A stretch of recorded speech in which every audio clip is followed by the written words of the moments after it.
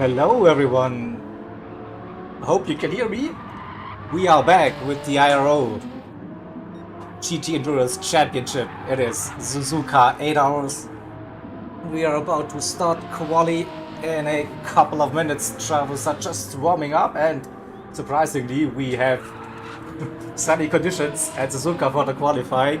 Wait for the weather forecast, so I'll put that on screen for you just in case you did miss it. So you see RO8 all the way, start and end of every stream. This could be an interesting one. Definitely, not gonna lie, very excited to hear this, to see this, and also could be a nice spectacle, definitely. So where are we? Round 6 already. Wow, time flies. It is. So we are at Suzuka 8 hours. You can see on the screen, hopefully. We have 2 more rounds to go then after this one. Road Atlanta and Spa is still on the calendar to come. Good stuff. So what the championship so far? We have the Sports Race Asylum team leading the championship ahead of ORT Overboost Racing. Then in P3 is 7 Sector Racing number 1. Then the gap to Race Asylum 2, yeah, but I think it's with 3 races in this season, nothing is decided. Probably the teams towards the back may struggle to get to the podium, but I'd say top 5 still the option, the possibility to get onto the podium for this one. Alright, so with that set up, say hello to everyone in the stream that early already, the usual suspects here, and I think we are ready for the qualifying. So I have to do something here now and hope I can get it perfectly timed with my overlay. Well, it looks like everyone seems to be readying up for this qualifying session. So it is random weather for qualifying, and you see sunshine. We will see racing soft tires for everyone, I guess. And then we just wait for the timer to start. I hope we get this information any second. And we have 15 minutes of qualifying. So I think this is good. We can bring that up on screen for you, and I see a timer running, so I think that should be fine for everyone else. Oh, let's see who gets out on track first. If it's lobby hosts again, who has the privilege to lead the pack. So King Ears in that Corvette for the Race Asylum drivers. Out on track, we will cycle through all the cars as usual once they're all out on track. Kaza is with us, pole sitter for Sector 7 Racing. We have Slipstream as well in a Renault RSO1. Look at that. So after the BOP physics change, teams did change their car picks, and most of the teams got rid of their McLaren, and we are seeing now Renault RSO1. Look at that. So also MRL2, they changed back to their original car pick, the GTR. Jakey in the Lexus, Adriano, 4th Race Asylum team, Beamer, M6, out on track, John D for ORT in the Lexus. Again, Christina is also out on track. If Cablero for Loose Moose Racing Team, Camp. With us, Syndicate Racing, Kurt for Last Minute. If Kaizen for Leviathan Racing. And we also have a new entry, 1010th Subi Mark out on track, and it looks like King is about to start his first flying lap, so traditions. But on comps, let's go on board, right? So through the Casio Triangle, and we're starting this lap now, coming down the main straight. Looking roughly at the 50, maybe just before on the left hand side. Onto the anchors, dropping 3 gears into third, probably, second gear as well. Exit on third now, approaching the snake part of the track, the famous S's. Into the right, easy, tuck it into the left again. Next one to the right, and set up your lines. Open up that corner for the next left-hander, the exit of the S's. We unlock, it's looking good. Long left-handed, and we are approaching the Dagnas. Dagna 1, just before the 50. Drake, inside curb. Don't run too wide. Drake for Dagna 2. Inside curb as well. Under the bridge, power. Early. Now around the King for breaking into the hairpin. End of the curb. And again, tight line. Up shift to second gear in that Corvette. And now it's the run towards the famous Spoon curve. We will see how that goes. Easy flat in those Troop 3 machineries as usual. Just before the 50, brake. Tight line, open up, again come back onto the curb. Get back onto the power, uphill it goes again, power section. And we will be approaching the another famous 130R corner. Guess it will be flat in those conditions. No, it's a downshift to fifth gear. Alright, still carries some good speed. Then braking for the chicane, that Casio Triangle. Nice, steady first lap.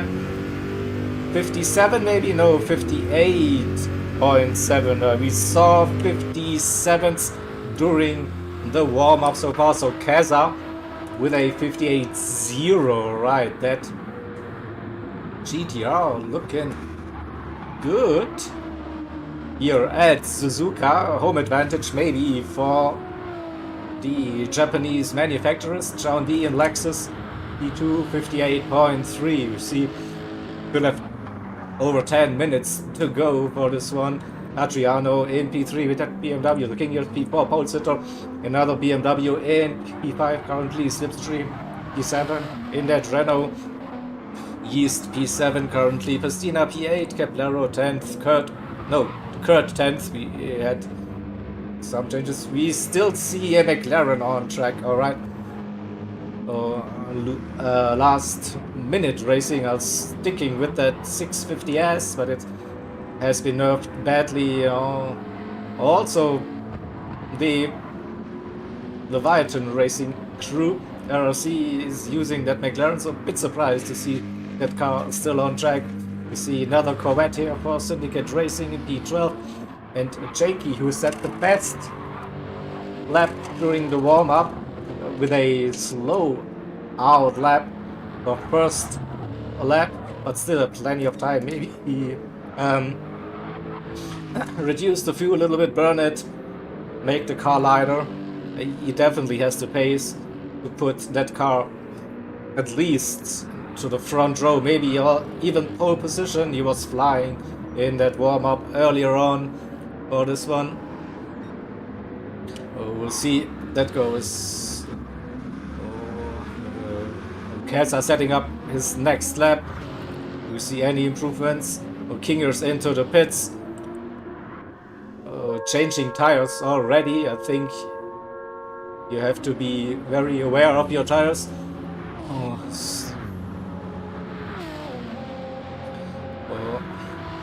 It seems to be tough to improve on your second lap, and here comes Adriano, and he also comes John D, 57.8. So those are the lap times we were seeing earlier in that warm-up. So definitely a 57 needed to get pole position. Will it drop down even further? 0.8, that's pretty quick already, but not much separating John D and Adriano. at this stage, 57.9, 57.8. Gaza still with that 58.0 at the moment, and curious to see about the strategy. So you have to drive the entire lap and go into the pits if you want to change tires. You cannot exit just midway through the lap and start a new one. So you have to keep that in mind. If you do that, you get noticed, you get disqualified from the qualifying and will have to start at the back of the grid. So not worth risking that, of course. Jakey with a 58.4 places his Lexus in P4 currently, with nearly halfway through this qualifying session now. So a couple of laps to go. I expect at least 2 more flying laps for every driver.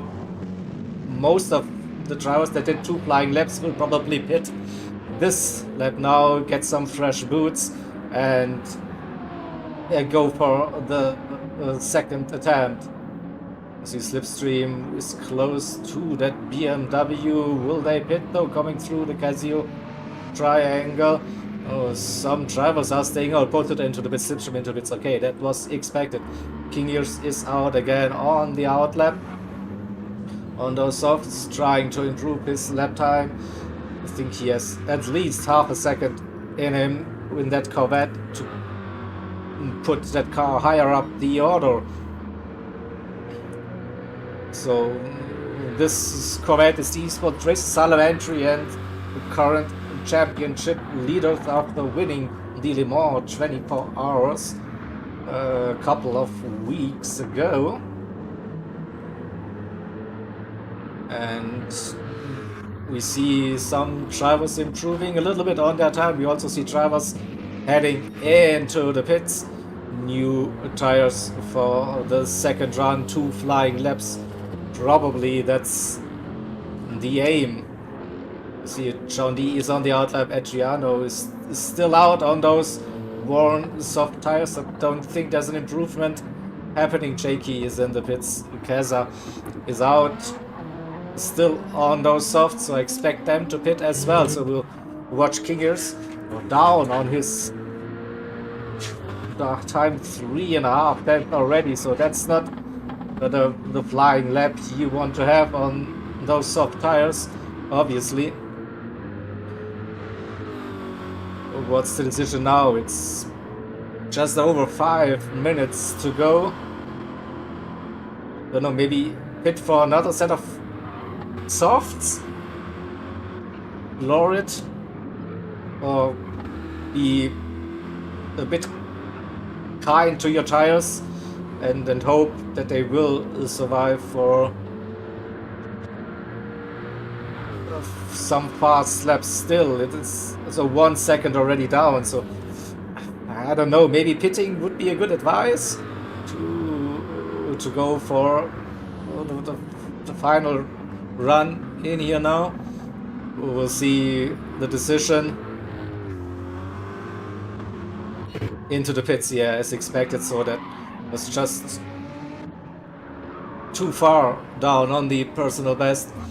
Yeah, exactly right. We see the tires are wearing dramatically. So you probably have an outlap, 2 flying laps, everything later. The drop off is too big to make an improvement. So can John D improve his lap time? It's close between John and Adriano, that's for sure. Adriano on the outlap, John D on his flying lap already. It's got a little bit of chase cam action going on that attempt. See a bit of traffic. Wasn't the best turn, still close to his lap time, runs it very wide onto the grass, maybe. Ooh, that looked really close. Nice run through the deck now. 1, 2 on the exit also. Let's see, still just within his personal best now. what's the decision? He has Adriano in front, Adriano on the outlap, John D now pushing. He has a little bit of slipstream coming towards the spoon curve, but also a bit of dirty air maybe. We'll see about that. Has a good run through spoon for now, brings it really close towards that inside curve early on the power. I think Adriano now getting out of the way, indicating to the left. Still John uses every millisecond of that slipstream of that toe, and he's purple 1/10. Alright, has a smooth run through the 130R. Now braking for the Casio triangle, heavy on the anchors, cut that first part.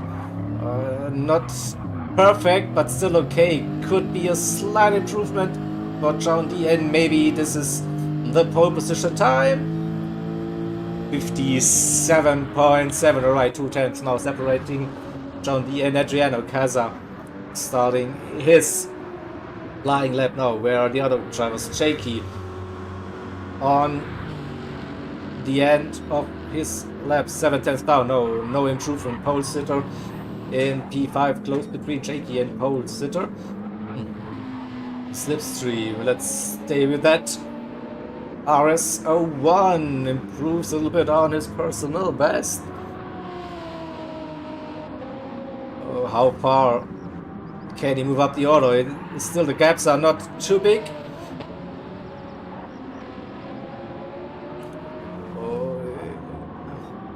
We'll see. Okay, he's getting closer to that P5 spot. Now, watch slipstream approaching the spoon corner now. We'll get an impression when he leaves spoon corner. We get the next sector split. Is it still a personal best? Under the bridge we should see the split sector time appearing. Oh, that's close, so it could be P5. Strings it together through 130R, that looked good. Now braking for the Casio triangle again, and it's, yeah, we have the final minute already of this 50-minute qualifying session, so could see one more lap, but it looks like slipstream will be getting P5, P4, whoa! Great final sector, definitely. Oh, let's see Casa. Looked after the tires probably now. It's the last chance to go for an improvement. Same goes for Adriano, didn't improve on his lap time, so can the Race Asylum drivers challenge Overboost Racing team? What about King Ears? 2-2, also a slow warm-up lap or tire conserving lap, whatever, so everyone seems to be now on their final lap now on this session, so time is run up. We'll see any improvements. Jakey up to P3 at 57.9, so best Race Asylum driver at the moment, who is on a quick lap. Still, you see Pristina, Yeast finished the qualifying, Cablero finished, Kaizen finished, Camp finished, Kurt is still running, Subi Mark is running. No improvements, so we'll start in P13. Kurt still on that flying lap. What about Adriano? So Adriano versus John D. I think we will stick with the Race Asylum driver, the 999 entry, the BMW. Opens up that corner nicely. Wait for the sector time to appear. Will it be an improvement? See it close to his personal best. Probably tough to gain more than 2/10 on John D. So pole sitter improved P6, and we'll see Adriano collects himself a 0.5 second penalty, so that's not going to happen. Improvement. Casa also had an issue during that lap. No improvement. What about King Ears? Comes around the final turn. 58.5 improves up to P7. Oh, Christina finished. So I think that's everyone. Now Kurt was still running. Let's wait for the last minute racing driver, but no improvements occurred in P13 for that one. Alright, so I think that's everyone done now with the qualifying. John D takes pole position, Adriano P2, Jakey P3, and Keza P4. Then we have the Seco 7 racing drivers, Slipstream and Pole Sitter P5 and P6, King Ears in 7th. Besides MRL 1 with Christina, MRL 2 with Yeast, and Cablero for Loose Moose Racing. F Kaizen and Cam 11 P12 and Kurt and Subi Mark. Bring up the race results, of course. Screenshot to lose those informations, of course. The lobby will be reset any second. So I'm gonna update.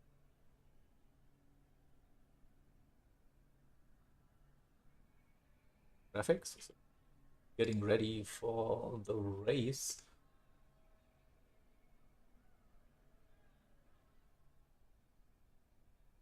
My timer again. So good, I can present you the track map for Suzuka.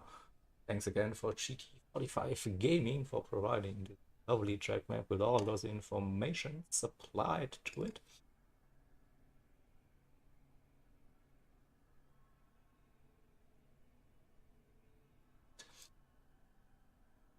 You see people in the background will be setting lobbies, setting the grid. So we are looking at a race start at 57, so roughly a 3-minute formation lap, so that we can start this race o'clock. Hopefully. So yeah, as usual, we have the manual formation lap, single file, and we have double file formation towards the end of the lap, and we have the double file rolling start happening.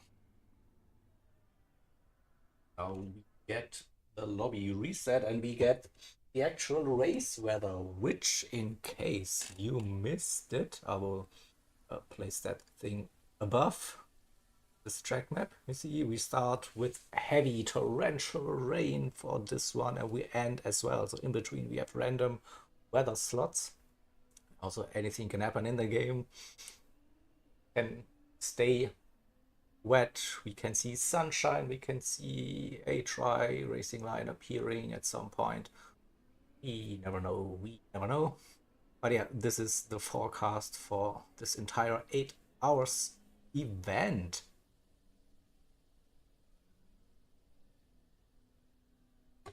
And I can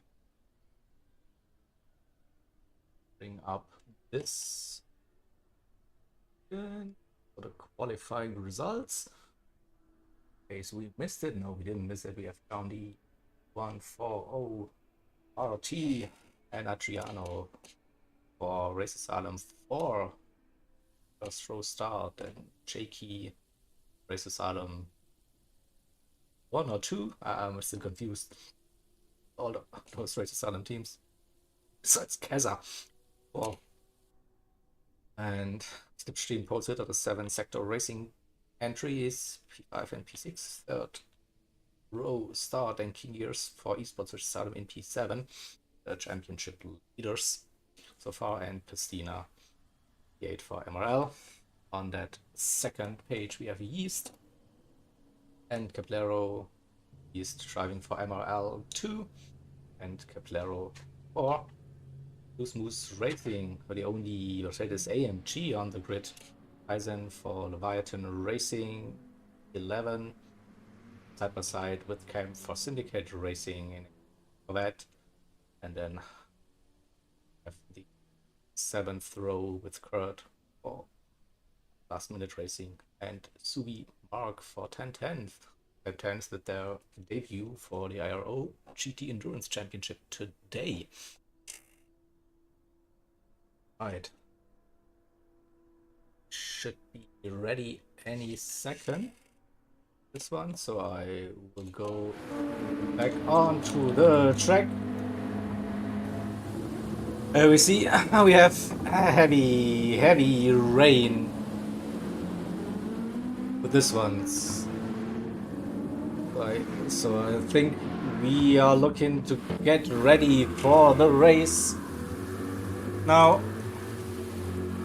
looks like everyone is taped in, and it will be an exciting race start in those really tricky, heavy rain conditions. I think the official term is a torrential rain in the game, so you know what you can expect. So everyone is on those blue heavy wet tires for the start. And now we should be ready to roll.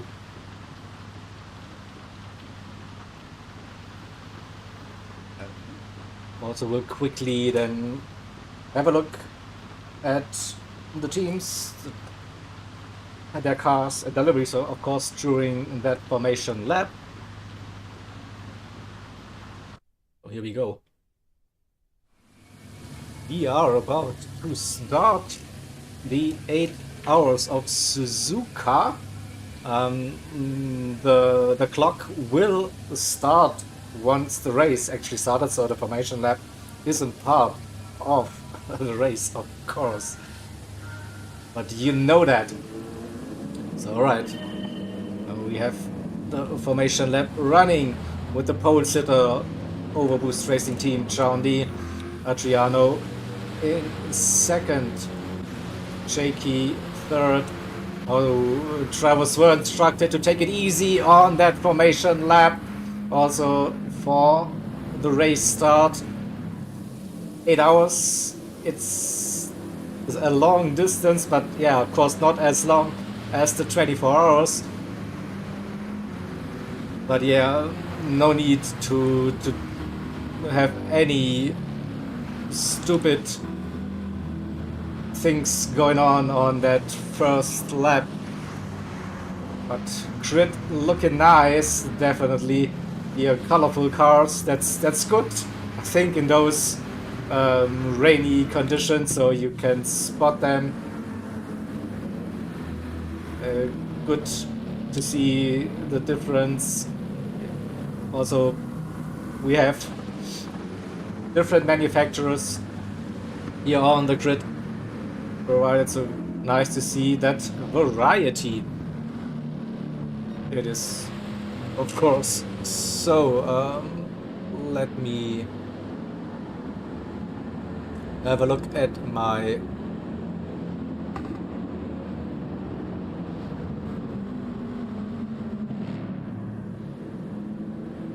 clock. Seems to be set up correctly, so we will then wait for the drivers to finish the formation lap. So for now it's steady.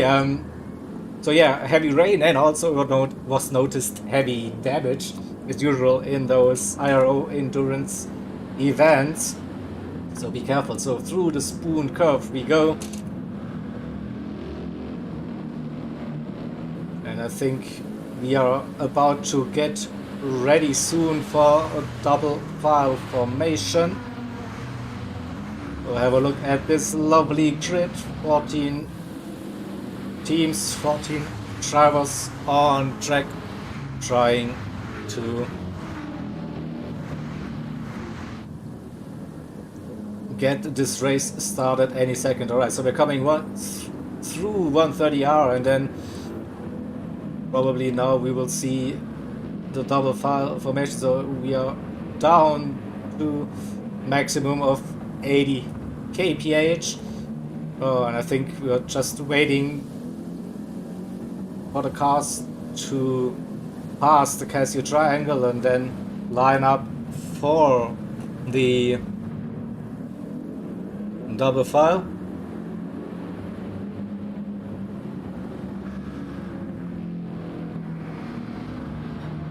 So something is a bit odd here with that formation. It is not looking good. We have a single file start. What's going on? I'm a bit confused. But it looks like we are on the way now. The race has started officially, so we had a single file start. Maybe this was announced in the drivers' meeting. But yeah, definitely something odd. So it was not the double file start we wanted to have, of course. So no, it was a mistake. So P2 did confuse everyone on this grid. So, but it still looks like everyone is running. No one really lost a position for that one, but still could be an infringement of that starting procedure and maybe an investigation going on really early on. We see side-by-side racing early on, approaching the diagonals for the first time in that mid-pack, that everyone is running without any damage so far. So John D with the early lead, Adriano in P2, and Kaza in P3, Jakey in pole sitter. Everyone has a little bit of trouble with getting the power down out of that hairpin, but looks in those heavy wet conditions. Pole sitter with a penalty, ouch. He will lose that position most likely to Pristina. Pristina with a great start up to P6 early on and might gain another position there when pole sitter is serving the penalty now. So Pristina moves up into P5. And also looks like Cablero around the outside here into 130. Yeah, he made that move stick. Pole sitter P7 ahead of his 7 sector racing teammate. But it goes side by side into Casino. They don't. But then we have King Ears trying to go for that move. He's on the outside now. That's a slippery line. But he has enough traction to move up the order. And King Ears with a great run. Gets the run on pole sitter as well. Now I see inside line for turn 1. Can he get it stopped? Yes, he can. No one is off track so far. We see Slipstream struggling in that BMW. Losing a bit of ground early on, but it's close racing so far in that mid-pack. So close gaps between all of the drivers. Camp in P10 currently. East 11th camp with a white line, but keeps it on the track so far. Tricky conditions definitely for the drivers.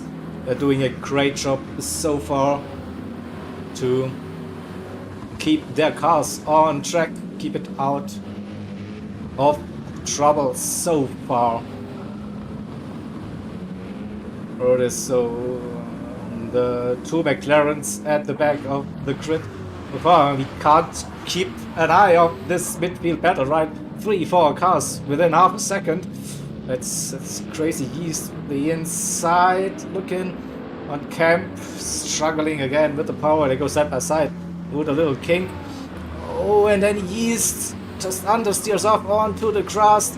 He keeps it out of the walls, but loses 2-3 positions with that close driving in that mid-pack. But still got lucky to avoid damage. Side by side is tricky, and in wet conditions it's even trickier. So moving up the order a little bit, Slipstream and King Ears really close. They're also right behind Cablero, AMG, Corvette and the Renault RS01 here in a battle for position for P6, 7 and 8. Pistina is losing slightly contact to Jakey by the looks, and Jakey couldn't keep up with the top 3 runners. Kaza in P3, Adriano P2, and John D opened up that gap, is out of the slipstream already. 1.4, 1.5 seconds through the S's we go with Adriano and Kaza, the 2 Race Asylum drivers, P2 and P3. Jakey in P4, a little bit of a gap already, and Pistina trying to stay with Jakey, of course. He has Caplero right behind. That AMG looking good, planted through those S's compared to that BMW. Oh, Cablero's, as soon as I said it, nearly lost the car again. Whoa, has to fight it very, very hard. King Ears also, we see the cars very twitchy. We see the puddles, crazy conditions on track. I'm not, I gotta lie. And slipstream as well in that mix. Again, some different lines through the hairpin, going with a very wide line approach, but there's more grip lying around the outside by the looks. Slipstream has the run. King Ears on the outside. Do not touch that grass. We saw what happened to it was Yeast, I think. We touched that grass. You're very slow. So Slipstream up a position into P7, King Ears in P8. Camp and Pole Sitter fighting for position as well, P9, P10. So rain always like levels the field. It's good to see close racing action on these opening couple of minutes for this one. Kaizen, Yeast, another group here fighting. Kurt in P13 and Subi Mark with damage, so the first driver to get some damage in those conditions, unlucky, and 9.5 seconds down in P13. Still, we have a long way to go, but yeah, Subi Mark has a little bit of front aero damage. Oh, he's pitting already. That's early. I don't think you lose that much time in the wet. So probably the pit stop loses you too much time, and I don't see that rain is easing off at this stage. So it's still very, very wet. So the rain is pouring down from the skies on the track. I have the info that the track is very wet. We are above the second line of that wetness indicator in game, so really like the most brutal conditions on track you can imagine. We also saw that Adriano had an issue, so Kaza P2, Adriano 4.7 seconds down already, and Jakey now close to his fellow esports race asylum driver. Christina in P5 is still not able to get free. We see again different lines through the hairpin. Christina with that outside line, more grip. Definitely you can go earlier on the throttle, keeps that position for now. Again, slipstream. Then again, those MR cars in wet conditions usually have an advantage. We'll see if choosing this RS01 was a good idea. In those conditions, I'd say definitely it should be a bit easier to drive compared to the FR cars. We'll see the run up towards 130R. Has to brake early. Not going for the move already. Piscina keeping P5 for now, brakes early. Slipstream gaining so much time. Through the Casio triangle we go. Again, outside line, there's more grip probably around the outside. We see a move, and I think that move is done. So Slipstream with a great overtake save that for a replay. See now on the inside, no, not going for the movement. We see the two race asylum drivers here going side by side, coming out of the first turn. Adriano sliding it, struggling, so Jakey moves up into P3, Adriano P4, but I want to have a look at the overtake once again. We saw there was just a gap around the outside for Slipstream, and with that extra grip a bit earlier on the power, he could make that move. 6, so Slipstream P5, Pastina P6, then King Ears in P7, still within reach, under a second the gap to Pastina. Cam settled into a rhythm, but looks P8. Two Corvettes are now running P7, P8. Whole sitter in that BMW struggled a little bit, down to P9, and Yeast after his cross adventures. Moving up the order again, Kaizen. Caplero lost also a couple of positions. That AMG was running with that mid-pack battle group, P5, 6, 7, 8. A couple of laps ago, now down to P12. Kurt in P13, still closer. Then we have Subi Mark, 30 seconds down, repaired that damage. Also, we have a use here at the front.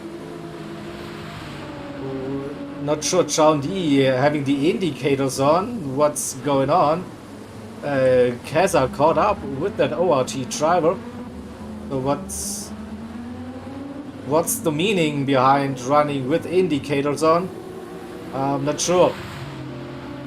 Keza with the run. So indicators are off again. I'm not sure. Was this auto drive? Just questioning the driving. So usually this is when you put it into auto drive, the indicators go on, and John D was definitely clear. 2-3 seconds already. Lost it, but nevertheless we have Keza now leading this race in that GTR, closely followed by John D again. Indicators off. Definitely behind the wheel now. Jakey in P3. Pastina got past Adriano. Adriano struggling now in those conditions. But it looks went from P2 down to P5 now over the last couple of laps, and facing some pressure again. Oh, that rear stepping out on that BMW. That turbo maybe not really helping. And we have Slipstream being very, very close.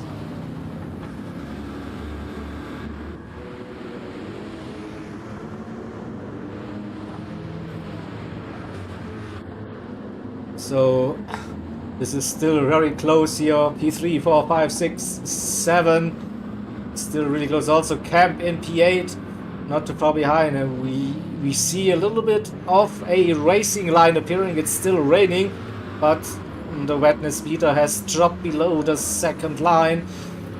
So I guess the drivers can start to attack a little bit more now. Well, we don't see any tire wear in those conditions, so the tires are lasting for quite some bit. Whoa, a little bit of a wiggle coming out of Spoon Curve, and Pastina up to P3 with that mistake.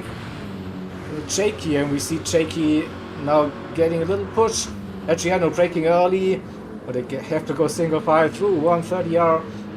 I guess Adriano, the running P5, slips to down inside. We have in years Camp. Oh, this is close, but you cannot go side by side through the Casio triangle. But the field has bunched up. Look at that. Pole sitter is also back with this battle group. Same goes for Yeast. So P10, P9, P8, 7, side-by-side racing. Camp looking down the inside, no braking early, no, goes for a move. Sends it down the inside, makes that move stick somehow, and King Ears on the outside loses another position. 2 pole sitter, maybe pole sitter around the outside. Goes so King Ears lost 2 position with that aggressive move by we see, but what just I think Cam couldn't stop it. He decided to go for that move, and then we see King Ears on the outside lost some momentum, and it's also pole sitter that slides through. Oh, crazy action. 4 cars so close through the Dagnar 2s. We have Slipstream on the outside, and Adriano, Camp, pole sitter, King Ears. Oh, I feel drama will be happening soon, because it's now getting drier on the track, so drivers are pushing more. And you see elbows out now with that one. Oh, we lost Pastina. Yeah, what happened to Pastina? Where's Pasta Man? He lost it somewhere. P12, 7 seconds behind this group, so we didn't catch that on stream. On the other hand, Kaza is on a roll. Look at that, 2 seconds to John D. In those mixed conditions, trying conditions. Kaza seems to be unstoppable. John D again outbraked themselves a little bit into the Casio Triangle. Lost another half a second. Jakey 12 seconds down already, but here comes the big group of cars. Jakey, Slipstream, Adriano, pole sitter, Camp, Yeast, King Ears, Kaizen. It doesn't stop, right? This train just doesn't stop. Here we go. Alexis in a straight line, not the quickest, so it looks like Slipstream looking for a move. No, just showing his nose. But you can see the rain has stopped now after roughly 17 minutes of racing, and we are around about the first bar of the track wetness meter. Still some puddles on the track, and you see drivers are pushing more and more. We see purple laps incoming now. Every driver, every lap. We will see some improvements also. Will we see drivers pitting at some point? With the track trying, you also see tire wear now coming into play for this one. And Jakey still running in P3 with the Slipstream right behind. Out of the hairpin.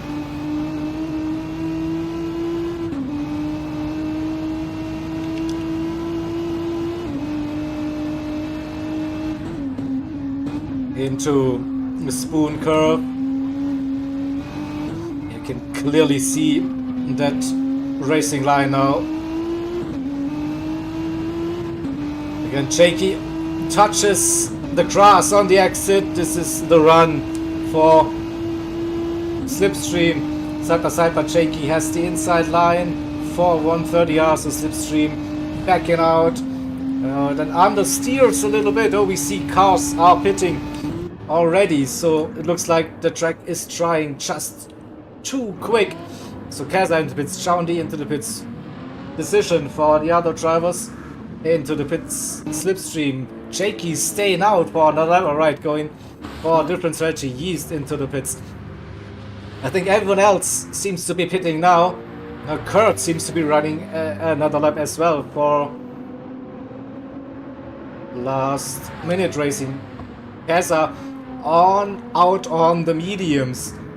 The pit loss isn't too bad actually. So probably that's why they are going for the early tire change, and 3 seconds between Jakey and Kaza. We'll see how that gap will go down. Oh, those wet tires. Yeah, the seat already lost half a second. Still, you see the edges of the track still wet, so don't touch them, of course. But Kaza gains so much time. Now, how aggressive can you go? Still have to avoid those curbs a little bit, those edges. But yes, right behind already, so definitely the correct decision to put on those slick tires. And now, Jakey not fighting this, of course. Let's Ukaza pass, Ukaza leading Jakey in P2 in front of Chaundi, who also went out on the medium tires. And Jakey will be suffering this lap with the speed, probably unable to fight Chaundi. We also saw the indicator going on, so didn't have the run out of Spoon Curve, and Chaundi easy pass into P2. So far, again, that curb looked a bit dangerous. We still see some water splashes. So Jakey will be pitting this lap. This was one lap too late. So we'll be losing quite some time, quite some positions into the pits. It is pole sitter in P4. Kurt also, who stayed out on those sweats, will pit, get rid of those hard tires. So 7 sector racing with a great strategy call. P3, P4 for those two drivers, and now Yeast in P5.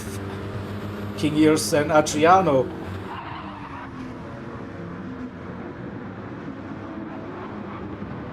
Adriano with the move. And King Years in 7th. Kaizen is running soft tires, alright. He's the first drivers I see that's using the soft tires. Mediums for the rest of the slick tire runners so far.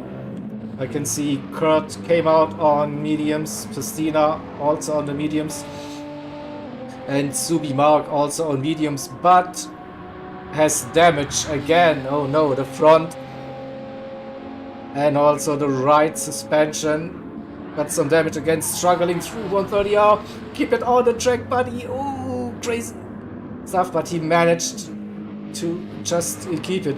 With a gap already 1 minute. And he's pitting again to fix the damage. That's not the opening stint the 1010s racing team wanted to have for sure. And the battle for P1 is heating up again. Chaundi caught up with the Kaza under 1 second. And yep, everyone is going purple, of course. We have a fully dry track on that racing line now. And Kaza, Chaundi both on the medium tires. They had the same strategy. And 1 second separates the top two. And you have a pole sitter P4 in that BMW also on racing medium tires. The same goes for a Slipstream coming around the final turn, crosses the line. Yeast under pressure. Yeast using the wet line, interesting, to defend that position. Adriano follows him. Oh, that's risky, I'd say, to do so, but they managed to get safely through the first turn. And Adriano is definitely pushing.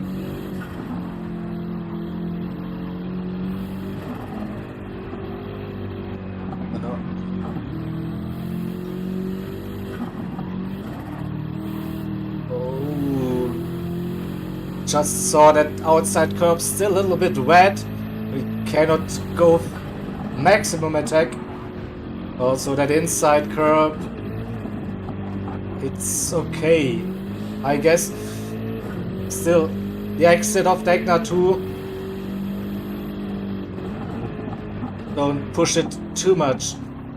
Again, nice inside line. Yeast onto the wet stuff, which loses him traction, and Adriano says, "Thank you, sir," and moves up into P5, then goes on to the wet line, but wants to minimize the distance, also defend that position.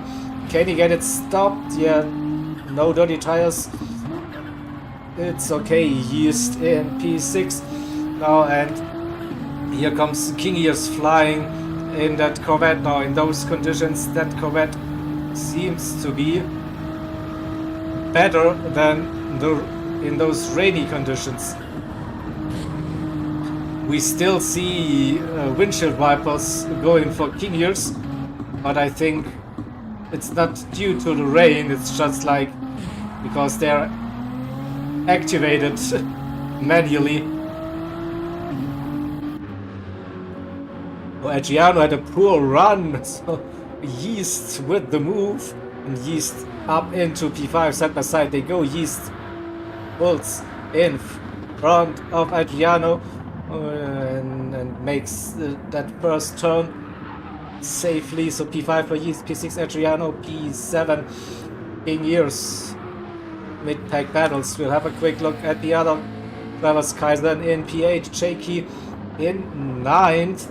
And we have Cam, Christina, Kurt, Lero, and oh, what happened to Subi? Subi Mark again off track, and blue flags already lost the lap. That's unfortunate. So can we see what happened to Subi Mark? We'll see. Probably got onto the wet part. Yeah, those curbs are still wet, and then couldn't avoid that spin, unfortunately. So Subi Mark, nightmare stint so far for Stint Racing. So can the teammates do some damage limitation? That's the question. We did miss though the overtake. John D back into the lead. 1 second. Flying again in those conditions. Kaza in P2, but still close, within a second so far. But John D with a good run coming out of the Casio triangle. 1.2 second fastest lap of the race. 2:02.0. Kaza still has the lower end of that slipstream. You see if he can keep it close through the S's. Yeah, we see the sunshine out on track. The pole sitter in P3, nice gap to his teammate. Slipstream in P4, Yeast in P5. Adriano, what happened to Adriano? We lost the Polish driver for race asylum. So King Ears P6, Kaiser in 7th. Adriano in P9, no damage, but dropped down to P9. Looked like caught a wet patch, a little bit of an off track or a spin even. So all that good work, the recovery, he has to do it all over again. Nearly 30 minutes into this 8-hour race. Adriano is pushing purple. Camp in P10, and yeah, John D with a great middle sector, now 2 seconds clear.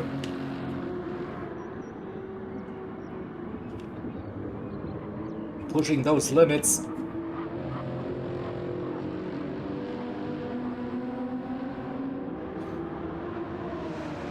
We'll probably see a purple sector time appearing very soon.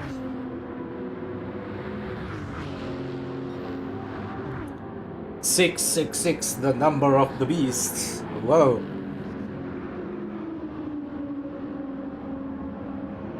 So top 2, great pace. But Kaza losing some time again through the final sector. Still a great lap. 2:01. Kaza not too far behind, the low 2:02. Pole sitter comes around. Not able to go that pace yet. 2:03 slipstream, 2:02. Yeast opening up that gap to King Ears. 2:01. That's the same pace as Kaza in that GTR. King Ears also in the 2:02s now consistently. in P6 currently. P7, it's Leviathan Racing with Kaizen. Adriano got past Jakey. Jakey under pressure. We see Jakey versus Camp. But Jakey has the inside for T1. Keeps that position for now. Camp is pushing. The same goes for Pastina. Race Asylum, Syndicate Racing, and Medway Racing League. 3 crews, 3 different cars on track.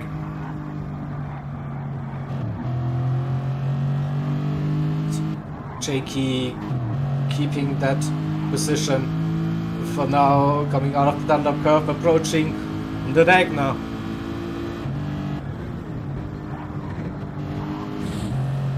You still hear a little bit of water when the drivers drive over those curves.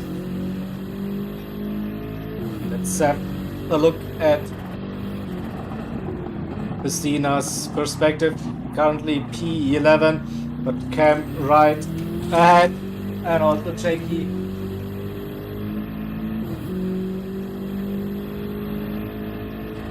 But losing a little bit, coming out of the hairpin. Can he bring it back through Spoon Curve? We'll see. On the edge of losing that slipstream, so we'll go to Cam, who gets a good run on Jakey, but won't be close enough to go for a move through 130R.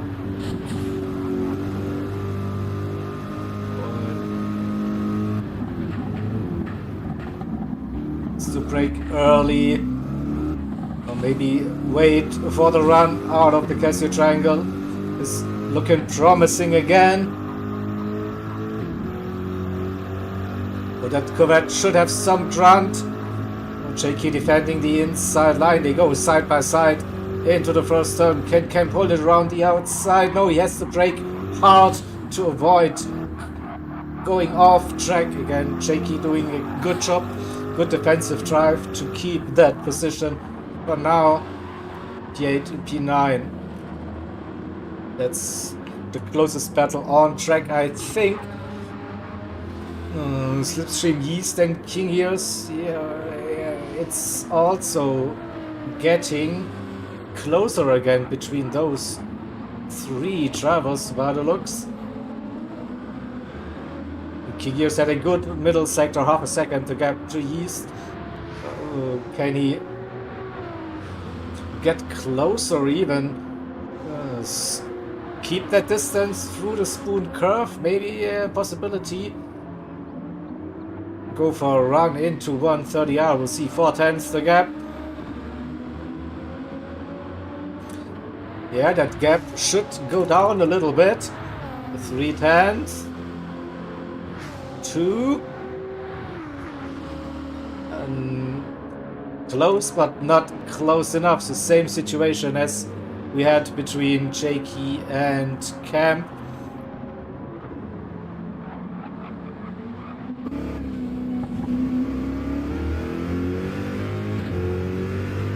Half a second, that's too much, I think. Yeast inside line, making his intentions clear very, very early. You're not going to pass me that easily.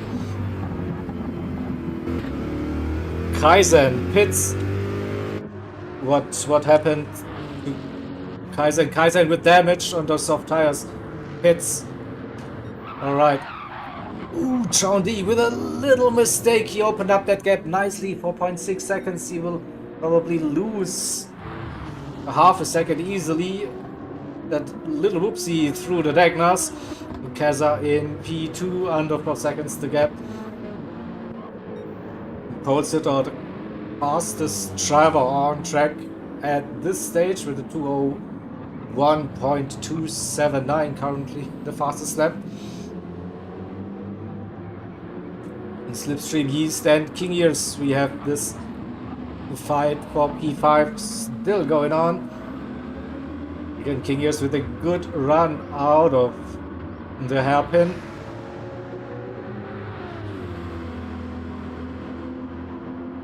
Again, it will not be enough to go for a move yet, but this could be a good setup. 3/10 if you can keep that gap. This could be a promising run. Uphill we go. 3/10. It's getting closer and closer between those two drivers. Still has to stay behind. One more time again. The triangle, the chicane. Will it be the crucial part? Or Yeast again? Half a second, but coming down.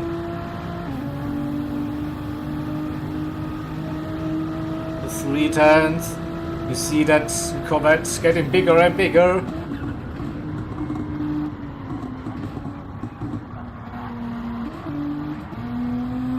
Understeers a little bit, but keeps that position for now.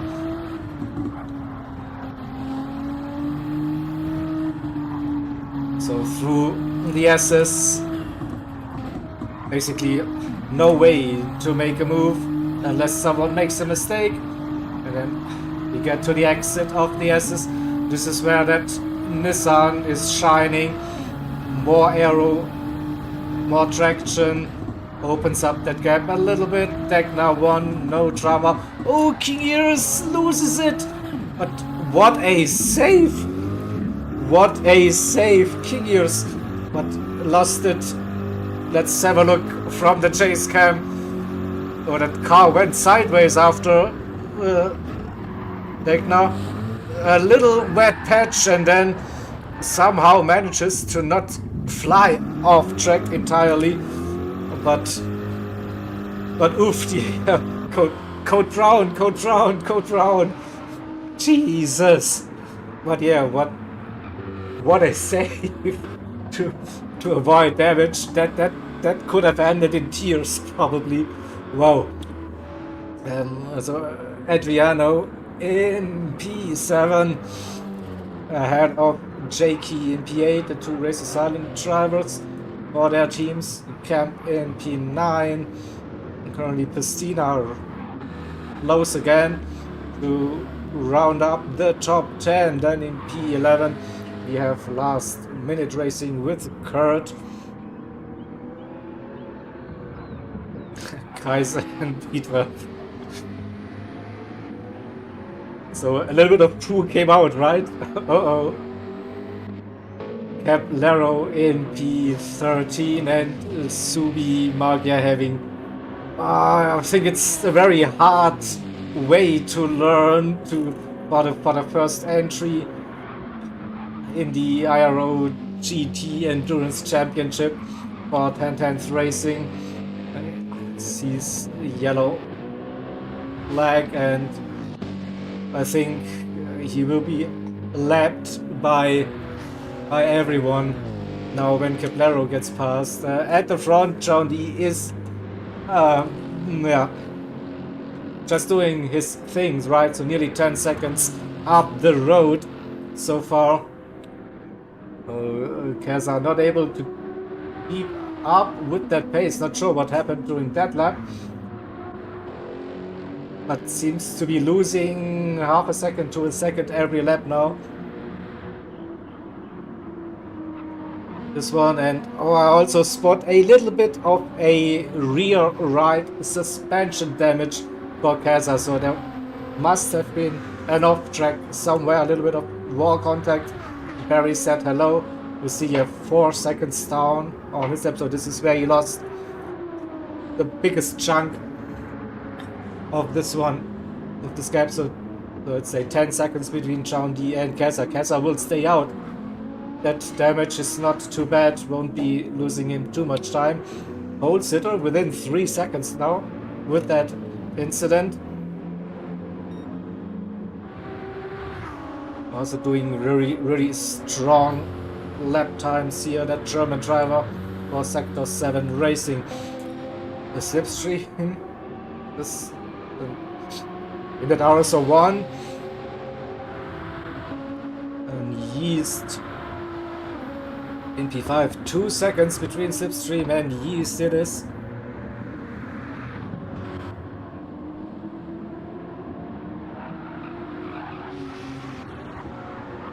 Oh, he just got back into the rhythm after lap 18.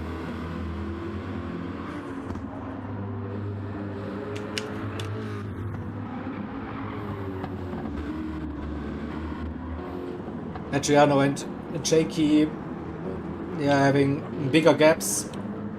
Pistina got past Camp. So Pistina up to P9, Camp for Syndicate Racing in P10. Both are on the medium tires. Tire wear, not much between those two cars and drivers at the moment. Also fuel.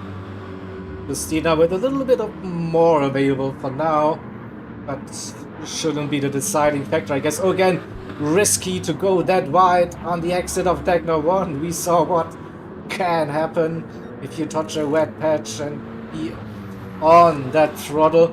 But we saw some spray, definitely. But they both kept it on track. Kurt, Kaizen and Caplero and Subi now lapped by the entire field so far, trying to get finally into rhythm. No. Well, we all know the rain will be coming back towards the end of this stint as well, so watch out for that. So yeah, we are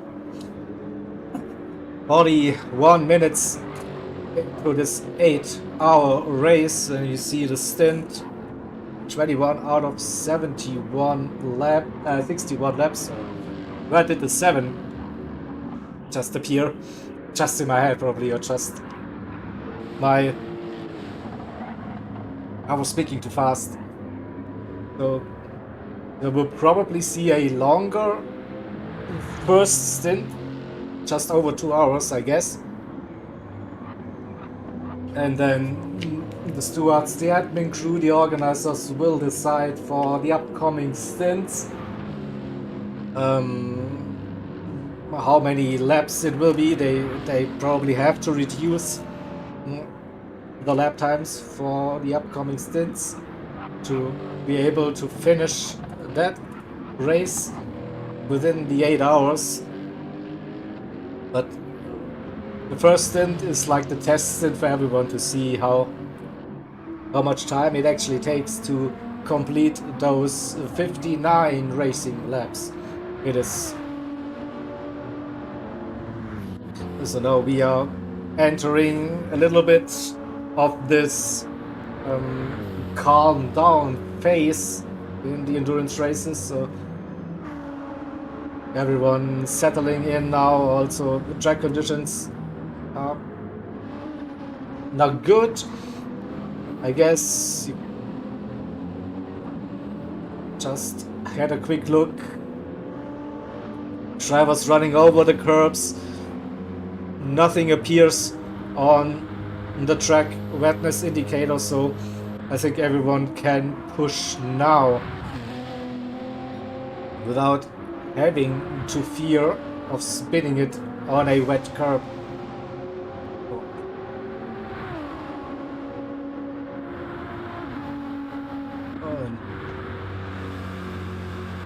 Just cycling a little bit through the grid to give you the gaps between the drivers to see where your favorite team, favorite driver is located out on track. With this camera perspective, we also see no immediate threat of rain.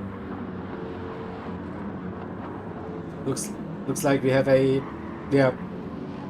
steady phase of this race now, where you just can focus on driving.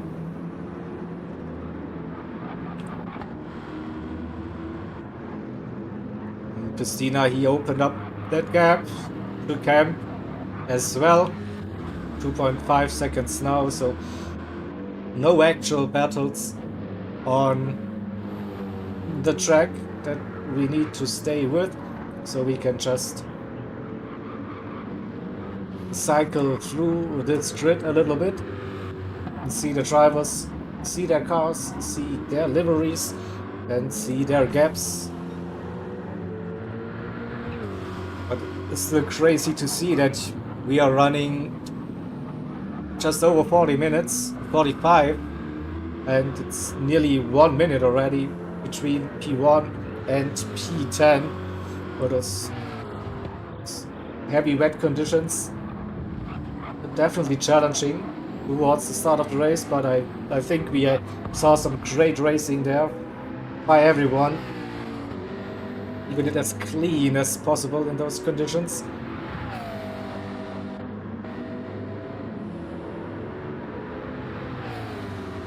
And just give you an indicator about the fuel, so most of the cars are around about the 50 liters mark.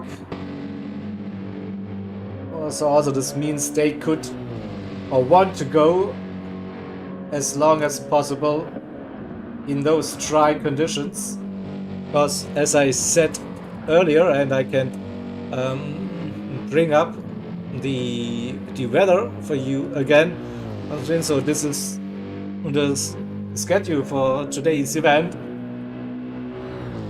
So the heavy rain will be coming back, don't you worry.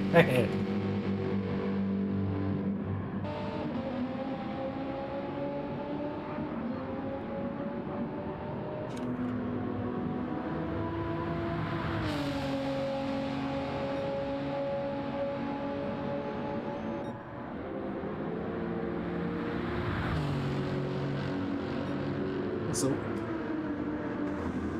the fastest driver on track currently is Adriano in P7, but those lap times are really close between the drivers now. We also saw that John D is heading towards a low 2:00:00. A mid it is. Okay, lasts a little bit through that Desio triangle, but keeps it steady. Keza not able to get into the 2 minutes. As soon as I said it, he finally got that 2:00.8. And the same goes for Pole Sitter. So Pole Sitter and Keza, 2 seconds. That's also a close gap, kind of close gap for this type of racing.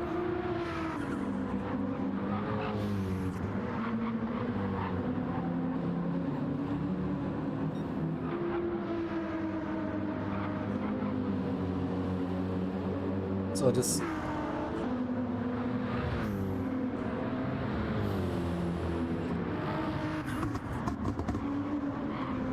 and fairly evenly matched on pace at this one.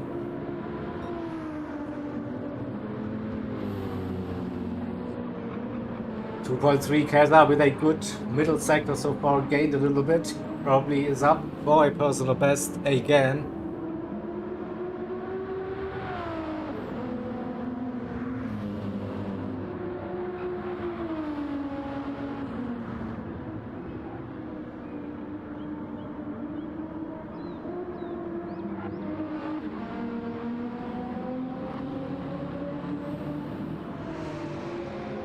Wait for the next sector time to appear. Will we see blue for Keza? No, not yet, but still a very solid lap so far for the Welsh driver, aka the Ginger Ninja, aka Khazar, aka Dirty Sheep, I don't know, Albatross. He had many names throughout his career.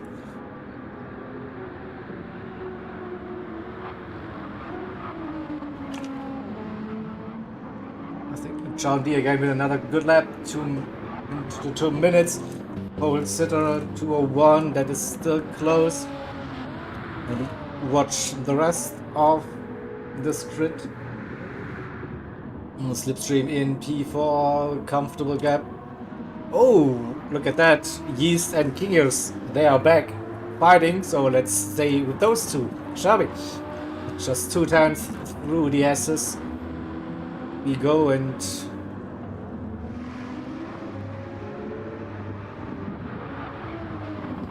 I see the front tires now around about 50% wear. So we might be seeing the next round of pit stops within the next 5 to 10 minutes.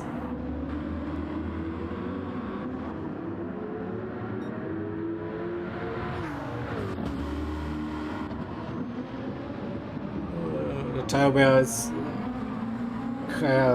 not big of difference. Maybe a slight advantage for Yeast.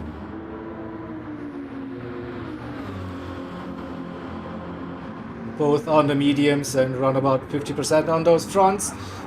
So we'll probably see or feel the understeer now kicking in. Again, Kingers with a great run, so this could be the opportunity. We go close up. We'll see Yeast defending inside line. Kingers looking around the outside. They go side by side through 130R and whoa. They made it work, but King Ears thought better of it.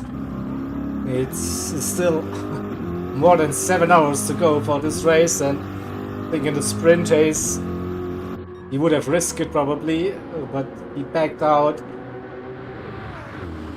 For now, still has the opportunity for turn 1. Not quite yet. Again, probably has to stick behind through the S's again.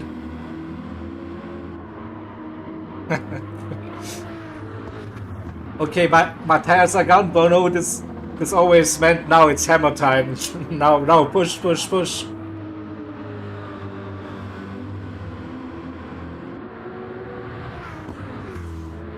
Yeah, I would assume so, that around about 50-60% wear, you lose so much grip with the updated tire model.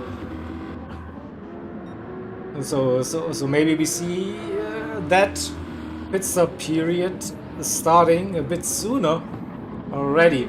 Again, good run through the hairpin. King is now really close. This is the run up towards Spoon Curve.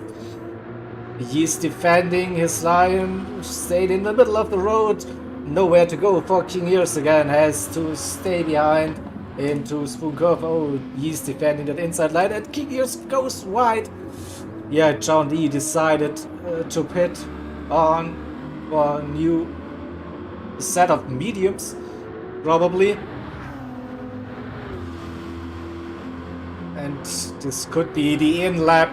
Now, so John D into the pits. Kaza staying out, going for another lap. Pole sitter doing the same. Pole sitter caught up with Kaza.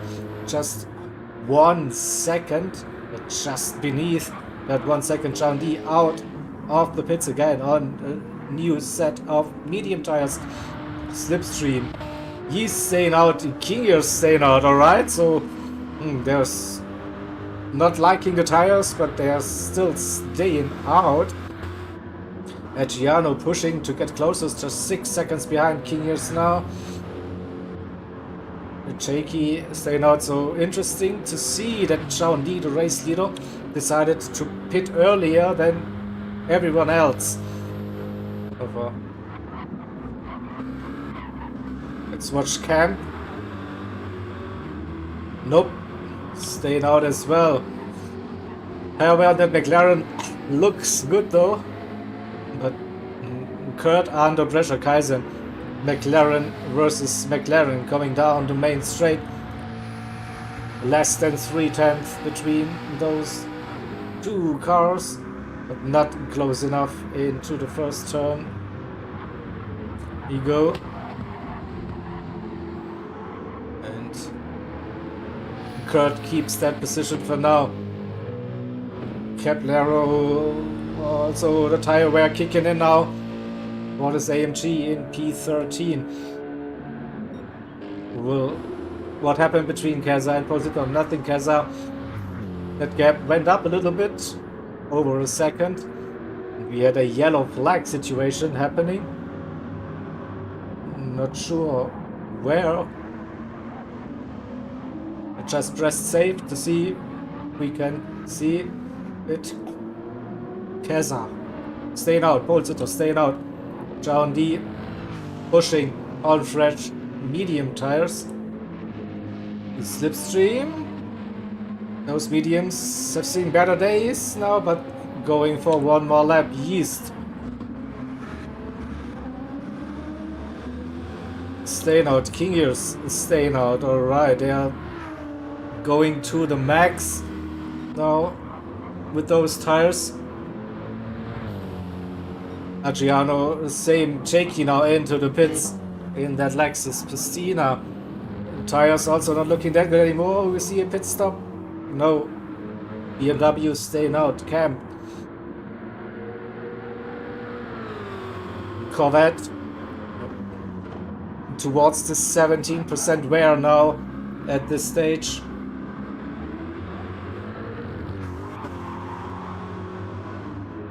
Nope. Also stayed out. So Jakey should still stay in front of Camp when he leaves the pits. Yeah, new set of medium tires for Jakey. Camp in 10th. Kaizen got past Kurt on this lap, so the McLarens swapped positions.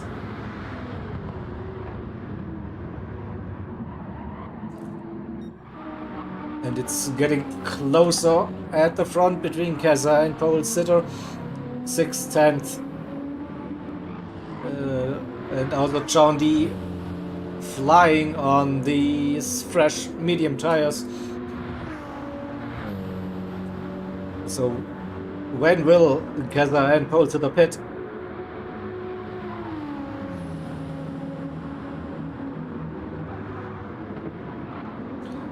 Half a second to gap and coming down. Keza into the pits. Pole sitter follows the Race Asylum driver John D into the lead again. What's Slipstream doing?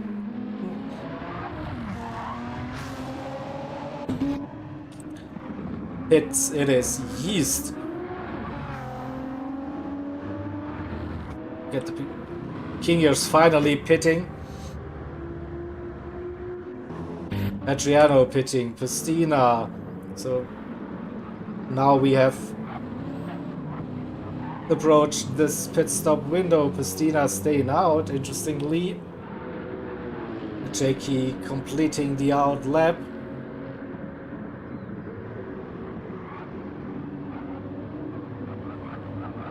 Will still be behind King Ears and Adriano, I guess. So no, someone is refueling. King Ears is back out on track. Jakey in P8. Adriano now leaving the pits. It is close, but Jakey got past.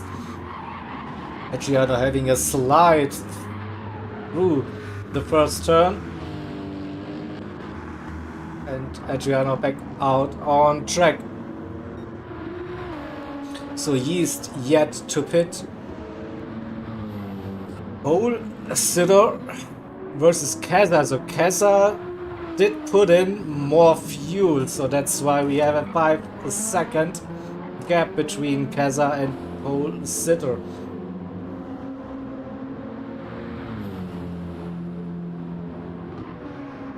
So they know they will see some rain towards the end of the stint, probably 10 to 15 minutes before the driver swap. So maybe that's what pole sitter is like, calculating on his fuel to get to that and then refuel while changing to the wet tires again. In case I refuel to get to the end on fuel and then just needs to do the tire change. That's probably the difference behind. So Yeast into the pits now. Yeast was running in ahead of King Ears. King Ears in P7. Pistina, also a driver that needs to pit soon, but is staying out for another lap. We see King Ears and Jakey, they are close on track. He's refueling a little bit as well. How much is the question? I think he will come out in front of King Ears again. Oh, wait, King Ears crosses the start finish. Yeast out for 3 seconds, maybe under 3 seconds, but Yeast stays in front of King Ears in P6 for now. King Ears P7, Jakey P8, Adriano P9, everyone pitted. Kaizen still on those warm medium tires, but they are looking really good still. Or maybe they're going to stretch the stint for quite a while. Kurt, those medium tires not looking that good anymore for the last minute racing 45 car. Cam on fresh medium tires in P12, Caballero on worn mediums in that AMG, struggling at this stage, and in P14 Subi Mark with a 159.1. Here we go, fastest lap of the race for Subi Mark. So he's, I think that is nice to see, running in P14, lap down, but flooring it. But then John D comes and takes that fastest lap again, 59.0 last time round. And pole sitter versus Kaza. Pole sitter, he is increasing the gap. 5.5 to nearly 7 seconds now. Pistina into the pits. So what's the gap to Yeast? King Ears, Jakey, Adriano. So probably come out in P9 by the looks. So stay with Adriano to see. He comes round. Yeah, Pistina still changing tires, refueling. Adriano crosses the line, P8. It's Kaizen versus Pistina. It's close. Pistina still in the pits, but Kaizen, they need to pit at some point. So Pistina comes out in P10 for MRL and has those medium tires that will get them till the start of the rain. So Kurt in the pits for last minute racing, and also Caballero into the pits for Loose Moose racing at this stage. So, and we can have a little look at the current standings. So with Sean D has 23 seconds. Wow.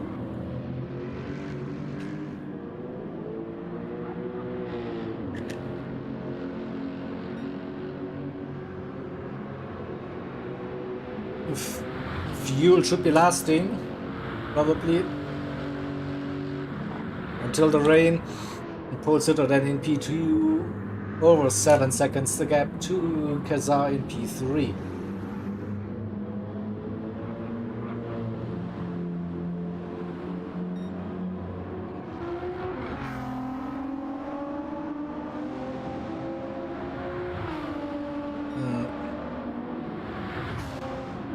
Slipstream seems to be catching as well in P4.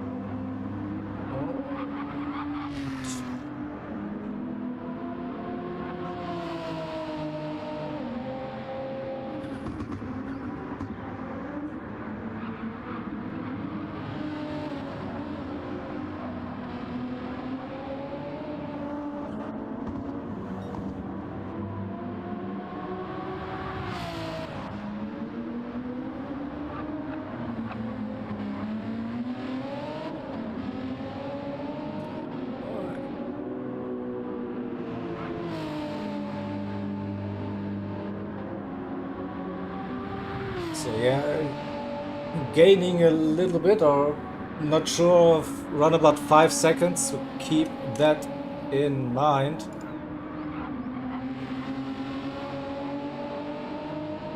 And I had to sort things in the background to get my voice chat running. Sorry for being a bit distracted. I think should be good now. So here we go. I'm ready for voice chats now. Let's go. Oh.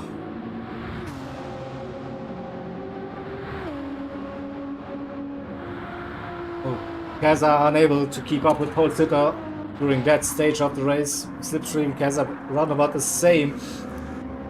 And it's Yeast in P5, 3 seconds. Jakey got past Ingy.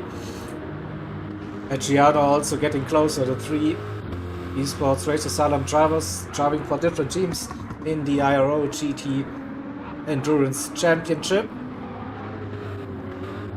P6, 7 and 8 currently. Then Pastina in P9, Kaizen, they pitted. We missed that, but they're running in P10 in front of last minute racing Kurt. This is close between Kurt and Cam. No, I think the closest gap on track between 2 cars. We'll stick with that. McLaren versus Chevrolet 650S versus the Corvette. And Cam seems to be catching. Under a second the gap now.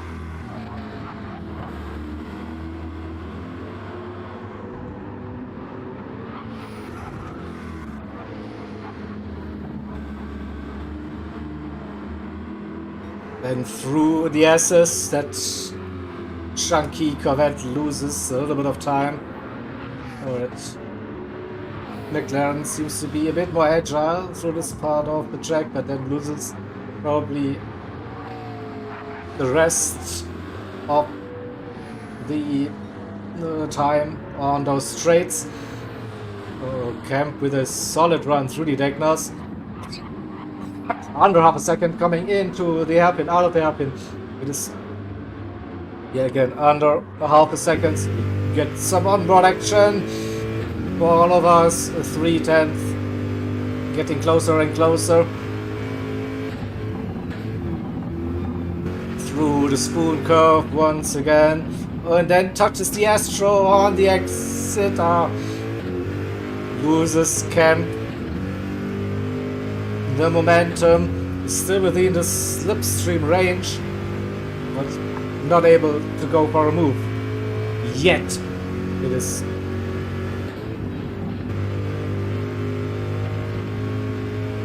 6/10, 5/10 maybe.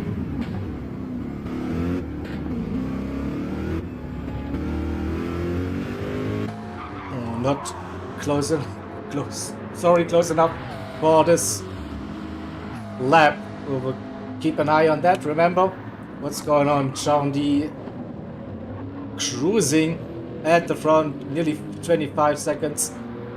The gap to pole sitter for Sector 7 Racing. Gaza in P3 and Slipstream, yeah, lapping around the same still at 4.6 seconds, so nothing really changed. Yeast also that gap to Jakey. Yeah, Jakey is catching.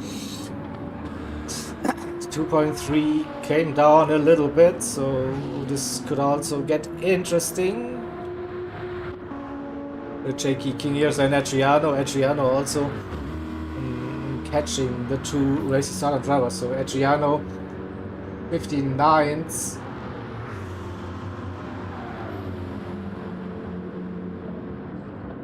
And will we see some intro team play?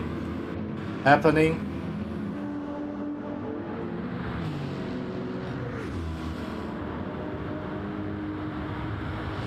At this stage.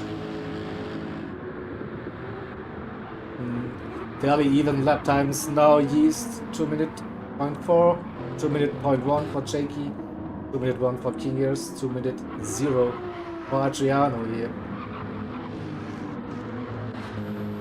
Then Christina, no man's land at the moment. Kaizen, and this one was close, so we'll come back to this Bird versus Cam, last minute racing versus Syndicate racing battle for P11 and P12.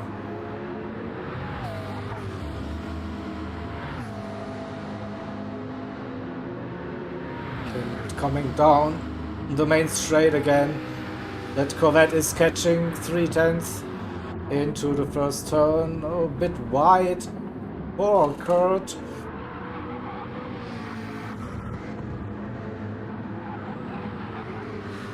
And then again, we have to wait and see what happens through the S's.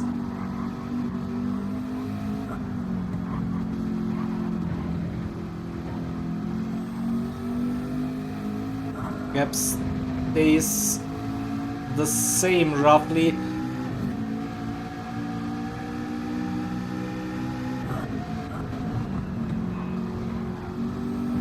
Camp approaching through the diagonals. Gets a good run again. Getting closer through the kink before the hairpin.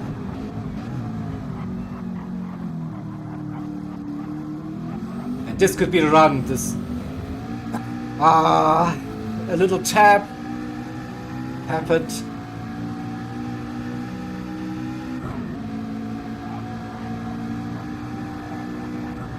Oh, Camp not going for a move. Interesting.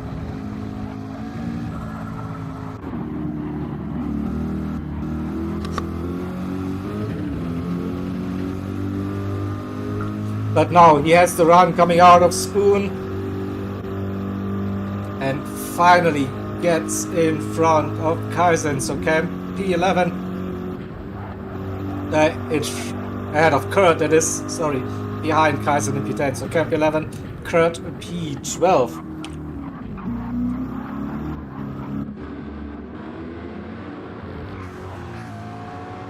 And then let's go to this one. Jakey under a second, now the gap to Yeast. Had a good run. And Kingers lost a little bit of time. Adriano also right behind. Kingers not fighting his position. Knows Adriano is the quicker driver at this stage. And we wait for Jakey. Do we see a move? Lexus on Nissan.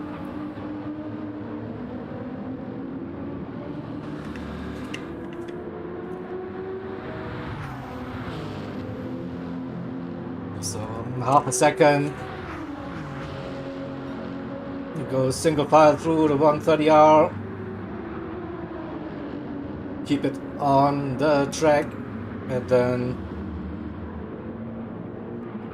through the Casio triangle once again.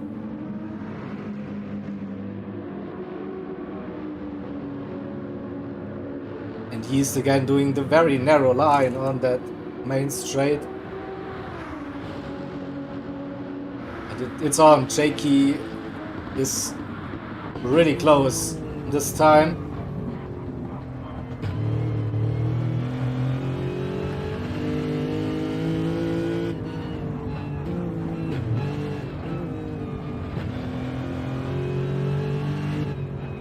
See that Yeast in that GDR through those S's, showing some good pace, keeping the speed up, gained a little bit of time.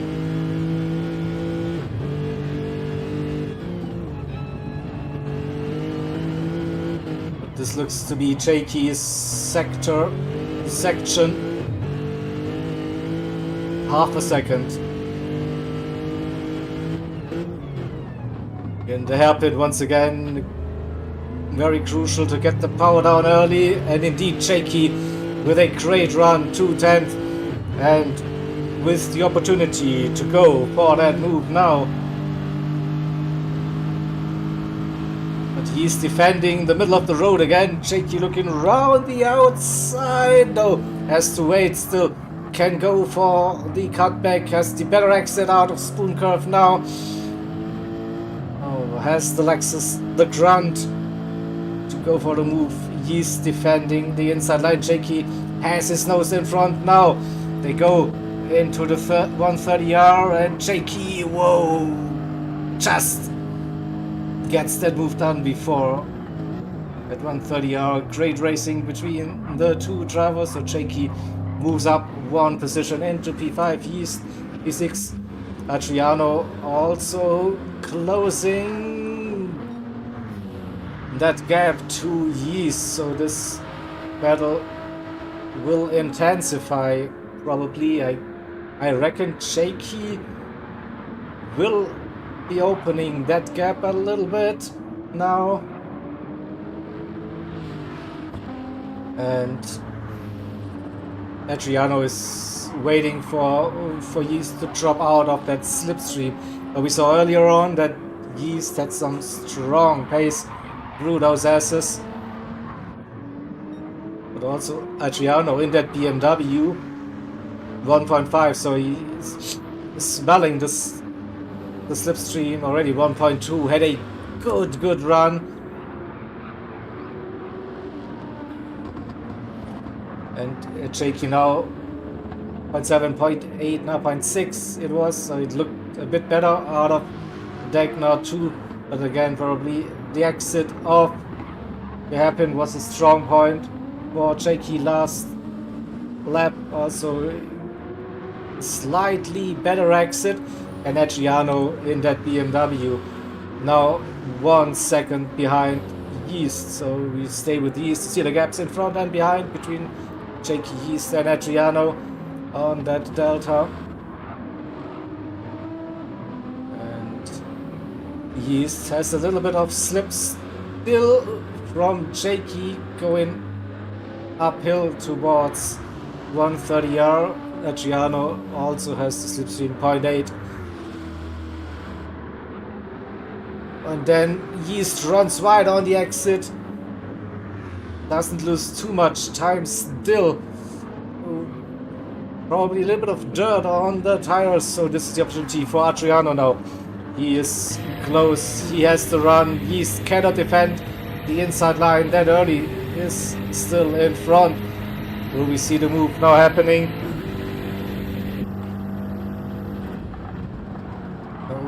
Yeast hangs it around the outside into T1. Great defensive driving again. But Adriano now he smells the opportunity. He knows that Yeast seems to be struggling a little bit. That gap to Shaky 1.1, 1.2 seconds, so probably won't be getting any slipstream help soon, and we have that battle for P6 now.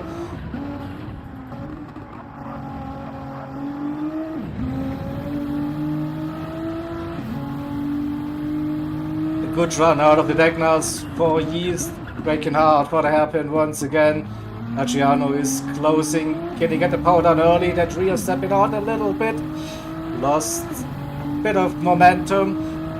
5 to 6 tenths the gap between the two drivers.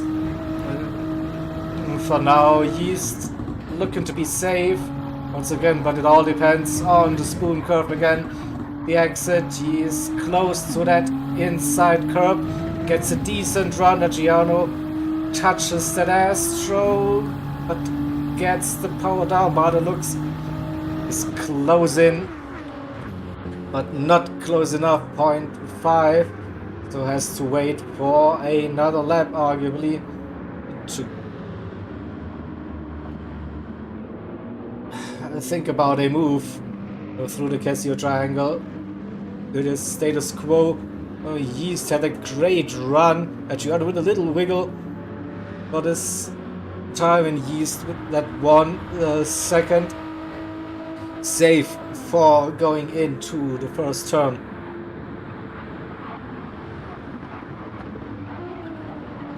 Oh, let's quickly jump to the front. John D 25.5 seconds. Everything under control. And pole sitter 12.3 seconds, so that gap has gone up 5.5 after the pit stops, now 12.5. And we see Kaza and Slipstream still fairly evenly matched on pace. Not much separating those two drivers for the final podium spot at this stage, under 2 seconds. That is close. We also know that Kaza has plenty of fuel, maybe too much fuel in his car. And Slipstream probably needs to put in some fuel for the next pit stop, and we all know there will be one more pit stop because we have heavy rain on the forecast very, very soon. Probably within the next 20 minutes we should see the rain again for this one.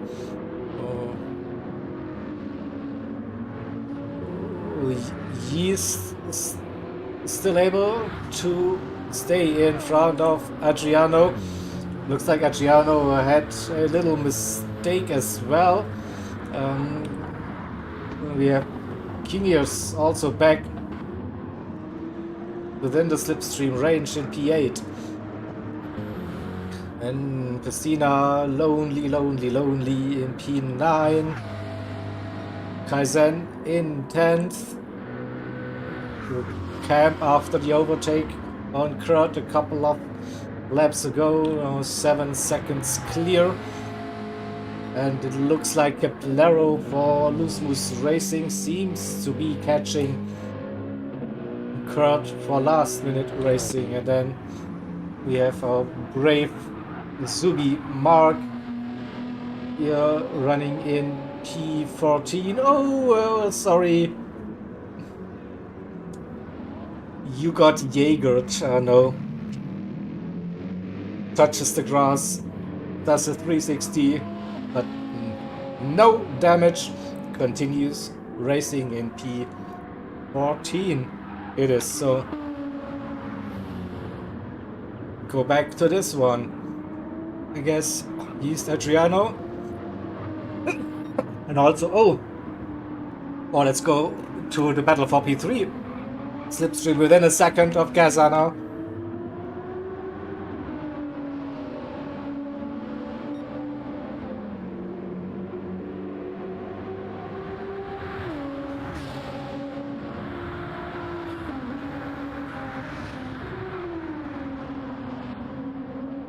Gaza seems to be struggling a little bit. 2:01. Slipstream 2 minutes at this stage.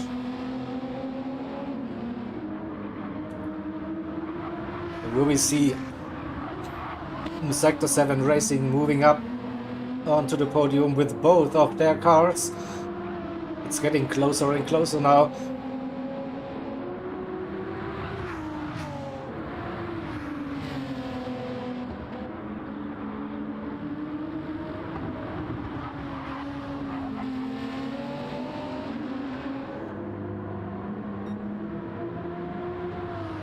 Still 0.6, 0.7. Let's see the run out of the hairpin. For half a second. Oh, Kazna with a big slide, a big catch. But he loses that position now. think he was a little bit too eager on that power, so I think we have to go to the replay again and see what happened.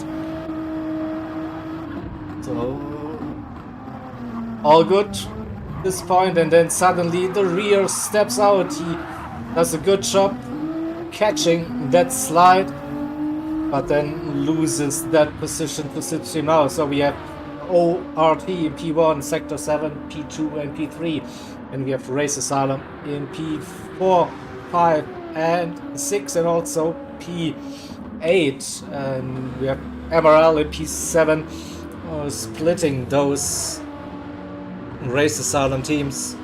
Don't know.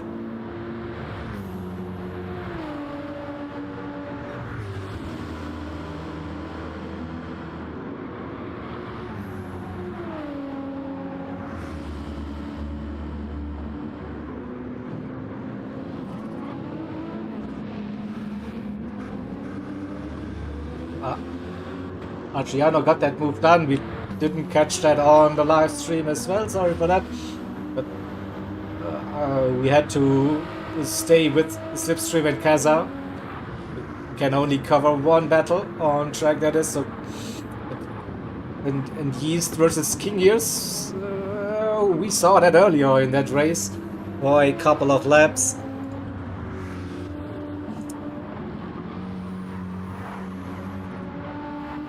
Will it continue? 1.5.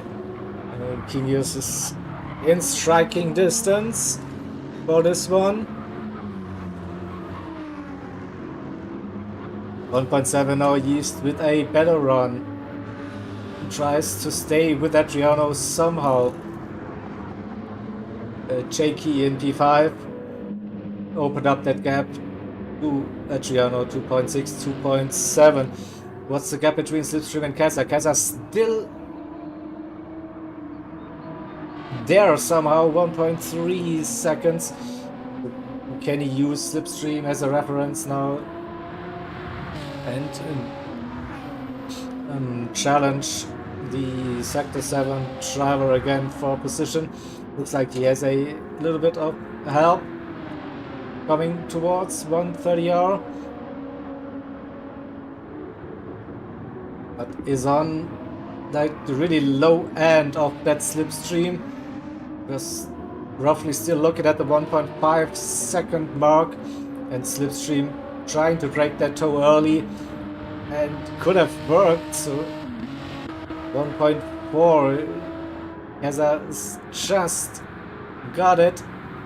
Again, heading into the first turn and looking at the lap count and the time remaining, and keeping that one in mind. We see towards the end of the stint the rain should reappear, and we are getting closer and closer to that weather slots now, so get yourselves ready for some wet racing action very, very soon. Again, for the final parts of this race. So interesting development. John D is really low on fuel. So I think he will get 2 more laps out of his fuel tank at this stage. Also, the tires are wearing, and he's pitting. Okay, but he has a 22-23 second gap, so he'll be refueling. Probably goes on to a set of soft tires, but that gap will come down between ORT and Sector 7 Racing now. How much is the question? So changing the tires. Pole sitter comes round, crosses the line. It's a little bit of fuel for John D. Oops, and it is mediums again. Okay, a bit surprised by that. Didn't trust the soft tires, so pole sitter into the lead for Sector 7 Racing. John D in P2. Then Slipstream in P3, Kaza 4th.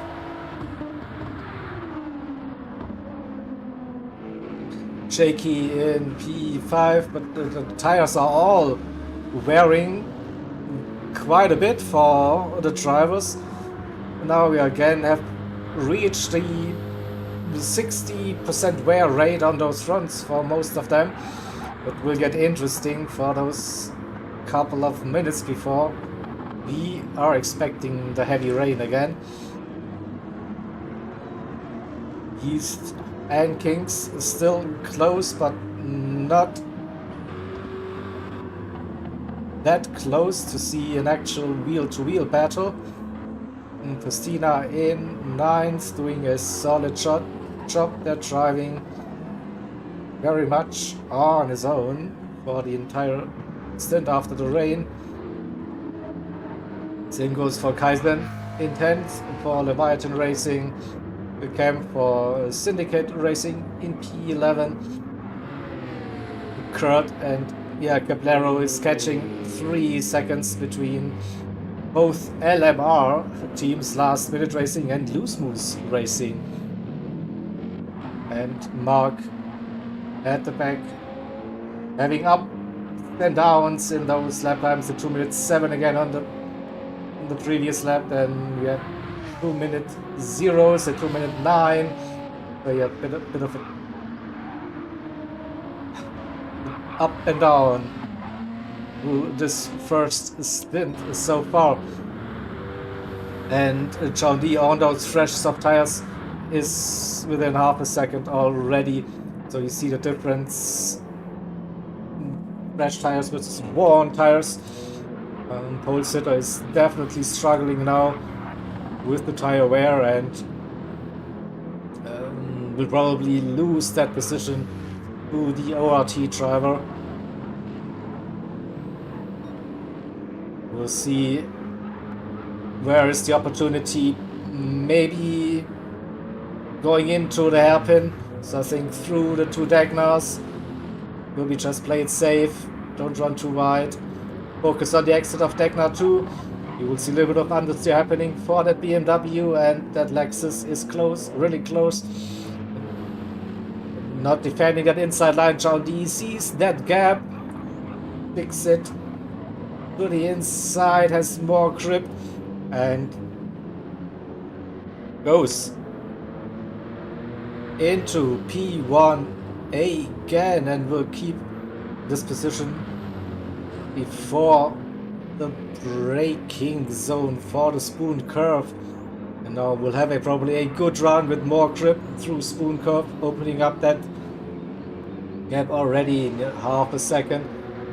The BMW still in that slipstream, uses that toe, coming towards the 130R.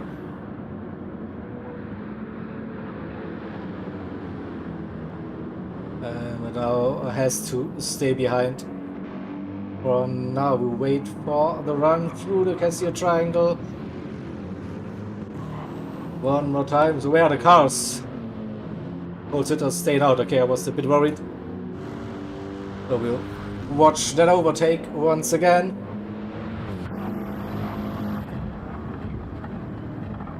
There was a gap on the inside, and then easy overtake for John D in that Lexus. So 1 second already the gap between those two. Now slipstream opened up that gap to Kaza as well.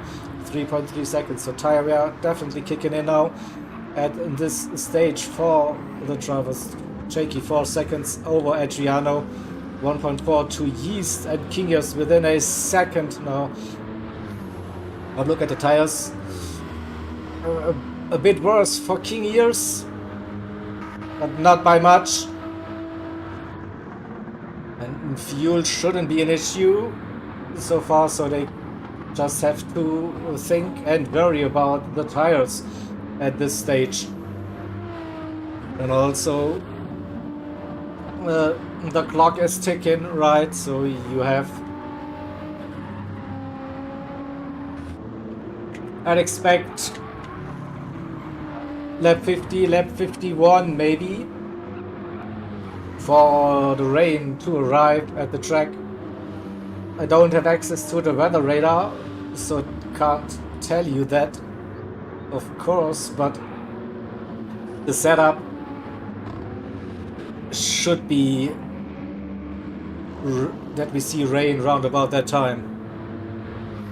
Yeah, no, nothing is so far on the skies as well, but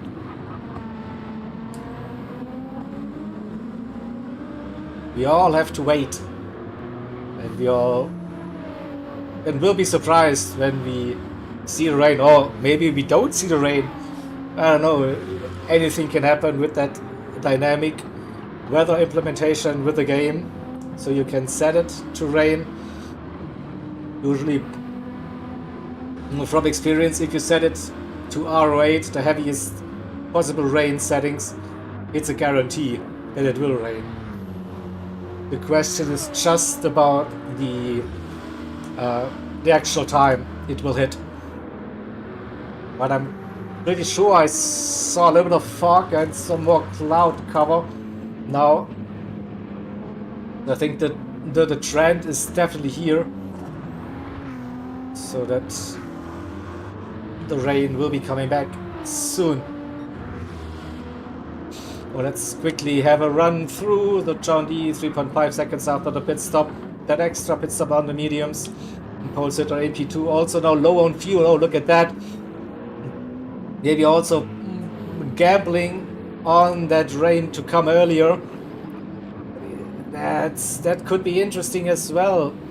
So looks like they might be running out of fuel before the rain hits the track and they need to do a pit stop. So that could be crucial. The same goes for Slipstream as well. So both Sector 7 racing cars are low on fuel, so it's flashing already on my display. So I guess they have round about 8% liters, whatever you will call it, left. So I guess one more lap, but that's about it. What they can get out of their fuel tank, unless they are doing a massive fuel saving at this stage, so they will stay out for this lap, I reckon. Yeah. But this could be interesting. So Kaza definitely has put in enough fuel to be able to just wait for the rain. Oh, we hear rain is on the radar. Or maybe Sector 7 have just timed that perfectly then, so both are on their lap. Probably will just make it back into the pits. Kaza in P4. Tires are really looking bad for those cars now. The fronts are down to 90% for Jakey. Adriano as well, 85 to 90%. Fuel is not an issue. Yeast 1.4, 1.5 gap, also 85-80% wear on those fronts. Same goes for King Ears in P8. And we see also the visuals, we see dark clouds now, so rain incoming. We see the lights also now on the cars, and this will get interesting, very, very interesting.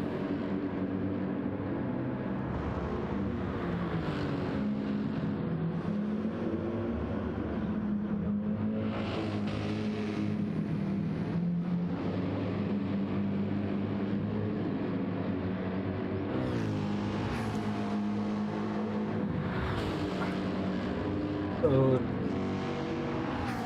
7 seconds, that gap is going up. Pole sitter, yep. There's still a little bit of fuel left in the tank. For this one, and we see now it's really, really dark on the visuals as well. Will the rain appear that early? No, Chao-Li staying out, so it looks like one more lap to go. Is it possible for pole sitter with that fuel? It is low. It looks like might squeeze out another lap on it. Same for Slipstream, maybe it's 4 or 5% judging by this display. So everyone is staying out for now.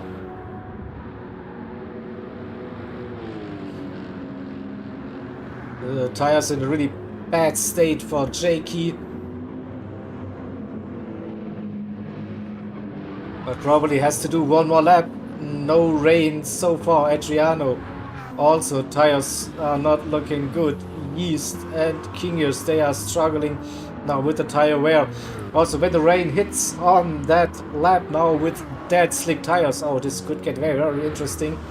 Christina's tires still looking okay-ish. Around about 80% wear. This McLaren, definitely a tire whisperer. As well as Cabrero got past Kurt. Kurt in P13. Then we have to stay with the leaders. Chaundi about to lap the AMG. Now, unless we see the rain now. Like, it's still dry. It's still just a huge cloud cover on this one. And we hear, here comes the rain. So the rain has arrived at some point. So I expect now the drivers to pit for this one. We'll see. No, Chaundi stayed out for another lap. Oh, look at that. Interesting decision. What's Polster going to do? The fuel is... The fuel tricked me again. Still a lap in this BMW. What the hell? Is it possible for Slipstream as well to go for another lap? Let's wait. Yeah, also stayed out. So maybe light rain, but still not heavy enough to pit. So another lap on dead soft tires with that rain now lurking, and probably at some point of the track we already have rain. And now it's decision time. Jakey stayed out. Adriano into the pits already. He's not trusting it. Anyone. Yeast into the pits. King Ears into the pits. Alright, those drivers, maybe they got lucky with their timing out on track. Let's have a look at Chaundi. I don't see any rain at the moment, so also might got lucky here. For this one has an 11-second lead. And might be able to just get into bits. We see the cars coming out on wet tires. Of course, we know it is R08, the heavy wet conditions, torrential rain as it is called. But Chaundi coming around Spoon, and he is, yeah, he should be fine for those last couple of meters. Still a dry track. We don't see the windshield wipers running. Well, here we saw weird leg spike. Camp is all over the place. So what's going on? Please, lobby, don't crash now. Chaundi staying out for another lap, and we see now the rain on the windshield wipers. Was it a mistake? I don't know. I don't really know. Pole sitter into the pits, I guess. Yeah, doesn't have the fuel anymore. Timed it perfectly with 0. We see a little bit of rain now lying on the track. It is a bit moist, but not a measure. But the rain is increasing. So Slipstream got lucky. Heads into the pits as well. Kaza gained a little bit of time.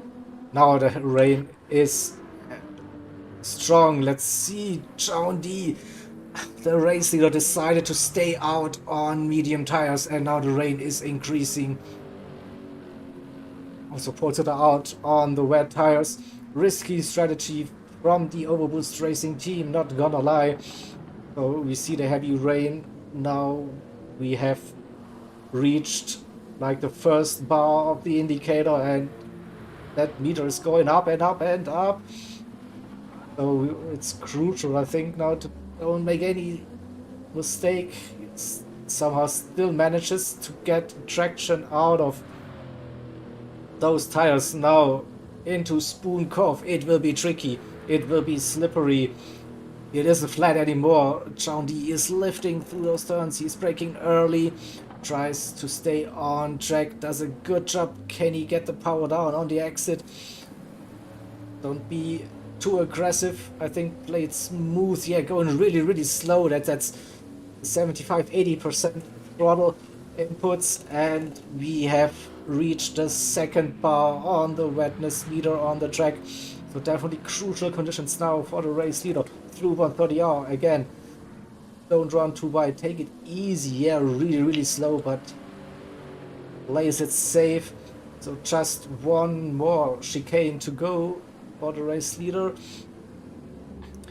and somehow they managed it to keep the car on track. Don't spin. We are at full wet conditions now, but well played to control the car. So pole sitter, MP2, slipstream, NP3, and Kaza gained on slipstream because with the fuel management, and slipstream struggling a little bit. Kaza has the run out of spoon curve. We'll see what will be happening. So I also will be getting ready for the driver swap soon. I have to prepare that sometime in the background. I will stay with the title for now. I have a couple of minutes still to go. All good, all good.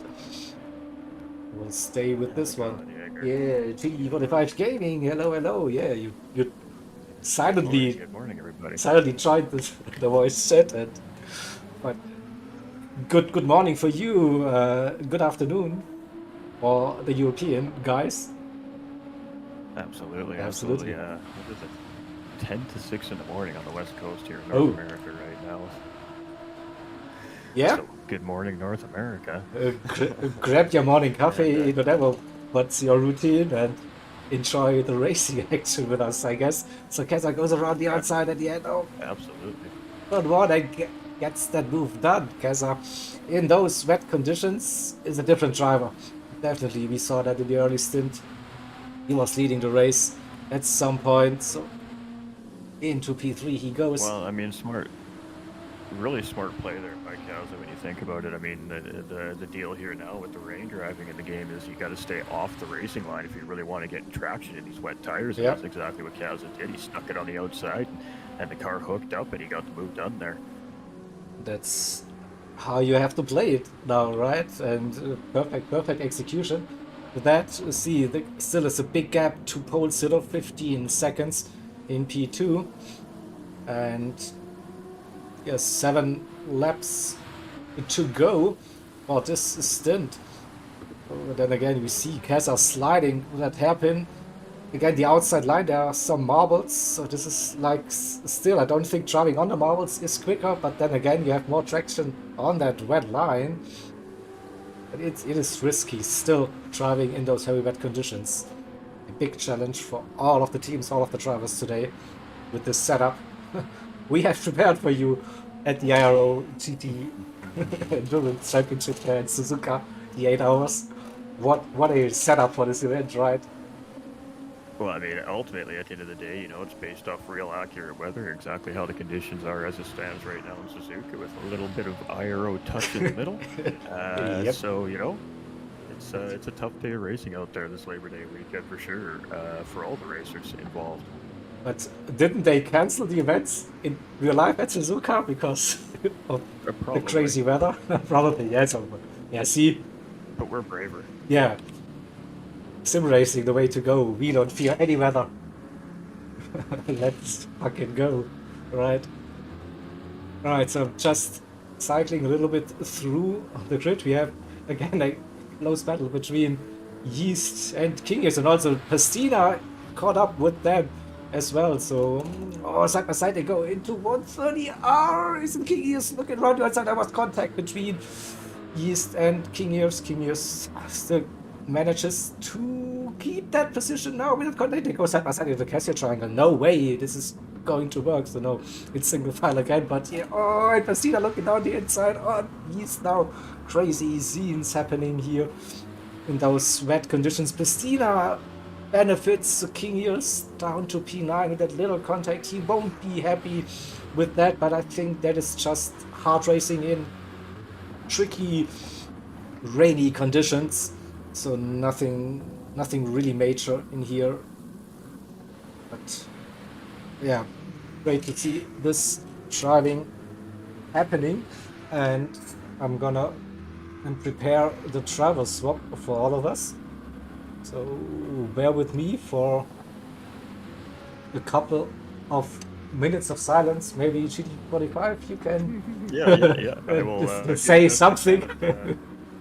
with the live stream that I can see here. So we definitely got King here still trying to apply some pressure there, but losing a position to the BMW there as well. These wet conditions are no joke. I mean, pooling of water on the racetrack, of course, the wind, and just the sheer amount of water coming down from the sky right now is making it very difficult for all these drivers. Some cars are much better than others in the rain, so it really comes down to the man or woman behind the wheel at this point. You can see King Ears is no slouch behind the wheel, but struggling a little bit here in the latter part of the stint. Now, fatigue is a major factor for these racers. It has been a long 2 hours for these racers, and this just very well could be a little bit of wear and tear on the drivers in the car right now, and I'm sure that they're looking forward to handing it off to their teammates here very soon. So, a good three-way battle we got going here. Yep, and it's probably the longest 2 hours you can get with those heavy rain conditions. It feels like longer than 2 hours, probably. You have to be so focused in those tricky conditions. And as you said towards the end of the stint, yeah, you're getting tired, definitely a little bit exhausted, dehydrated, whatever all those things are. But yeah, a tough way to end the stint for this. Dehydrated being a funny word was the amount of water we're seeing on the racetrack today, but needless to say. Yeah, but I guess you don't want to have that water in your car. Oh, and Cap with a big slide coming through the first sector, but somehow manages to keep that car on the track, not go off entirely. And then Capnero loses it on the exit of Degna to the rear. Just went. Wow. Yeah, caught in a tough position there. He's just caught a little bit of the inside apex where the water pools up there, and that momentum shift just pulled the car around on him there, and he's still struggling to get that thing. He's really struggling, yeah, to here, get that. We've seen a few drivers here today having their struggles with Suzuka here. That's no surprise, especially when you add in such extreme weather to the mix. It is definitely, yeah. So let's have a quick run through the grid orders with John D for ORT again, up to 20 plus seconds at least. So was a bit surprised to see them hitting for another set of medium tires. Miscalculated the fuel a little bit that stint, or was hoping maybe for an earlier start for the rain. I could weigh in a little bit on this here, obviously being one of the competitors later on in the race here today myself for the new entry 1010s, where sometimes it's just a comfortability factor for the drivers, right?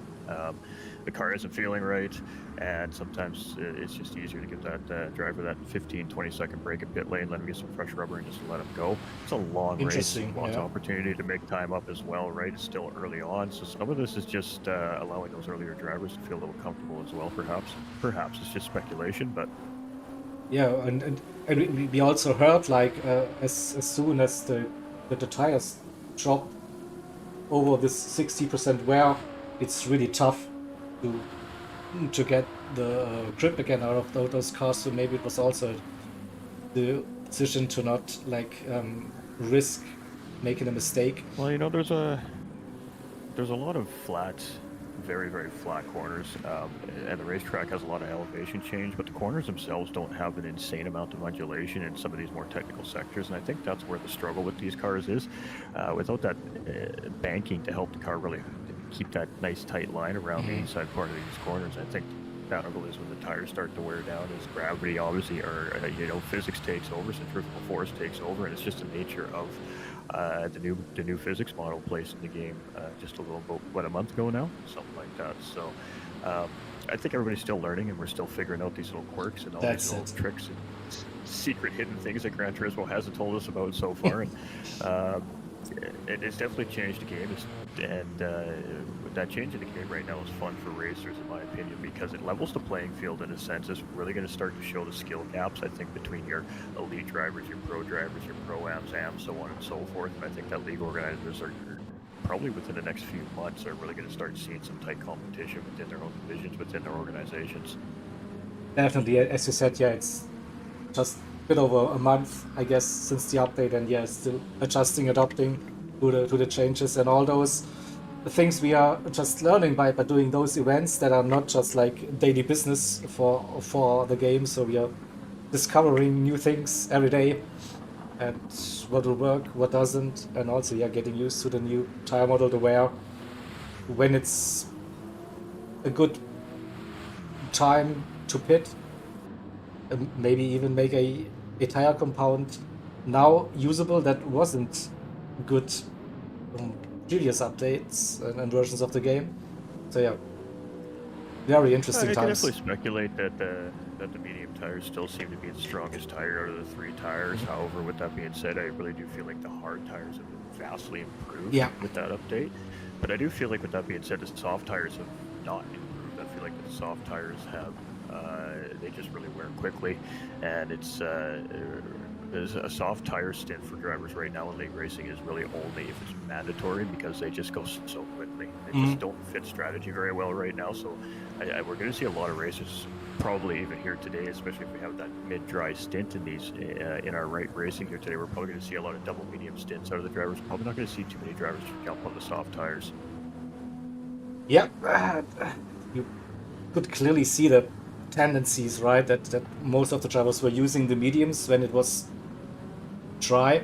With I think we saw one team using softs so far. That would be 10-10 sim racing, and I could definitely. I don't need to speculate on that. I was race engineer here for the early part of the stint for Jimmy Mark, and again, just short notice, we didn't quite get the car dialed in for him there, and he was struggling a little bit in the early part, but we seemed to have settled in the latter part. But it just, it's early racing, and the first time here for 10-10s, and maybe a little bit of nerves are kicking in there, but some of the toughest conditions to have to deal with. And, yep.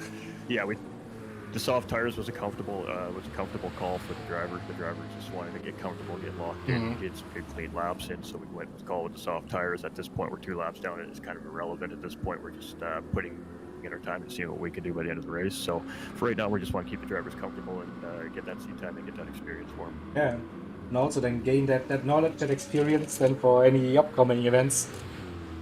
See, that's also a thing. All right. So we're about 3 laps away from driver swap time here, yeah, ladies and gentlemen. It is, and look at that. Kaza brought down that gap to pole sitter 1.5 seconds. So Kaza is actually flying in those conditions. It's crazy. He's 3 seconds a lap quicker than pole sitter on average. So holy moly. He's definitely up there. Zhang Li taking it a bit easy, doing just 2-minute 18s. Pole sitter doing that 2-minute 20s. And Kaza lapping 2-minute 17, so he's a bad man. And that is for the viewers at home, 2:17 in this weather condition and this kind of dangerous driving at Suzuka here today is an insanely fast lap. Tip my hat to these drivers that are absolutely popping off these 17s and 18s here. Looking around the outside at T1, so I think he definitely knows the wet racing lines. Yeah, and he just did a 269 last time in those heavy wet conditions. No, yeah. And I mean, it's funny, you watch him drive and it looks so well, and he's off the racing line. Why is he doing so well? That's just the way it works here in the wet conditions, and he knows it. He's clearly utilizing the advantage of being offline with these tires and looking to pay off. Look at the run. I think he has to run before the Degnars now. Wait, no. Look at. No, has to wait, I think. Well, maybe force pole sitter into a mistake. Oh, it's not yet. Maybe then run out of Dagnar too. Again, this GDR has some massive grip advantage. This high downforce car in those rainy conditions is definitely helping. Again, let's wait for the helping. Going for the wide line. Cuts it back probably, and then hopes to get a run into Spoon Corner early on. The power we see, or I hear the wheels spinning, the revs going up. Crazy old pole sitter struggling, the rear stepping out. This is the run maybe for Kessa. We'll see. No, wasn't close again. Oh, we see yellow flags appearing somewhere. Who is off? Oh, that's your team, unfortunately. Yeah, that's okay. That's okay. We're fine.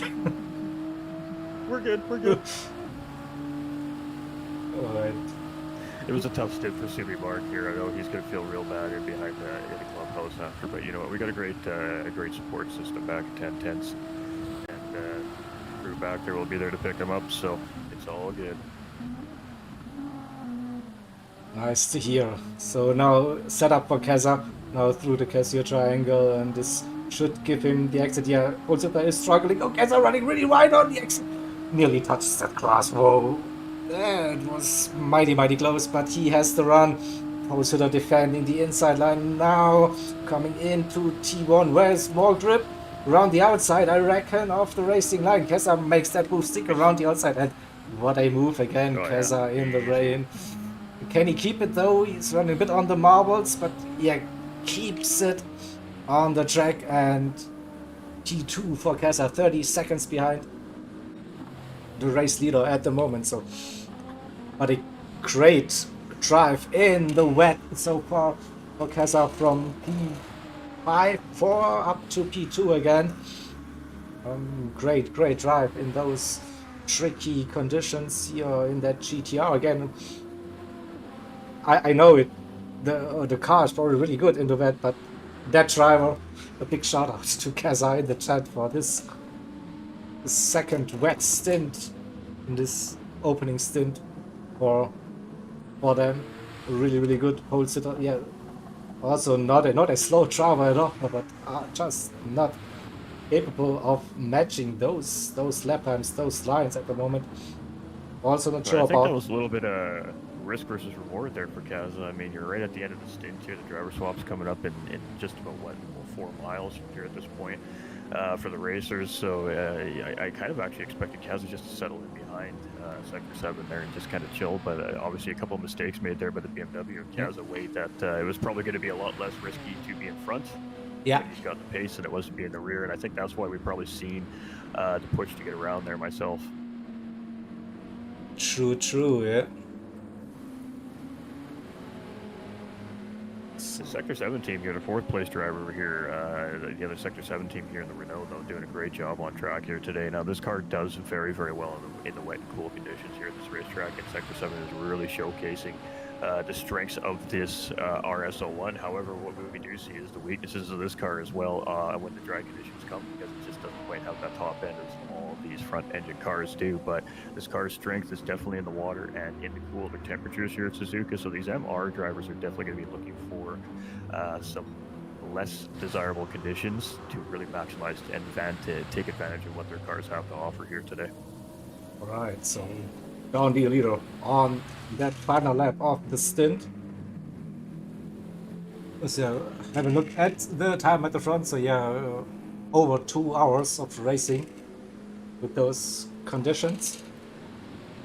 And you know, that's not bad to get 60 laps in with the conditions here. We're just about 4 minutes behind on the driver swap, intended driver swap positioning here. That's a really great job by our Stint 1 drivers here today. I mean, huge shout out to the 14 teams, drivers that started off a very tough race here today.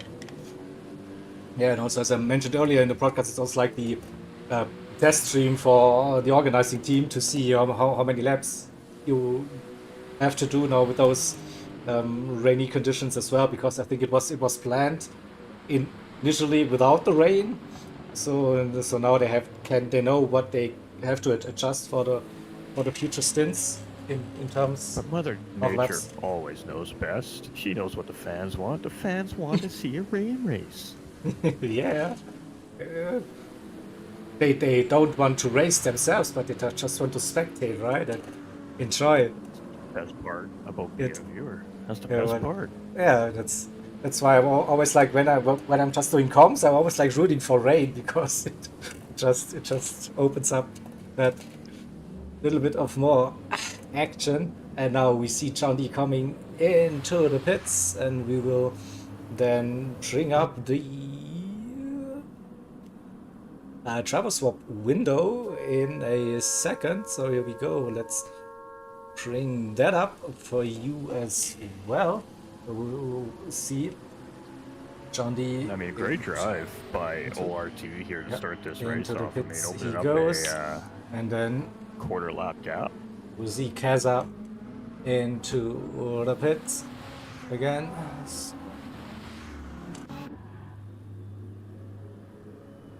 Will be. I'm sure that our Stint 1 drivers are more than happy to hand the wheel off to the next drivers here and get that very well-needed break. The drivers are going to be very tired here in these conditions. The concentration level in this kind of racing is 4 times as much as you need in dry conditions.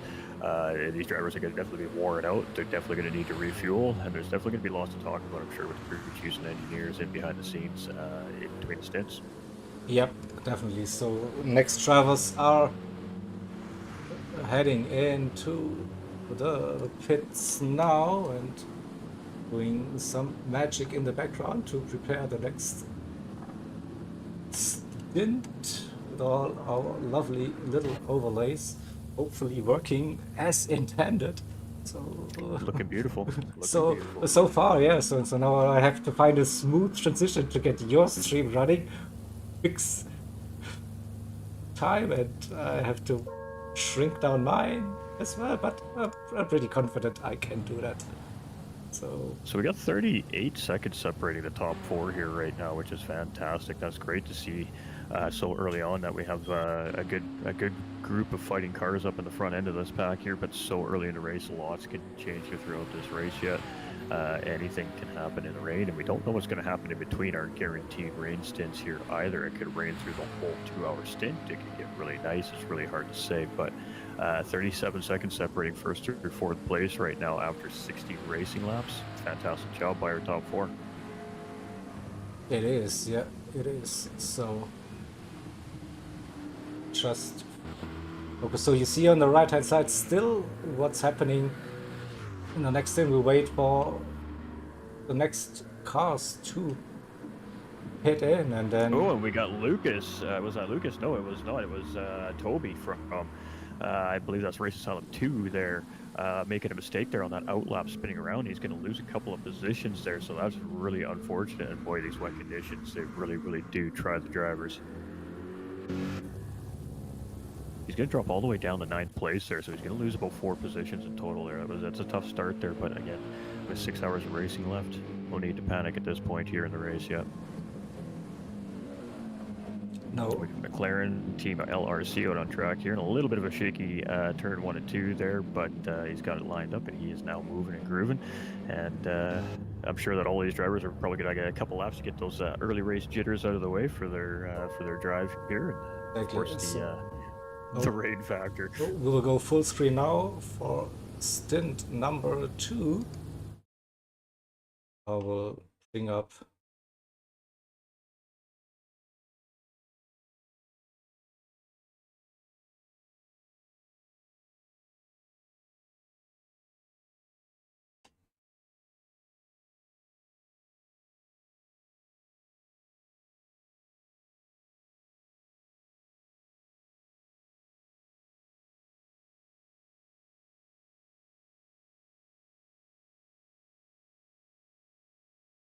Racing team here in our BMW as well, moving quite nicely here today, but feeling the pressure from their teammates in behind in the RSO1. So Sector 7, 1 and 2 in 3rd and 4th place here. Race Asylum 3, I believe this one is. Jakey team, I'm not sure. Correct me if I'm wrong, Ray. Here in 5th place as he comes out. He did gain 1 spot there with the mistake made from Toby from, I believe, Race Asylum 2 it is. And so unfortunate start there, but like I said, lots of racing left for these drivers. Are going to keep moving. We got Apex Magnet here out, and I'm unsure which team this is right at the moment. Just bear with me, I'll figure it out in a second. We've got Mike BRFC here, of course, race director here in stint number 2, and he's in that Corvette and in 7th place with MRL. I'm not even going to to try and say that because it's going to translate poorly on the CC. So we're just going to go with Team MRL here today. We've got RA's Toby here. This driver just made that little mistake, and now he looks like he's settled in and getting ready to start putting in some laps here in this stint. A little bit of a mistake there as he gets into the gravel, but he does keep the car moving in a forward direction, and a little bit of a tough start there for Toby. We've got Frosty Oz here, as it says on his name. We'll call him Frosty here. He is in 10th place here, and this is one of the 2 LRC teams, I believe, that are here this weekend as well. We've got Identity here in 11th position, and a little bit of a wiggle there as we come out of the Casio Triangle, and we're going to see a lot of dancing out of these race cars here throughout our race today. We've got T-Spap here in 12th position from Loose Moose, I believe that's Loose Moose, one of the 2. Doing a great job here in 12th place. We've got our 13th place driver, the Furious 2, now out on track here as well, and I believe this is the other LRC team. I could be wrong. And we still have our final team, 1010s Racing, waiting to come out here, just waiting for that driver to get in for the driver swap. So it looks like a couple of our drivers are definitely down a lap or 2 here early on in the race, and a little bit of separation here early on in stint number 2. Whew. All right, Jaeger, what do you guys say about that first stint? Yeah, very exciting. I hoped you also enjoyed it in stream. So really, really good. So well done to all of the drivers. They're surviving these crazy conditions for this one. And yeah, we're up to another 5 hours, 48 minutes of frantic racing here at Suzuka for early today's event. pit stops here. Lap 4 here. We're on pit stops. We got Lucas, Mike, and Magnet all in pit lane here, and they have opted to jump onto a different set of tires here. And early call here made by these 3 teams, and it's going to be interesting to see how they handle that here now. So some drivers very early on already opting that the track is dry up enough to get off those heavy wet tires, and it's going to be very interesting to see now how these strategies all start to play out as we get underway here for hour number 2. Our leader now coming into pit lane here as well, so interesting to see that the drivers are willing to risk it so early on going to the racing slicks here in these wet conditions, knowing that potentially the rain may not stop or may come back as well. So early calls being made by our engineers here from the teams and behind the scenes, and let's see what our Sector 7 Renault team does here as he comes around. And he's actually on the outlap, so they did pit last time around. We got the other 7 sector team also pit, and it looks like this is kind of the standard here in this second stint. It looks like we're going to see early pit stops for these drivers jumping onto the racing slicks. Very interesting. Definitely, well, we saw it in the first stint as well. So as soon as the track started to dry, very early pit stops, and I guess they know most of the drivers practiced, right? They know what they can expect. Yep. And if you're on the wet tires on a trying track, you will destroy those tires. Last minute racing. I know. Sorry, Steven. I'm the newest commentator. So we have finally 10/10 now into the pits for the driver swap. So we get all 14 cars out on track for the second stint. And I hate to say it, but that one crew member looks very impatient here for 10/10s right now. He's just pacing back and forth, his arms across. He looks a little displeased right there, that gentleman. I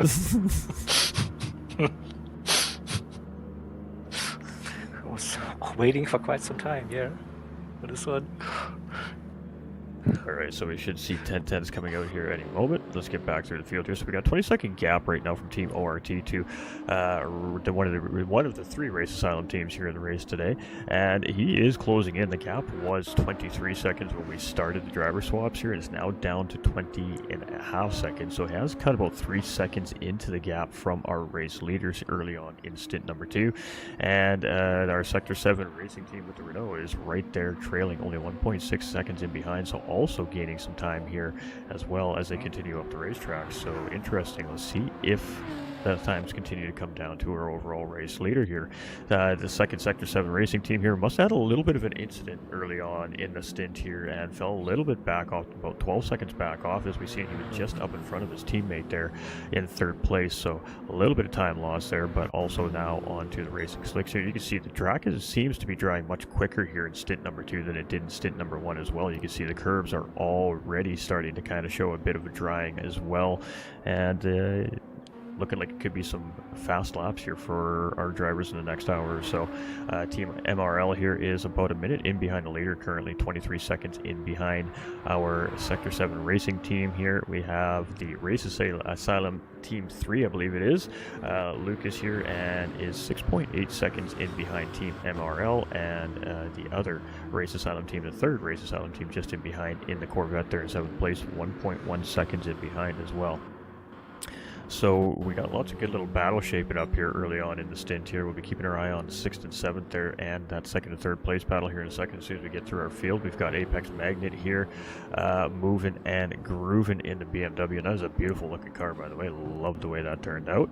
And got a pit stop from the Team MRL in front here, so he should be able to gain that position. What? Yeah, he started on intermediates, I think. We have Toby here in 9th place, has made that pit stop and looking to gain a little bit of time back there after a rough early start here for him. We've got Frosty here in 10th place and still on the wet tires, so running them a little bit deep here. Maybe not quite ready or comfortable to get on those racing slicks yet, but I would imagine we're going to see him in at the end of this lap or the next lap. Those heavy wet tires in these drying conditions just don't feel very good and are going to start to lose traction. Unless the driver, of course, keeps running them through the water to keep them cool, is kind of the key there. So are we going to see him come in? Let's see how the setup is coming out of the Casio Triangle. He is staying tight. We're definitely going to see a pit stop coming here. And a dicey pit entry here in the wet conditions as well as Suzuka, so the drivers really got to be on point with that. So Identity's coming around here on the racing slicks. Teasbap in 12th place. Also still on some intermediate tires here, so I would imagine we're going to see Teasbap thinking about making his pit stop here, either this lap or the next one as well. We've got that Furious 2 here in 13th position, and 1010's Racing now out in 14th position here on track. And well, waited so long in pit lane to get out through the driver swap. He didn't even have to come out on the wet tires, just comes straight out on the racing slicks. So very interesting here. Let's see how it all plays out for our 14 racers. Whew. All right, Jaeger. Let's go find us a battle. It's really dry that early, yeah. Yeah, it's drying very quickly. A bit sad, right? Because rain racing is cool racing if you spectate. It is, absolutely. But here we go. Maybe we see a rain drop throughout the stint in those random middle parts of it. You know, the grandstands at the start-finish line, very full of fans still. Very surprising to see so many of the fans holding out in the weather conditions, as we can see on the screen in front of us here right now. Very tough conditions. Torrential rain for the first half hour to 45 minutes of the race, and then it is completely random what that weather is going to do for the next hour, and then about the last 20 minutes we should see that heavy rain coming back in for our drivers. So definitely some interesting things happening here, and we got a great battle. Let's jump on board with this battle here as we have Sector 7 putting some pressure on Race Asylum 1, I believe this is, and the gap is now only 0.4 of a second, so basically a car length separating the two here, and in behind, nothing to think about. So right now the focus is on this battle. However, it's risk reward right now. We can see on the outside of the track it is still wet. You can see a little bit of a dark line there. Where and if or when now the Renault decides to try and make a move on the GTR here, it is definitely going to have to be a very thought out move, because if he gets caught out in the wet at the wrong point of the racetrack, that would be very dangerous on these racing slicks. So we may see this Renault settle in for a couple more laps in behind before attempting it, or we're going to see this move happen on the front straight here if he can get the run on that GTR out of the corners. Ooh, and a little slide there. Very indicative of this Renault. He's not going to be able to get that GTR here, unfortunately. He really needed to be up in the bumper range of that car to get the slipstream to help him get around. GTR is obviously much better in a straight line over the Renault, so we'll see if he can reel him back in here through the sectors. And again, we're just going to take a quick peek. Nothing in behind, so really his focus is on Tonic up in front here right now. Alright, right, so I'm gonna take a little break, probably half an hour, and then I will be back. So you will hear me again for Stint 3. So 1 hour, Fantastic. 40 minutes roughly, that will be covering Stint 3, but I will probably join you then in on this channel if you leave it open. Fantastic. So, all right. So have a good race. Cheers. Hopefully, drivers. go, go. Jaeger, everybody, starting off our great race here for us today, and we'll see Jaeger back here in a little bit of time. As he said, get that coffee and you get some food.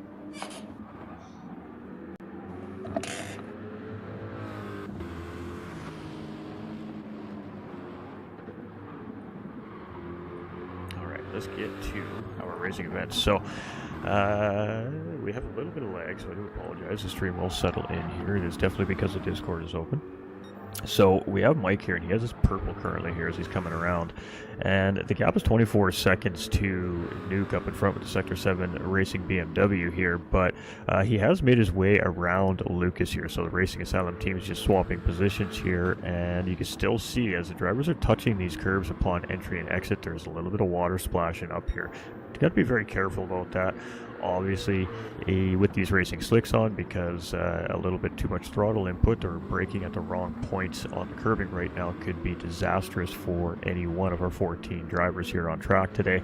And Lucas is 1.1 seconds, so closing in a little bit there on Mike up ahead. But I suspect, obviously being teammates, we're not going to see too much hard battling between them two. It'll be very strategic if we do see a battle there, and we got a beautiful little cluster happening here. We do have Magnet coming in on our 13th place driver, and I believe the driver just up ahead of them. So let's go check that battle out. We have Furious and Teasbap here just up ahead, and a blue flag waving. So this is a tough situation here for the racers. This is a positional battle up ahead of the BMW here, but they also need to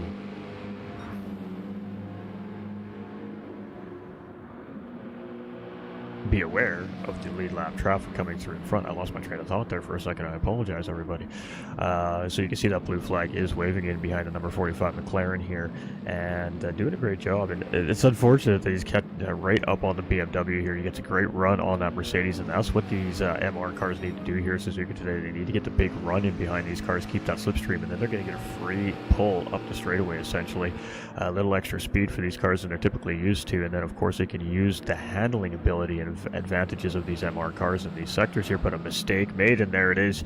We were just talking about how all you got to do is just get a little bit into the wet on these racing slicks, and it just absolutely creates a bad day for you there. And he gets back on track there. He comes out in front of the MRL team Nissan there, and the Nissan is just going to have to sit tight here through the S's and just wait for his opportunity after the Degners to make his way around the number 45 McLaren driver here. So as everybody continues on down the way, here's about a lap and a half down from the race leader here is the McLaren right now. And GTR is right up in his business here. So this is by regulation here, obviously an international racing organization. This is done through obviously a pre-race driver's briefing that's done 24 hours prior to the race. And you can see that the blue flag zone designated right there at Degner 2. He gets out of the way, and the lead lap car gets through. So great job there by the 45 McLaren to utilize the blue flag zone very effectively here to allow the GTR to get through there. So a little bit of give and take here from our lead lap cars and our blue flag cars here today in this race in order to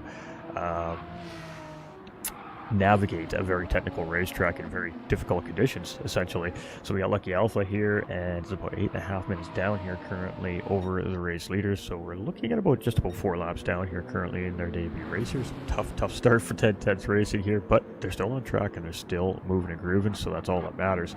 So we have first place attempting to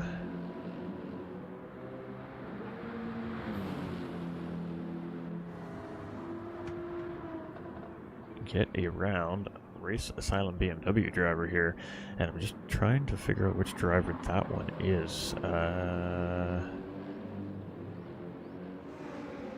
We got 4 Race Asylum teams in the race here today, it looks like. That's fantastic. Great stuff. Alright, so I'm just going to get back into the chat here so I can see the chat. P9 blue flags. Yeah, blue flags. Yeah, I mean, obviously with the difficult racing conditions here, drivers are making their own mistakes and miscalculations. The cars might not be acting quite as the drivers are expecting them to, as the conditions are changing. The track is changing as well. There's a lot of things happening here in the race today. We're going from raining conditions, which means that the track is very slippery, it's very wet, it's very cool, to a drying track, which is fantastic. That means drivers can get on some more comfortable racing tires, but that doesn't mean that it's easy from there. Now they have a very limited spot on the racetrack that they need to stick to for a while till the track dries out properly. And you can see the BMW gets out wide there, and the race leader is just going to take advantage. He keeps to the dry line and has more grip than the BMW in front there, and takes advantage of that grip. So just got out into that slightly more damp line on the outside of the racetrack, and boy, that BMW right now in trouble from Team Race Asylum there, as he's struggling to keep it on the gray stuff here at the moment.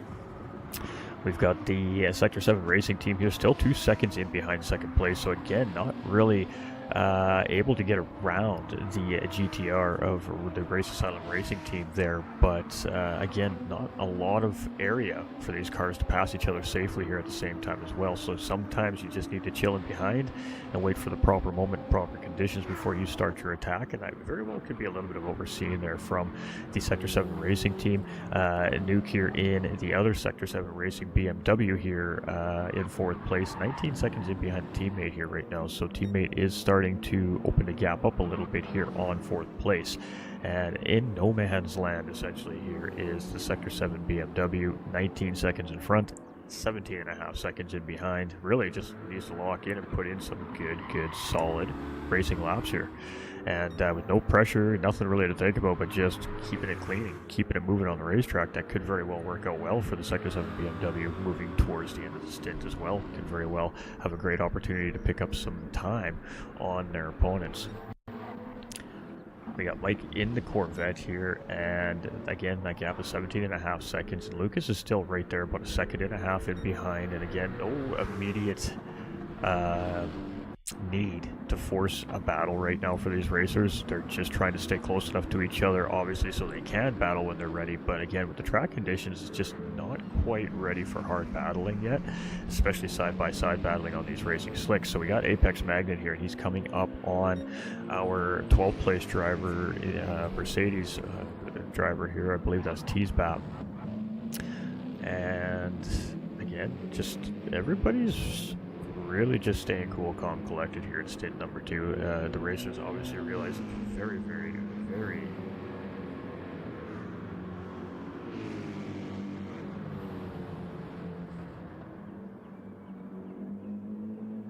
and come on, another rain cell. Let's have some chaos. Well, we'll have to wait and see. The sun is definitely starting to peak here, which is going to help dry this track out a little bit more. But what that's also going to do is start to raise the temperature of the racetrack, and that's going to now change the grip level of the racetrack for the racers. The racers are going to start to get that false sense of security on the dry line here, because they're starting to feel more grip underneath their race cars, and that may start to get drivers to feel a little bit too comfortable, and that may make them start using the curbs a little more on entry and exit, and ultimately that could still make them pay the price here, as there's still a very solid amount of water on the very edge of the racing surface here right now. And these curbs at Suzuka are slippery on a good day in dry conditions, that we definitely know that they're extra slippery on a bad day in the wet conditions. So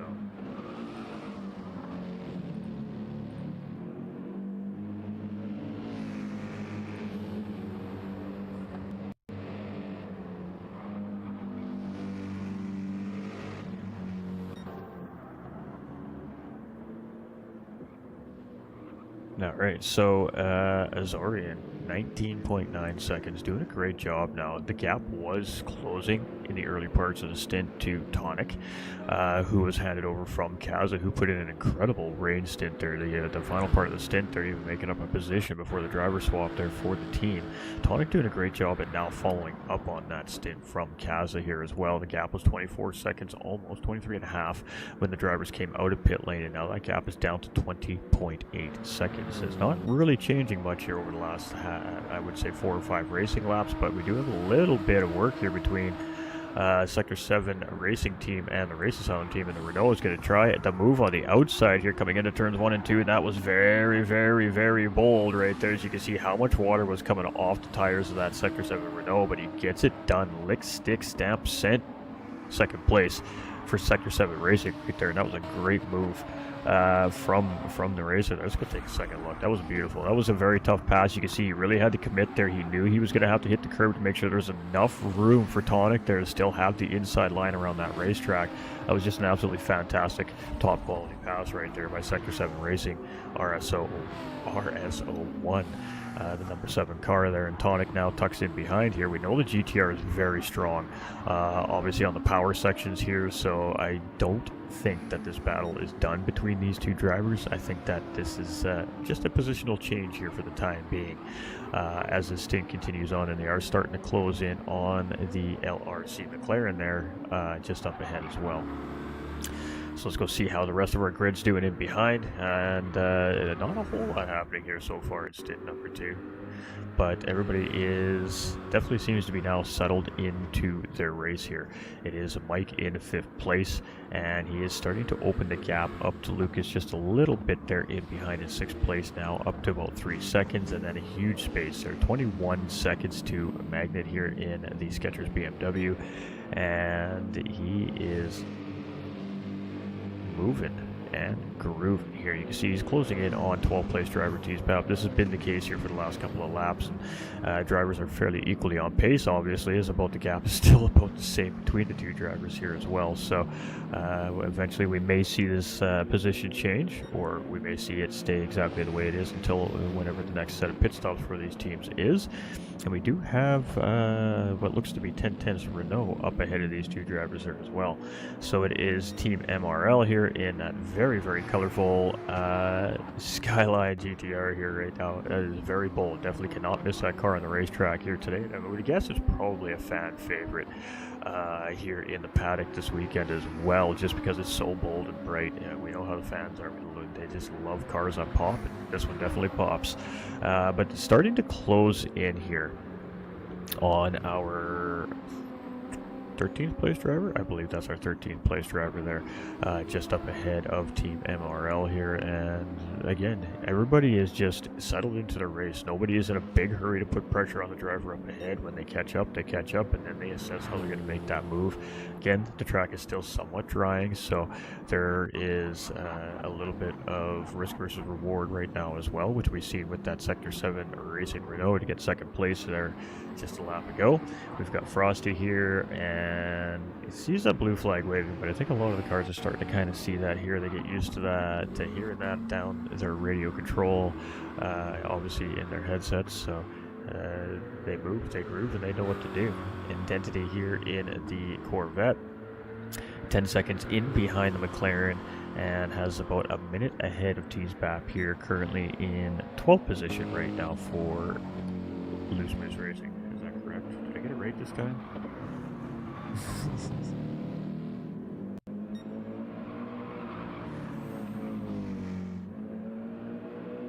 He is just let, of course, the BMW around there in one of those blue flag zones, so great job there by T-Spap as well, very aware of what's going on around.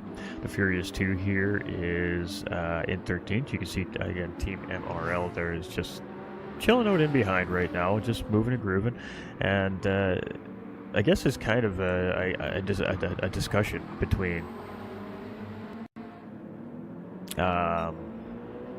race engineers, our crew chiefs, and our drivers on when we should probably give that position up. And you can see here, I mean, that car's not right putting pressure on him here, so I really don't think that he needs to be necessarily giving it up here, but we may I suspect that we might have seen him give it away there, but we may see it maybe up out a smooth curve or on the front straight. If Team MRL can get the run there and get a little bit closer, we'll see that position get given up. We got also here moving and grooving in 14th position here, and it's a lonely race for that Renault RSO1 out there right now. And as he heads up into the Casio Triangle here, with about 9 minutes in behind the race leader. All right, so back to Team ORT. Again, these guys, much like our last racing round, just absolutely showing the skill behind the wheel of whatever racing car it is that they seem to handle. Right now it is currently the Lexus RC FGT3 car, and it's a very, very fun car to drive. It's got lots and lots of torque in the rear end. With that being said, that torque is also a little problematic for it, especially in intense conditions like we have here today. So the drivers are doing a pretty good job here so far, and Team ORT now starting to open the gap back up on second and third place here. It was 23 seconds, now it's down. It was down to about 19 and a half. Now we got it back up to 22.6. So we're really just managing this race right now. Up front is Team ORT here for sure.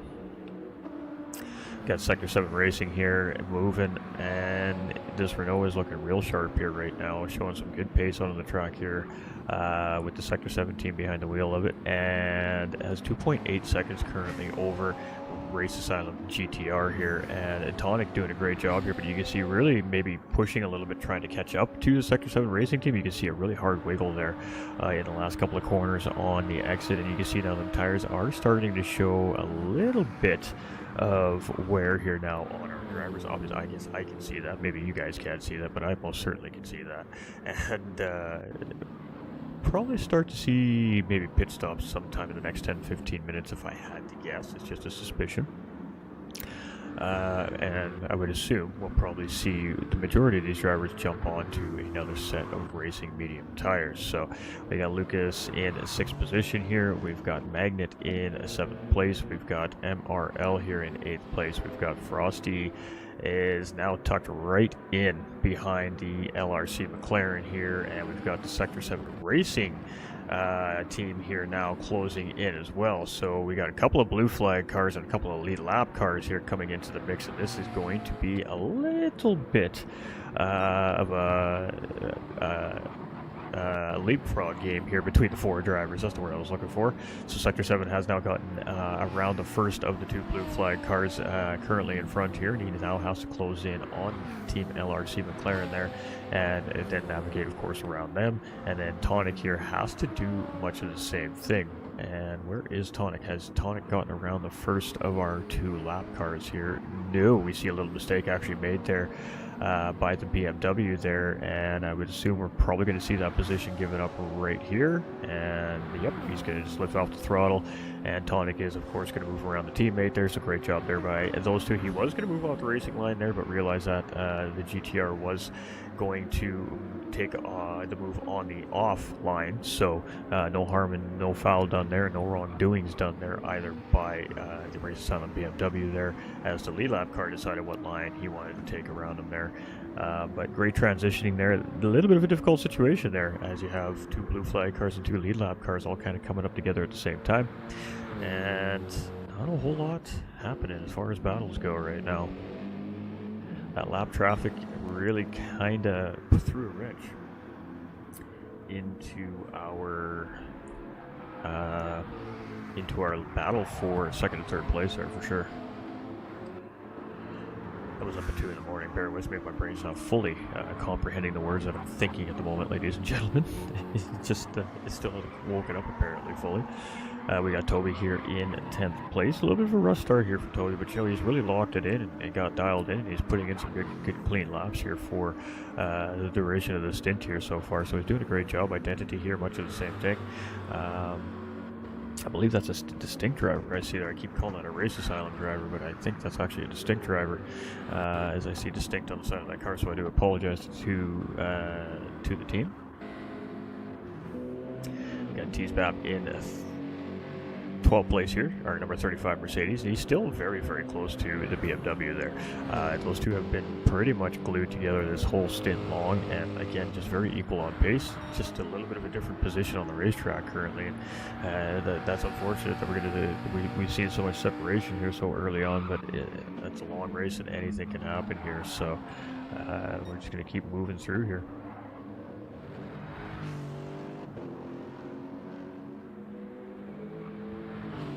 Tadachio Sundero is coming back.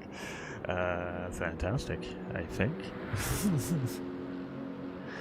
There is definitely stuff to look forward to, ladies and gentlemen, the sim racing community out there. There's definitely stuff to be looking forward to coming here in the future from Gran Turismo 7. So just stay patient and just trust me. That's all I'm going to say about it.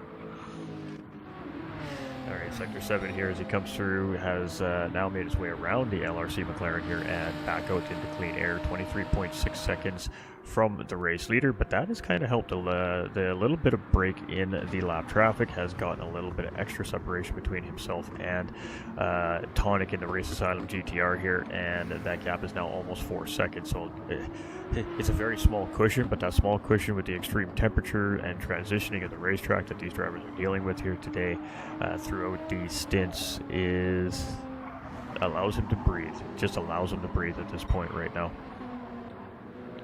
Nuke here, the second Sector 7 racing team, losing a little bit of touch here now with the top three. Slowly but surely the time is about 2 or 3 tenths a lap he's losing on that front pack there, and now almost 29 seconds down from that front group. We got Mike here is closing in on Sector 7 Racing BMW here. 4 seconds now is that gap, and that means that Lucas is also closing in on the Sector 7 Racing team here in the Lexus as well in 6th place, because he is about maintaining pace there with Mike, about 5 seconds in behind. So one is catching and the other guy is not losing any time. That means Lucas is also catching up. So the BMW is struggling a little bit here in this hotter track temperature, or maybe the driver's just not quite feeling comfortable right now. I'm not sure what's going on with the Sector 7 BMW currently in 4th place, but seeming to lose a little bit of time to the drivers in behind right now.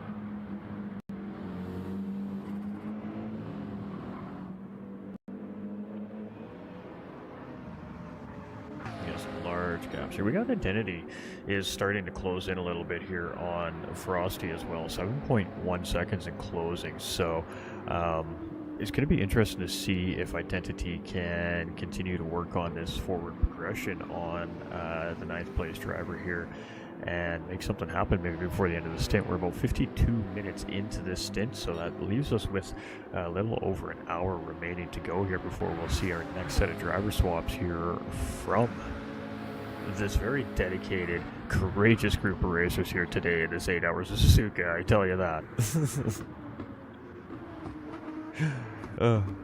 Alright, so Identity here, our distinct driver, I do apologize, just looks like one of the Races Out cars. It's got some similar coloring in it, so sneaky here in 10th place right now. We've got Toby in 11th position here and 13 seconds in behind Identity. Got 48 seconds ahead of T-Spap. So again, just really gets to continue to just put his head down and continue to put in those laps. So some of the teams have various skill levels of drivers. We have, they have their top tier drivers. They have, pro drivers, pro-am drivers, am drivers. Some of us with rookie and academy drivers as well. So the RAA, meaning that we have a Races Out Academy driver behind the wheel here coming out in endurance racing, and that's fantastic to see. That means that the driver is still learning and continuing to progress and become a better and faster sim racer every time that this racer gets out on the track. And I tell you what, you don't get any better seat time than these long distance races. So we love to see those quote unquote lower tier, lower skilled drivers currently in their sim racing careers out doing these long distance races, because the information and the take back that Toby is getting from these races and racing against such great competition out there, such fast competition out there, will make Toby a much more efficient sim racer as time goes on. So kudos to all these pro-am and am drivers, academy drivers that come into these endurance races and you just give it 100,000%, because the teams appreciate it. They really, really do. And we love to see it. We love to see it. T-Spap here, closing in on the BMW a little bit here now as well. So again, showing pace. Both those drivers have very, very similar pace. T-Spap is very good with car management. Known as driver for a little bit now over the years here in the sim community. I don't know him very well on a personal level, but I've seen him around. I've seen him in lots of different races, and he's very good with car management. That car management could potentially pick him up time here throughout the end of the stint if he can eliminate maybe extra fuel or even a tire change. 2-3 seconds tires, 2-3 seconds in fuel. That's 6 seconds gained. That's a large chunk of time over the duration of 8 hours if you can just pick away at the gap in front of you like that. All right, we got Alpha and the Furious 2 here in 14th and 13th, and I'm not sure if this is a current positional battle. It is not a current positional battle right now, as the 10-10 driver is about 2 laps down from our 13th place driver here currently right now, so definitely some work to do for the 10-10s team here in this first race.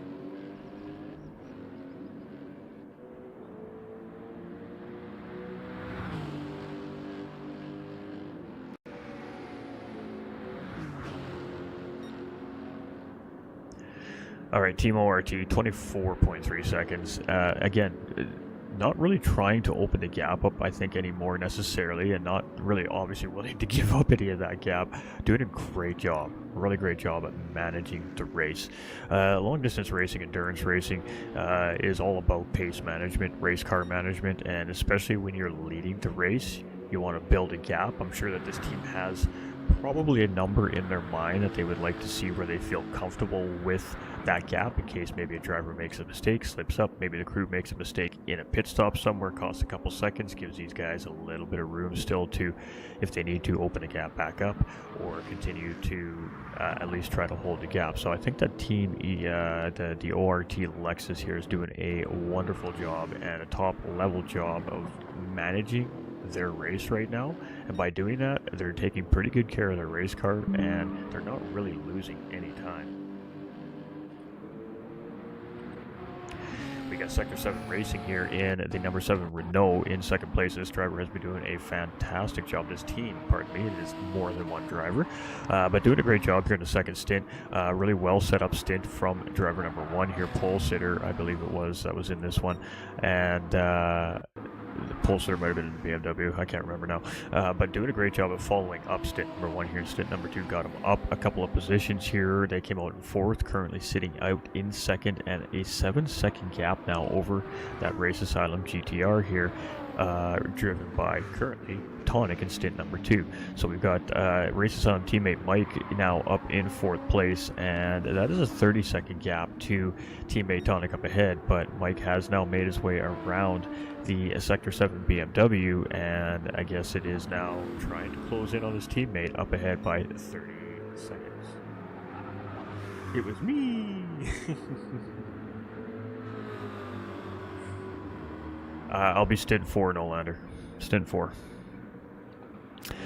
We've got Team Sector 7 here in the BMW and in 5th place, and has Lucas trailing. All right, we got a little action happening on track, so let's jump onto this battle here between Lucas 36 and Nuke here from Sector 7 Racing. And a little bit of a mistake made there by Sector 7, and that allows a Race Asylum Lexus here to really close in. He's going to get some clean air under braking. Are we going to see the over-under attempt here from Lucas? We are going to see the over-under here in a side-by-side action here as we head around the Dunlop curve, heading in towards Spoon Corner, and Lucas gets it done. Very decisive, great setup there on a Sector 7 BMW, and that is now going to put Lucas up into 5th place, but now he's going to defend it here as we come through Spoon Curve, and he's got to really get a good exit here heading up into 130R, where that BMW is going to be right back up in his business in no time at all, because that BMW is also no slouch under the power. And there we go, as we head up towards 130R, Lucas has about 3/4 of a second, so has opened that gap up a little bit there on the Sector 7 BMW, and move done here on lap number 21, 60, 21, that'd be about 80, lap number 82 here of our race so far today. Ooh, that was a handful. All right, we got Magnet here in 7th place, 23 seconds in behind Sector 7 Racing BMW, and that time is slowly but surely starting to drop. So maybe Nuke not feeling very comfortable in the car. Maybe it's the weather, maybe it's the track, not really sure, but seems to be just giving up little bits of time here right now in this stint. And we got about 23 seconds here before Magnet closes in, and there's still plenty of stint left, so it is quite possible that driver could make that time up before the end of the stint here. We'll have to wait and see. Team MRL is 19.6 seconds in behind Apex as well, and they've been doing a really good job. Very quiet here in stint number 2. They haven't been doing too much, but what they have been doing is slowly but surely closing that gap back up to the drivers out front, and you can see he's closing in on 14th place driver Lucky Alpha here right now, and we'll probably be looking to get a little slipstream there to gain a couple extra tenths as well to continue that charge up. Oh, we got Jaeger back. I hear him. Maybe not back, but I definitely hear him in there. All right. And where are we at here? We're just in behind the Sector 7 Racing second place driver here. Frosty is, and a little bit of a slide there coming through the final part of the Casio Triangle. That's pretty typical of these MR cars as the tires start to wear down on these MR cars. A couple of these corners just create a little bit of body slide. And we see that right there in the McLaren. So we got Identity here. He's in 10th place, and Toby is about 25 seconds in behind, and Identity is about 8.5 seconds in behind Frosty, so is closing that gap. So that is going to have to be another driver we're going to be watching out for here, but we're going to be seeing pit stops happening here, I would imagine, pretty soon in the stint, and then we'll have to see if there's any time lost or gained in pit lane here, and then we'll have to try and shake up what could potentially happen before the end of our stint here today.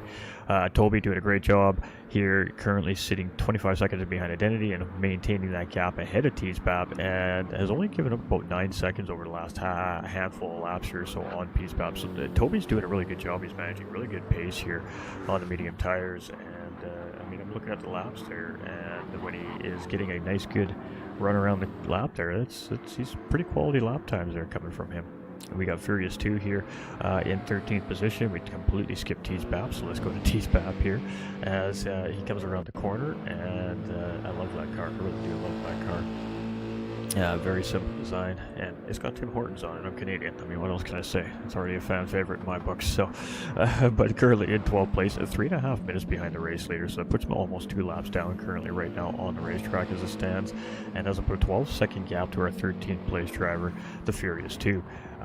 Furious 2 is about almost 4 minutes behind here, so almost 2 laps down here currently on the racetrack, and just doing his thing right now, putting in those laps. Lucky Alpha, you can see, actually really hasn't lost a whole lot in behind them in that McLaren. They've been fairly close together throughout this whole stint, and maybe only lost a couple of seconds over the last little while here, and getting that blue flag waved here. It's tough being the blue flag cars at this point in the race, because you're pretty much always seeing a blue flag throughout the race, and it's just something that the drivers need to kind of just tunnel vision through on their screens and just continue putting their focus in on their marks. So half the field right now definitely having to deal with that blue flag waving on their screens currently here, but navigating it very, very well, and it just shows that all the teams competing here have a really great understanding of the procedures and rules set forth here by the International Racing Organization.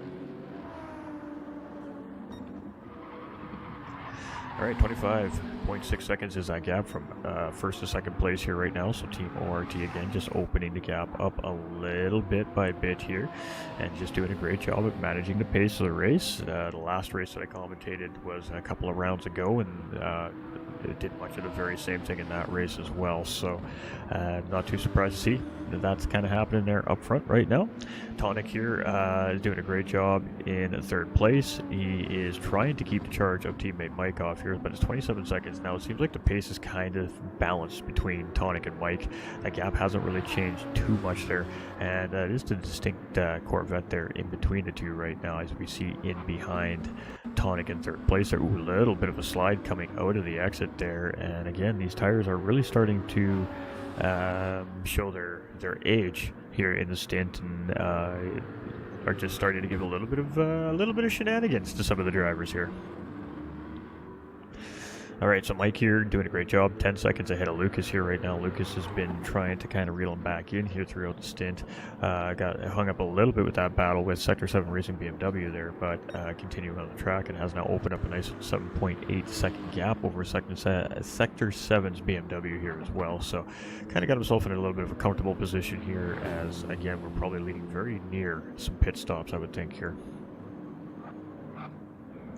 Magnet and Teasbap here, not for a position here. Teasbap is just chilling in behind Magnet here, maybe using him to manage that race car a little bit more as well.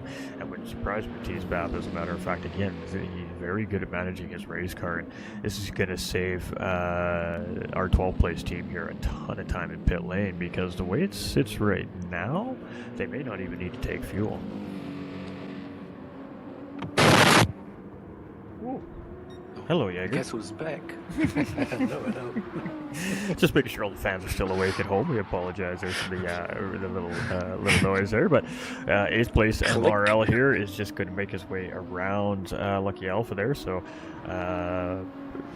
out of the hairpin around the track there on the exit, so good execution there, and Team MRL made very quick haste to take an advantage of that hole there, set forth by the blue flag driver, and continues up the racetrack. They're 20.3 seconds in behind Apex Magnet right now, and it was closing that gap up a little bit, but now the gap seems to be growing a little bit here between the two again. So the pace is varying right now, the drivers, and that may just be due to fatigue, concentration level, or just how the car feels under the current tire condition. Of course, racetrack condition plays a factor, wind, temperature of the racetrack, so many things that these drivers are thinking about here today.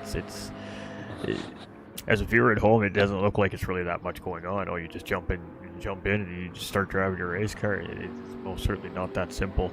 Unfortunately for the racers here, they are thinking about just as many things as a real race team would be thinking, without the fact that if you do crash, you're obviously not putting your life at risk, because we're in a virtual world, so we have that to our advantage. But these guys got to think about fuel, they got to think about tires, they got to think about flat spotting, you got to think about how many times you spun your car, you got to think about the temperature of the tires of your race car, you got to think about how many taps of the wall have you had in that car, and is that going to ultimately change the way that the car feels? Very well could. There's a lot of things that happen in Gran Turismo that is unspoken, and we're still figuring out as time goes on, but those are just some of the factors that the racers themselves behind the wheel are thinking about. They're dealing with, do I need to use traction control, do I need to change my brake bias, am I gaining, am I closing? And then you have what the crew chiefs and the engineers are doing, and behind the scenes are worrying about. They're worrying about that fuel calculation, what the next call in the strategy is. They're watching the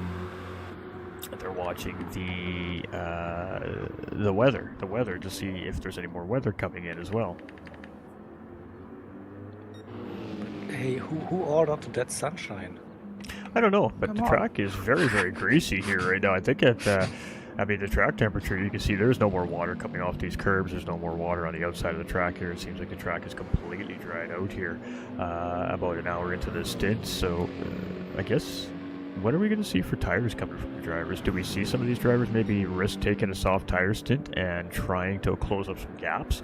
Or do we see the drivers just stay tried and true to what we expect to see here today and see another set of medium tires come out here today? All right, so our race leader here right now is currently trying to lap our 8th place driver here in the field. So let's see it all go down. Now, this is a tricky situation, right? As the 8th place driver, there is no way he wants to let ORT through right now and go a lap down. But at the same time, clearly that driver has pace. So he's got a tough decision to make here. Does he want to race to stay on the lead lap, or is he just going to let the team go through? He's going to pull out the racing line. He's flashing him to let him know that he's signaling. He's going to let him go by here. And ORT is going to take advantage of every little bit of slipstream he can there. Gets the job done. And MRL is going to succeed a position there instead of fighting for their lead lap position. So Team MRL Skyline here now a lap down here as that ORT BMW makes their way around. Interesting. Yeah, I think there's a clear rule in the statements about blue flags, and so you only have like 1 or 2 laps to prove if you can stay in front without impeding the other car. If not, then you have to concede that decision for now. And let's see if you can find pace. You are allowed to unlap yourself if you have more pace than the driver. But yeah, as you said, it was an awkward situation, probably pretty evenly paced, those two drivers. But then, yes, at some time the blue flag rule then strikes, and you have to obey. And I mean, MRL.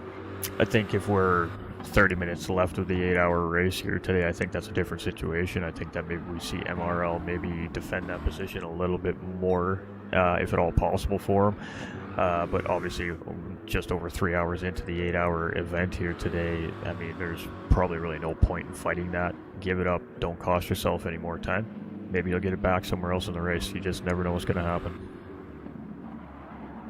Yeah.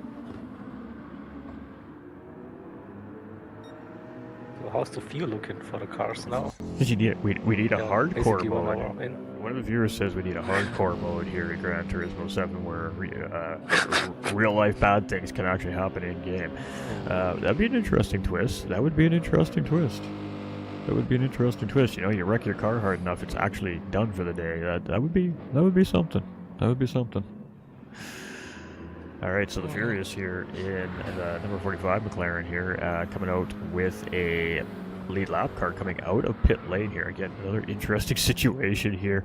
And I'm actually not, I'd have to go clarify in the rule book what the rule is on that, but I would assume that in that situation, the pit lane exit owns the right to the inside part of the corner if they're still side by side, but that wasn't the case. The McLaren had just enough speed there to take the racing line. So now he's got to navigate a blue flag situation. He knows that driver just came out of pit lane. They're probably on fresh tires. Do we see him give up the position here fairly quickly? Probably going to see it here at the end of Degner 2, if I had to guess. This driver's also a couple of laps down at this point here, so I mean, there's not really any point in fighting this too much here. And yeah, we are going to see him just move it over there, let that BMW get through. And he's got to check up a little bit extra there, but he does get that BMW through. And again, good transitioning here from the drivers on the racetrack today. All right, 1010 Sim Racing there, looking like they just made a pit stop there as well. And we are starting to see those pit stops coming here. So Tonic now in pit lane here. And where is he going to come out in comparison to Lucas, who's opting to continue? Nope, Lucas is coming into pit lane. It's a different car seen coming down the straight there. So, wow, yeah, he definitely needs some rubber there. I don't know if Lucas would have been able maybe to even go another lap there without risking a potential massive tire failure there. That tire, that right front tire was definitely looking a little worse for wear. So we got drivers now on a little bit of different mixture of tires here. We got some worn out tires and some fresh tires, and we got some pit stops transitioning happening here. So basically we're just going to let this all play out here over the next 5-10 minutes, and then we can kind of get a better look at what the gaps are going to be and try to take a little bit of a guess where our battles are going to be here leading into the end of the stint. But the drivers now are at a point in this race where their engineers, their crew chiefs behind the scenes are starting to watch that weather again, because we are expecting some more heavy rain here in maybe 20-30 minutes time. Looks like, yeah, now the pit stop phase, the window with those mediums dying now, and also think about the fuel. Then, so yeah. And a lot of the guys, the fuel management's been really good here in stint number 2, from what I'm seeing here. A mixture of levels of fuel from all the racers on the field. I'm not really going to speculate too much on that this early into the stint, but definitely a little bit of varying fuel levels in the drivers' cars here. Alright, so 37 seconds separates Frosty from Identity here. This is a positional battle between the two, so let's see what that gap is when he comes back out. Now that gap was roughly 10 seconds last time we checked, about 4 or 5 laps ago between the two drivers. So let's see what that gap settles back down to here as Identity comes out. You can just see Frosty actually just coming out of pit lane here as he just came out of the Casio Triangle, and he looks like he's going to gain a little time there. We're going to see that gap actually coming down to about 7 seconds, so about 3 seconds gain there in pit lane, and that's where trying to manage and take care of your race car really can come in handy in these long distance races. Just a little bit of extra fuel in the tank and a little bit extra rubber on the tires, maybe extend an extra lap or two even, really could make a big difference in pit lane, of course barring that you have just some good solid clean laps. We're just trying to get everybody some good love on camera here. We want to make sure all our teams are getting some love. Yeah. Good to see all 14 cars still out on track so far. So I know I said something now that usual. I jinxed it.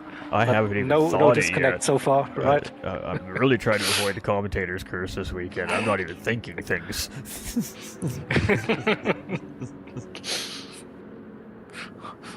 Yeah, it is strong with the commentators, right? The force is very strong with the commentators. The curse is very strong. It is a very powerful thing. So with that being said, we are taking bribes here in the booth. No, I'm kidding.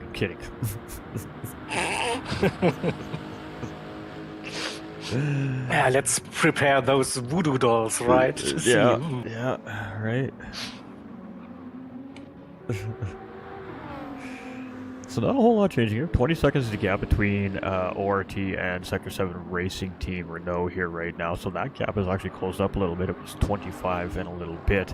So Sector 7 has done a good job at closing back in on that time frame a little bit. But again, Team ORT is just not letting that 20-second barrier really be broken. That seems to be obviously their magic number here this weekend. And when that number starts getting close, that's when we start to see them pick it up just a tiny little bit and try to grow that number back up. But again, they don't seem to be too worried about opening it up to a huge gap, but they're definitely seeming to be maintaining that 20-second margin for sure here today. So in P4, Mike seems to be a big mover in this stint so far. Yeah, Mike has been doing really good. He came out, I believe it was 6th or 7th at the beginning of the stint. He's got himself up in the 4th place here. The gap to Tonic, his teammate, was about 17, 18 seconds before that pit exchange, and it's still about 17 seconds, so no time lost or gained there for Mike, which is not a bad thing. That means he's putting in some good, solid, consistent laps, and he's on pace, obviously, with his teammate up in front. That team is clearly showing some very strong pace here today. They are definitely a contender to potentially win this race if somebody can find an answer for that Lexus leading here currently. We got Lucas here, has just gotten around T-Spap there. We've seen some flashing of lights coming from T-Spap there, and maybe just a little bit of communication between the drivers there. We don't really know because we didn't quite catch the whole thing in action, but nonetheless, Lucas has made his way around T-Spap there, and 18 seconds is the gap to Mike, so he's lost a little bit of time in that pit stop exchange to 4th place there as well. 7th place driver Magnet is 6.4 seconds in behind Sector 7 Racing BMW, so he is definitely closing in. He's been closing in bit by bit here as his stint has progressed, and he's got it down almost under 6 seconds, so definitely potential battle here between 6th and 7th place, I think, before the end of the stint. We'll have to keep our eye on that.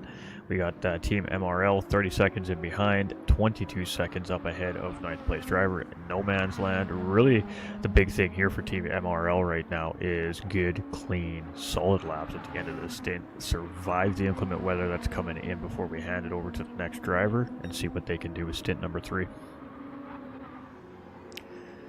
Also interesting for the championship, I think. So ORT sitting in P2, currently leading this race, and the leaders, the 44 Corvette, where we saw with Mike, moved up a couple of spots. So I think that's good for their championship standings.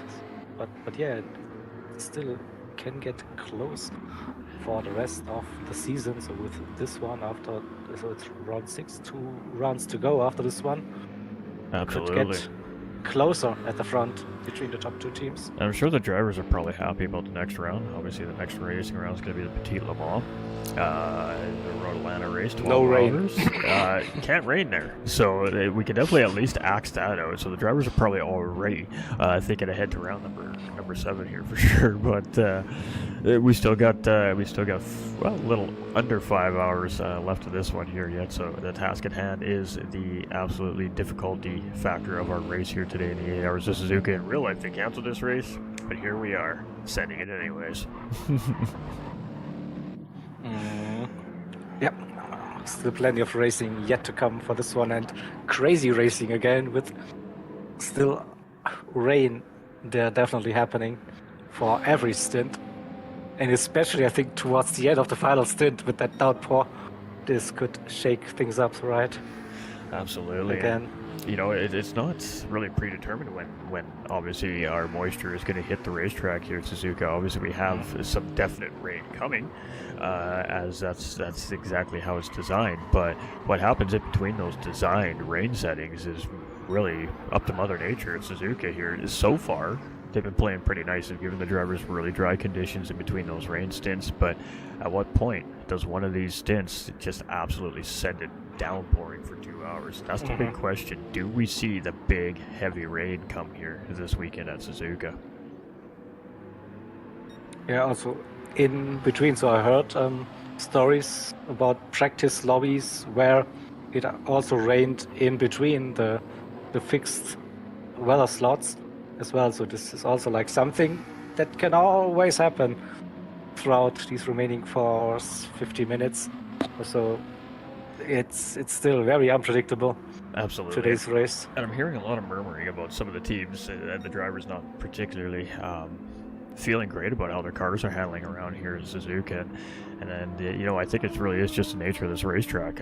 Again, it's just a very up and down as far as elevation goes racetrack, but the track itself is quite flat.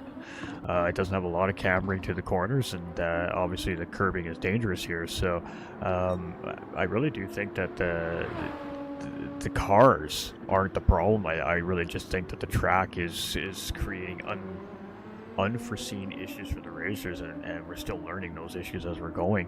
I know in my practice in the RS01 for later here when I get on track for 1010s, it feels great on almost every other track in the game, but here it just feels better in the cooler temperatures, and I think that's been the case for a lot of the cars. I've heard the whispers in practice sessions and that leading up into the race this week too from other teams that, the car just seems to feel better when the track is cooler here at Suzuka. So I really do think it's just the nature of the racetrack and the conditions here today. I really do.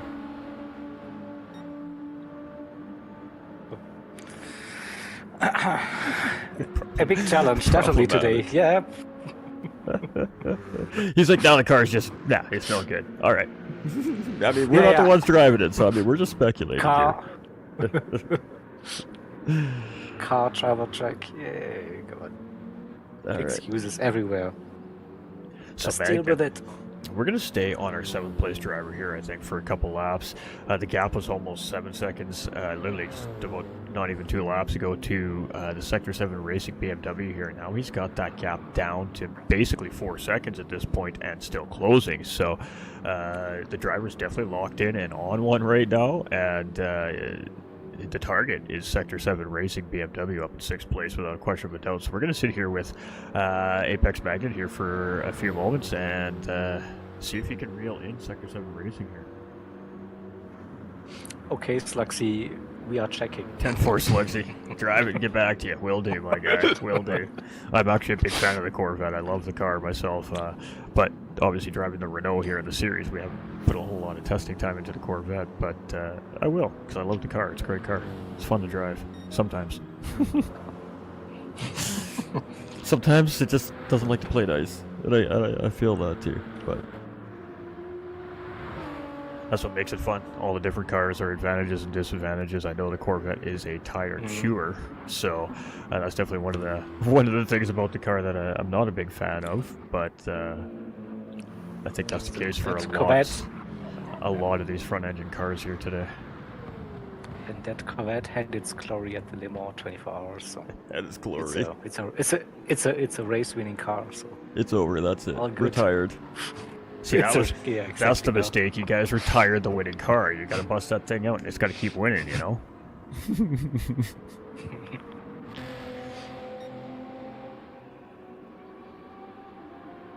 right.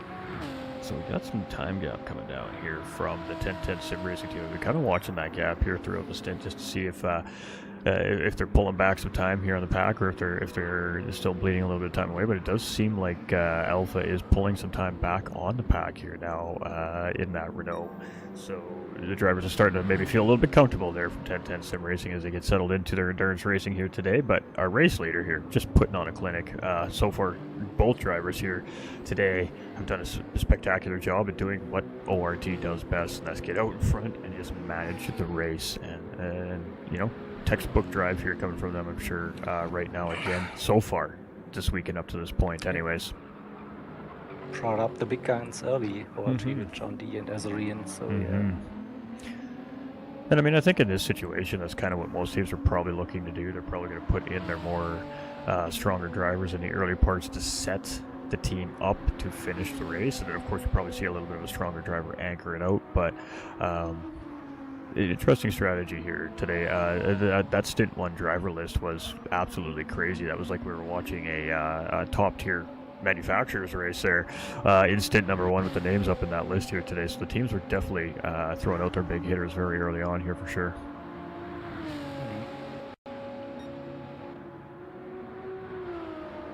All right, what are our gaps here?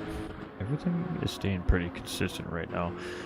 12 seconds between Tonic and Mike, so Mike is still closing that gap. This driver is definitely the fastest driver on the racetrack in this stint. I know that Azorian has fastest lap on the racetrack here currently on the racetrack, but when it comes to movement forward progression here for all the teams, it's most certainly been Mike here from Race Asylum team. He has done a great job here in this Corvette so far in this stint.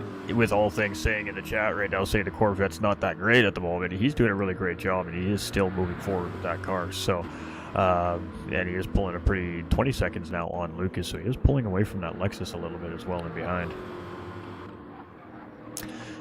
Yeah, sees Luxy, no excuses. Mike can drive that car in very, very quick around here. So he's on the same team. So A different game. shush yourself. Yeah.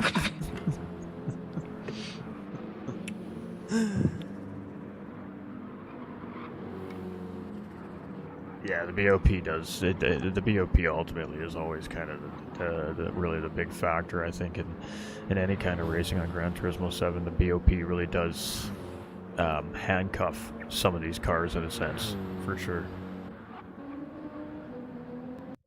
But that's what they're there for.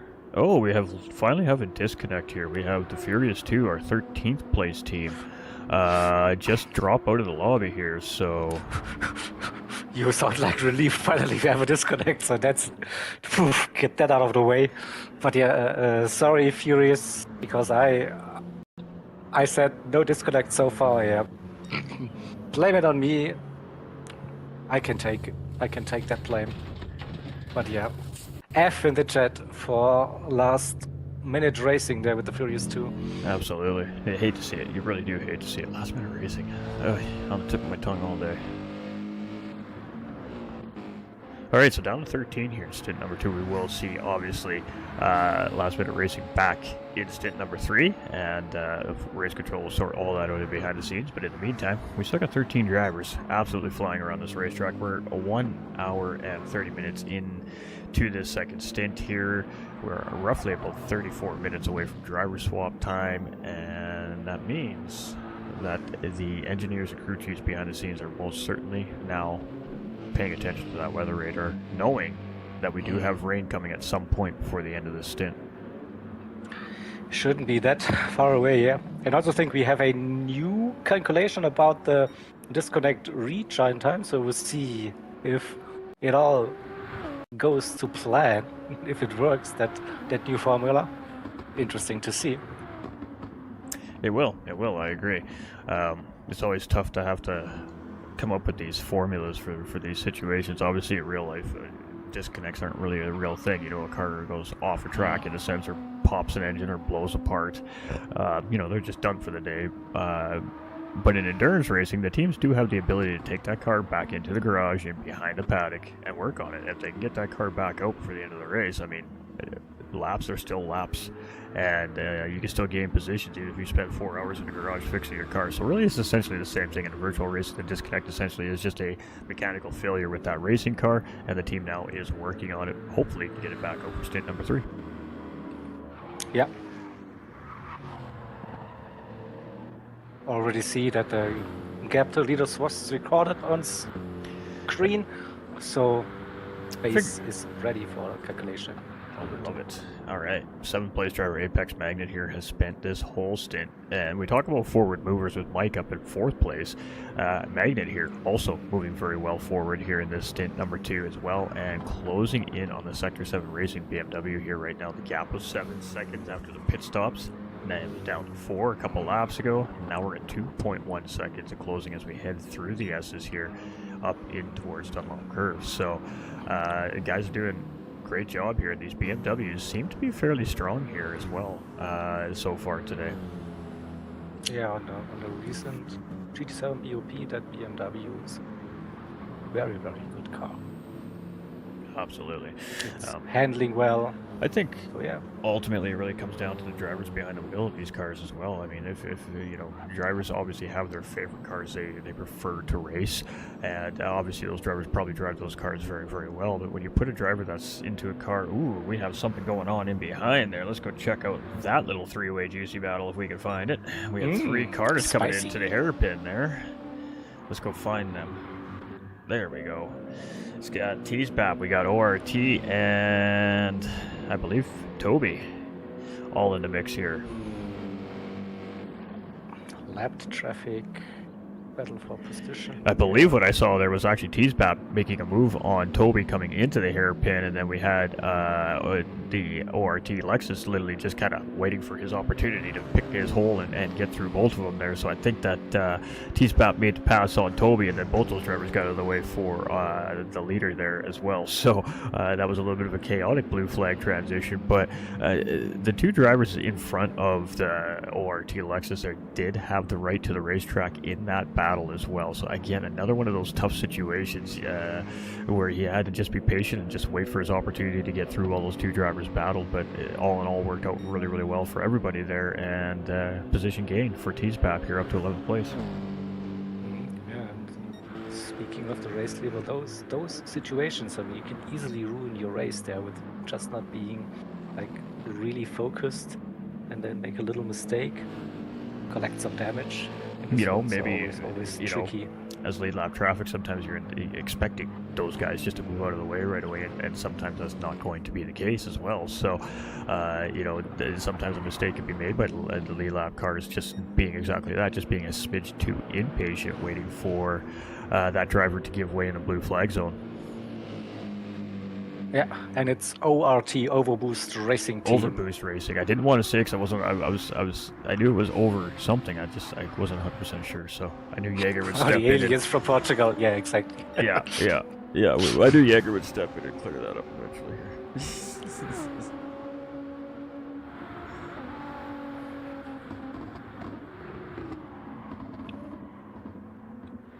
All right, so Mike is 9 seconds in behind Tonic, and just continues to close in on the Race Asylum GTR here. So the two Race Asylum teams are closing in together here very, very quickly. I've been kind of keeping my eye on that as well here on the radar as we've been going on. Obviously, it's not quite as close as this battle right here. I think this is where we're going to sit here for now, as not a whole lot happening here in the 3.5 hour mark of this race right now. Is again, the drivers have just settled in.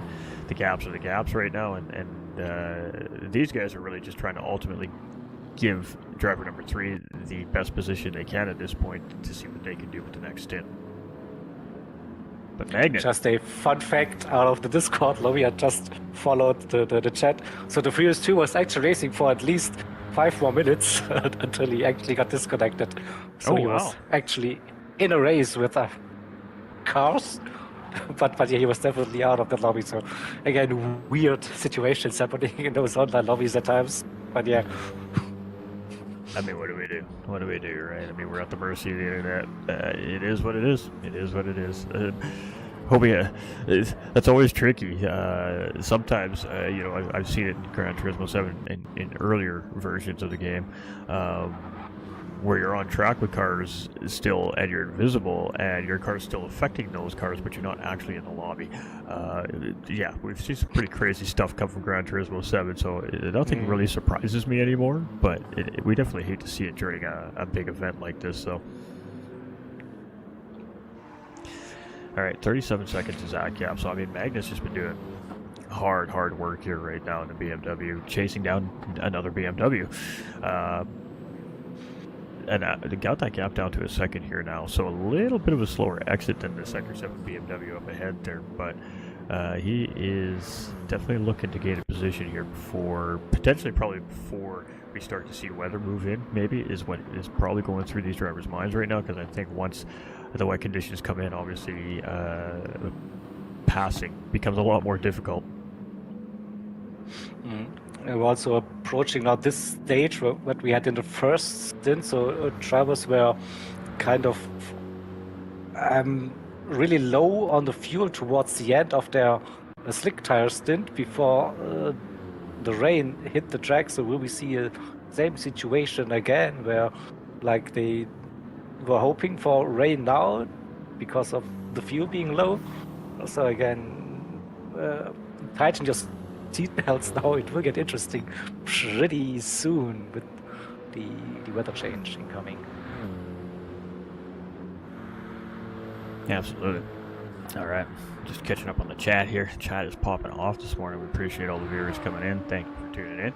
If you enjoy watching what we got going on here, we got 2 more great endurance races here coming up for the season, and a potential special event endurance race here as well coming up here soon, potentially as well.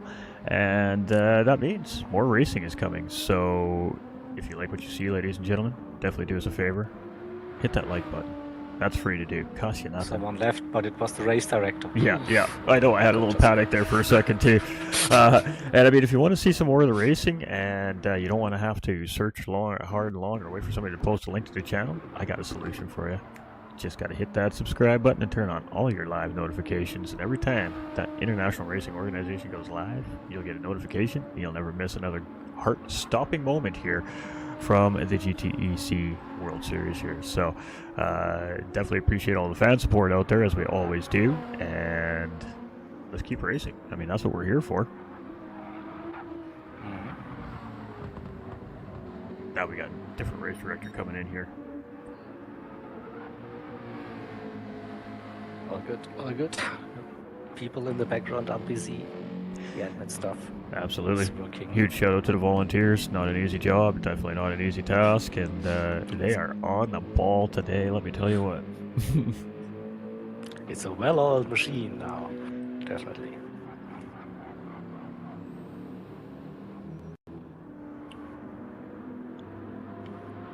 So, all right. Not too long. All right. Before we expect the rain. What I am seeing is shadowing starting on the cars on the racetrack here, which tells me that clouds are starting to come in. And you can see just in the background from that camera shot there, we do see clouds starting to come in from the, I guess it would be the northeastern part of the racetrack. A couple laps away potentially here before we start seeing some moisture. That's just based off of what I can see in the sky. We can't see, obviously, the weather information ourselves here. It's just speculation, but it's an educated guess. We'll put it that way. It is. I mean, we have Welch, in the lobby. He's also in the stream chat as average driver, so maybe he can provide us with some extra information. He has access to the weather radar. Yeah. We get that. You heard the man.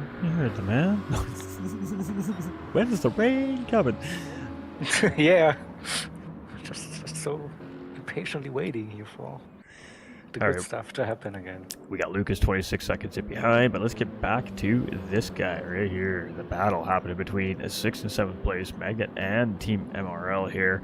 And again, the ORT Lexus is going to get himself involved right in the middle of a positional battle with 2 cars up front here. So the same situation all over again, different set of drivers. So let's stick with it here and see how all of this works out. This is always fun to see.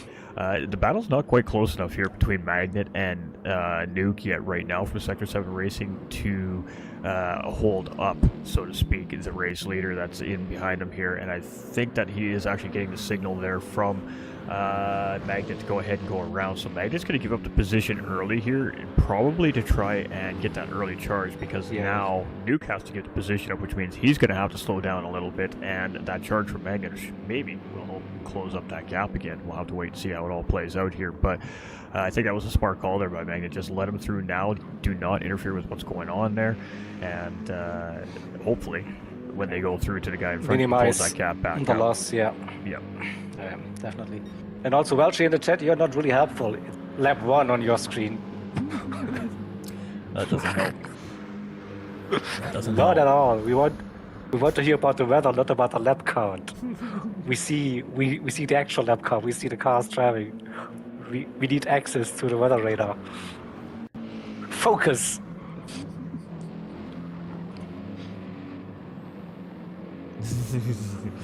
Chat's digging it.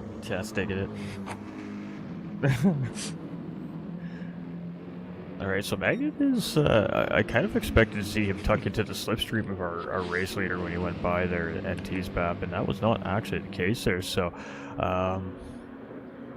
potentially maybe having that discussion right now with his engineer. When should I be pitting here, maybe? You can see he's really just kind of laid off these guys a little bit here, and maybe he's just trying to time when he gets to pit lane for when the rain's coming. I'm not really sure what we're seeing there, but it seems like he has purposely checked himself up a little bit here on the racetrack.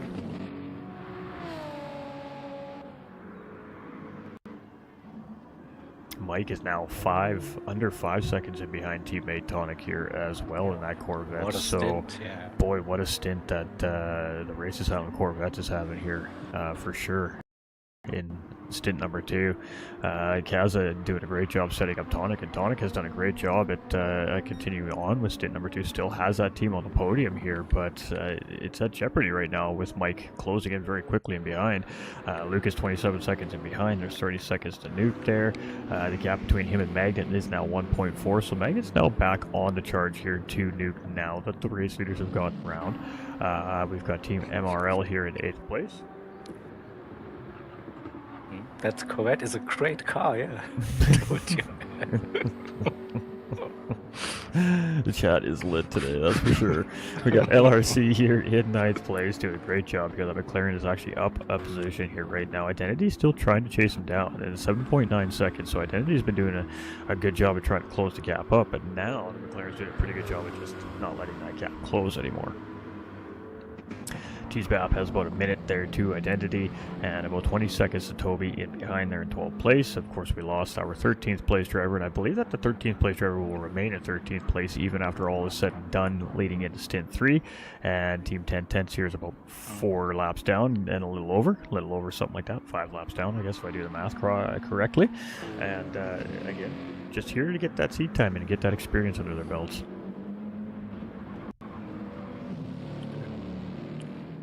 All right, where are we at? 43.59. We still got a 15 racing laps remaining, including the lap that the racers are on, the lead lap that is.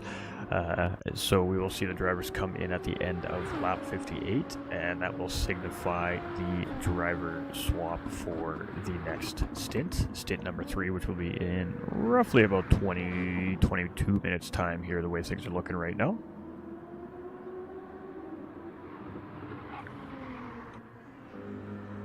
Alright, so we got to watch 3rd and 4th place here, and we also got to watch 6th and 7th place here. These are our 2 closest spots on the racetrack right now where... Rain is imminent. Rain is imminent. Appreciate you, Welsh. Appreciate you, brother. But can we trust him? I don't know. Ooh, we just got battles. He said we were racing on lap 1 still, so I'm not sure. That's true. 1.7 seconds now, the gap between Magnet and the Sector 7 Racing BMW, with Sector 7 Racing Nuke behind the helm there. And it's starting to close that gap. Back up there again is Magnet and Mike, 3.2 seconds in behind Tonic. And Magnet coming into pit lane, so he will be the first driver to jump onto the rain tires here. And that signifies for sure that we have rain coming anytime now. Okay, actual information from one of the drivers. But that's good. Oh, maybe not. Are we getting some fuel in the car? Yeah, we were getting a little bit of fuel in the car there is what we were seeing. I thought that maybe something there was something going on with that racing car there, and they were taking a look at it for a moment, but it was just a fuel man doing okay, fuel here things. We go. Popcorn out, ladies and gentlemen. Here we go. Alright. Yeah, we do have the wets coming out there on Magnet's car there for sure as he comes into the S's here for the first time. And it's going to be a little bit tricky here right now as the track is very, very dry still. We don't even see the wipers going in the car yet as we jump on board in the BMW here. We don't see any windshield wiper action yet, but obviously their engineers have made the call. The engineers know that it's coming, so it's just a matter of when at this point now and how much is going to come. The funny thing is about the torrential rain setting I've noticed too as well, is it brings varying levels of rain at that point when you get to that. Sometimes it's just very constant, sometimes it lightens up, and then sometimes you get spots on the racetrack where it literally feels like you are being poured on by buckets of water. It is very interesting to see how it differentiates how much water it's going to put out. But there we go, we just seen a little bit of a slip slide there from Magnet on the wet tires on the dry conditions, but we can see now we got some beating on the windshield here, so it is starting to drop some rain here right around Spoon Curve right now on the racetrack. So there we go, we got our race leader coming in. Lucas is just coming out of pit lane there, and I suspect that we're going to probably be seeing a lineup of pit stops coming here over the next 3.5 minutes or so. Definitely. Those on the wets now, they might destroy them early. I don't know. Moisture meters getting about the intermediate condition here now, so okay. They're So, just getting those tires scrubbed in essentially beforehand. Maybe a strategy call by the drivers and the teams, who knows? Who knows, yeah. Alright, so we got 58-second gap here between first and second place. So Sector 7 racing team here went onto the wets a lap ago as well, it looks like, judging by a little bit of wear that's on those wet tires. They were driving under some dry conditions, and ultimately that was a significant amount of time it looks like it cost them. I think it's just the delta. Yeah, I'm just waiting for the delta to come here right now. There we go. The delta's starting to finally settle in, and we're at 30. And we're at 38 seconds. It was 25, so about 12 seconds there. 12 seconds lost on the difference between the tires there in the dry conditions. That outlap. Ooh, a mistake here made by Tonic as he is coming into pit lane, and he is just trying to get this thing into pit lane here. Nothing to see here. Had to back it up a little bit there, but he gets it in there, and again, just caught out in the early part of that rain there, just with those racing slicks, and obviously it just caught a little too much water and paid a little bit of the price for it. But he's got it in pit lane. They'll get a new set of tires on that race car. He did keep it out of the wall and keep it out of damage, which is the most important thing there, and shake it off and get back to it. Mike then up to P3 with that. And again, another driver that decided to pit the previous lap as well. So in this case, working out for him, obviously with the mistake made there from teammate up in front. I think it probably would have been a little bit closer, but it ultimately looks like Mike would have gained a position there after the pit stop sequence either way. So Mike now up into third place here, Tonic down into fourth. Luke is still managing fifth place here right now, and Nuke is still holding on to sixth place here. I mean, he was definitely starting to feel the pressure there from Magnet as that time delta continued to drop, and then the rain came. It might have been a saving grace here for the Sector 7 BMW here leading into the end of the stint. Now that gap is about 14 seconds as opposed to 1.4, 1.2 like it was. All right, we got Frosty here in 8th place, currently 30 seconds in behind Magnet, but Team MRL here is about 2.8 seconds in behind, so the McLaren gains another position here during the pit stops. And ooh, big mistake made there by Team MRL, and that is going to be a pretty heavy hit into the wall, nose first there, and that is definitely going to cause some damage to the racing car there, and he can just staying off the line there, as obviously we've got Identity coming through there, and that is going to be a change of position as well. So Identity now going to move up into 9th position after that mistake made by Team MRL here. I guess the bigger question now is, are they going to tough it out here with the damage that they've incurred, or are they going to come in and just fix that race car? I wasn't sure about the rain, so I was wondering in the first stint. I could definitely speculate. You race engineer as well. You brought in your driver with light damage in rain conditions. And that was a driver call there. The car just didn't want to turn in the way that obviously the driver had practiced and anticipated the car to turn in with the damage. And again, just a comfortable call. We just want our drivers to be comfortable here today and just get that experience. So just come in, fix it, and you know what? We lose 20 seconds, who cares? That can be made up at any given time. All right, anything happens. So yeah, the damage definitely did play a factor in the rain. You would think that maybe it wouldn't play as much of a factor, but downforce still does matter here in these race cars, and it still does play a small part of how these cars hold the track even in the wet conditions. So in that situation, even with the light damage, it definitely the driver felt like it was hindering the turning ability of the car, and in the extreme conditions it just made sense to put a new clip on the nose there and let her keep going. All right. Yeah. There you have it. Yeah, I think you get an explanation for everything. Well, just at least 10-10 stuff anyways. I definitely know what's good to going on in that paddock, so...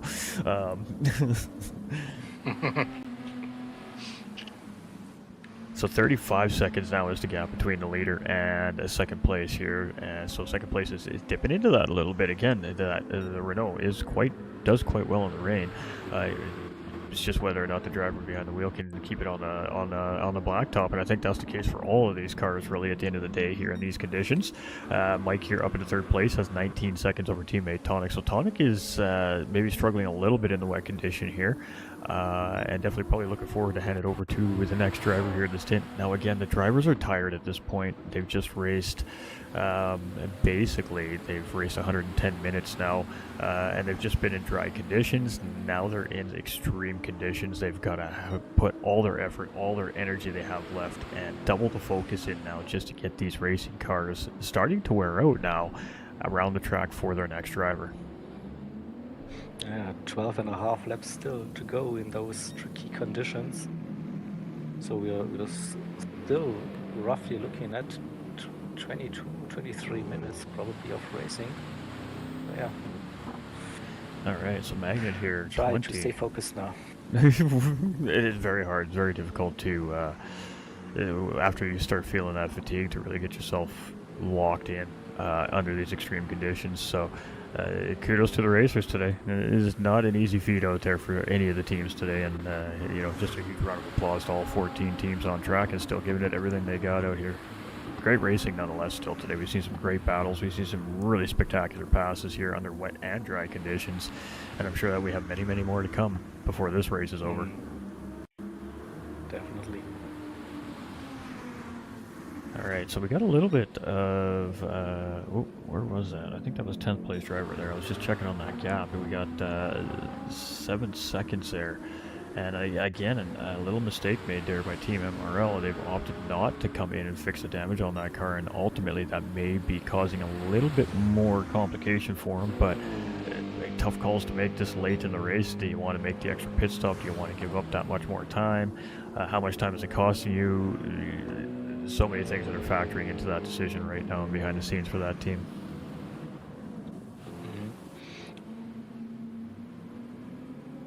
Toby in 12th place here. He's about 5.5 minutes behind the race leader overall here, leading into hour number 4. And he's got about 36 seconds in behind Teasbap here at the moment. But doing a great job. Again, had a rough start to the race, but he's really, really finishing out strong. He's put in some good quality laps all throughout the stint here. And good job, Toby. I mean, what else can we say? Started with 14 down to 13 here. We do have one car getting currently seeing repairs. Hopefully we'll see that car back out in stint number 3. We got 10/10 racer here coming through Degners 1 and 2 right now. And the driver's had a pretty good stint here, it looks like, for the most part, from what I can tell as well.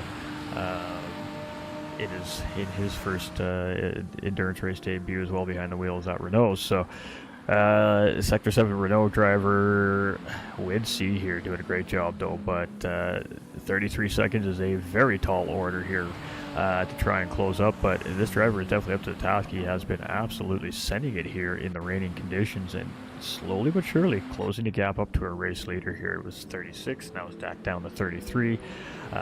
Slowly but surely just chipping back away, but again, we've seen the ORT Lexus, they just don't let that gap drop below 20 seconds, so if we do see that gap get back to that 20-second point, I suspect that we're not going to see it get much more less than that. Mike here in third place, moving. He has probably been the furthest forward progressive driver here in between hours 2 and 4. I believe from 7th now up into third place here. So very solid stint here from this driver, and he's still got about 15-20 minutes left to go here, but looking in good shape here so far. Tonic here started in second place, just down a couple of positions here for the Race Asylum GTR here as we lead into hour number 4. 22 seconds behind the podium. I was saying that right. For some reason I didn't think I was.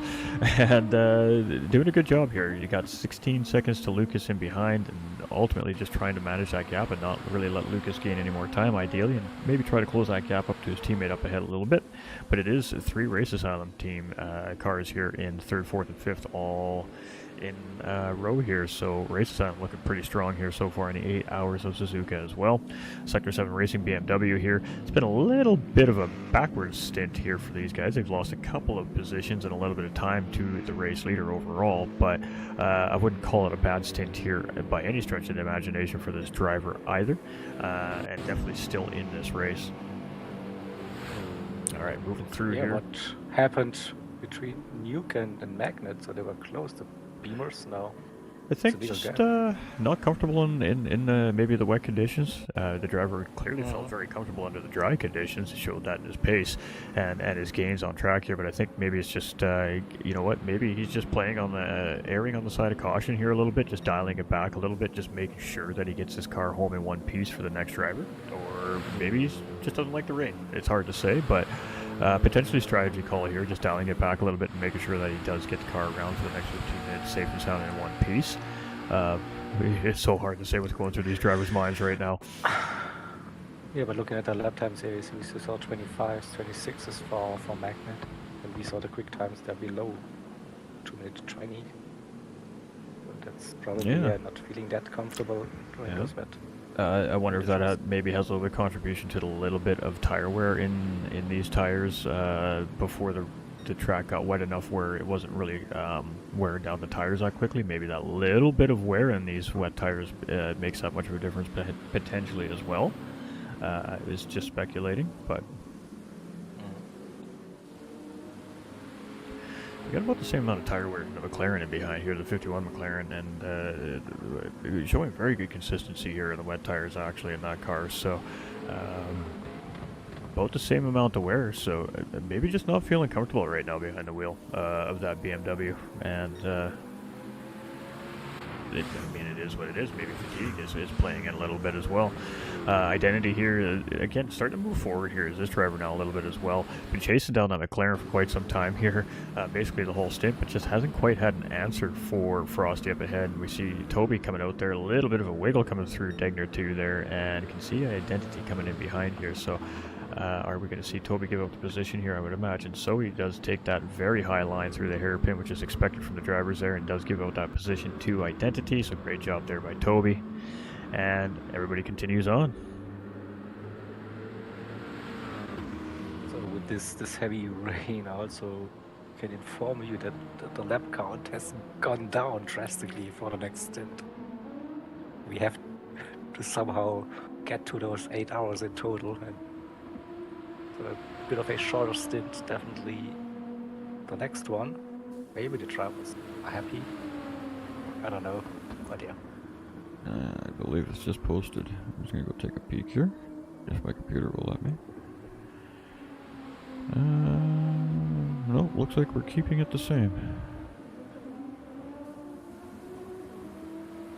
I'm sitting in the lobby and it will change. Oh, okay. 55 now. Ah, fantastic. All right. It has to be adjusted on the fly, I think, as the race goes on. I'm just going to say to the teams running in Stint 3, go ahead and take your sweet time and extend that stint by 10-15 minutes and make my stint a little shorter, please. Thank you.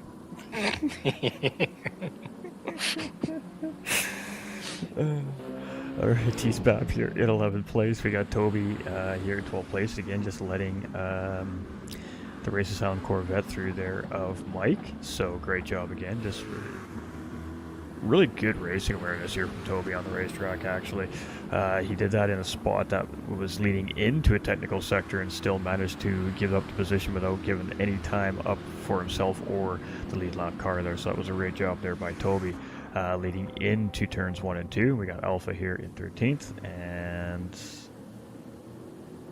looking good here as he comes around the Casio Triangle. Ooh, 8.2 second gap here from ORT to Sector 7 Racing, and What happened? A chink has finally shown in the armor of the 31. ORT Lexus.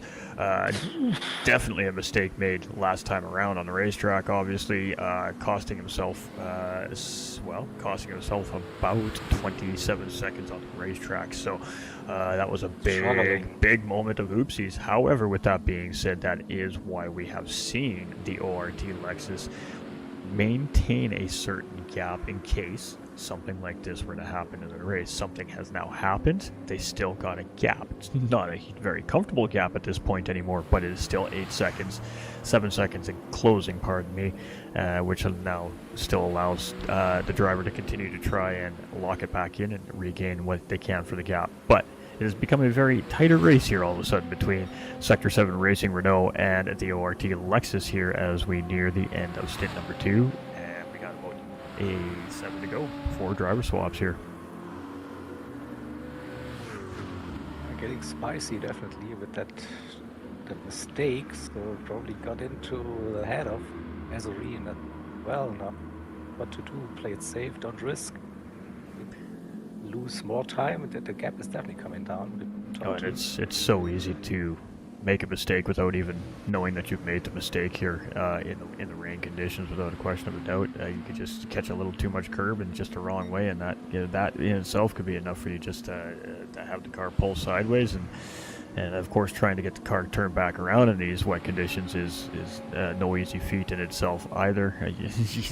Obviously, the lack of traction can make it very difficult to get the car spun around forward and moving in the right direction quickly as well. So no damage. Oh yeah, no, there's definitely damage. There's some damage on the leader's car here as well. So definitely a big incident happened in there at some point for this driver. Unfortunate, but that has changed. The way that this race is now going to happen it's basically become a 4-hour race here right now between first and second and third place, is very quickly closing in on these top 2 drivers here as well. So a whole new race.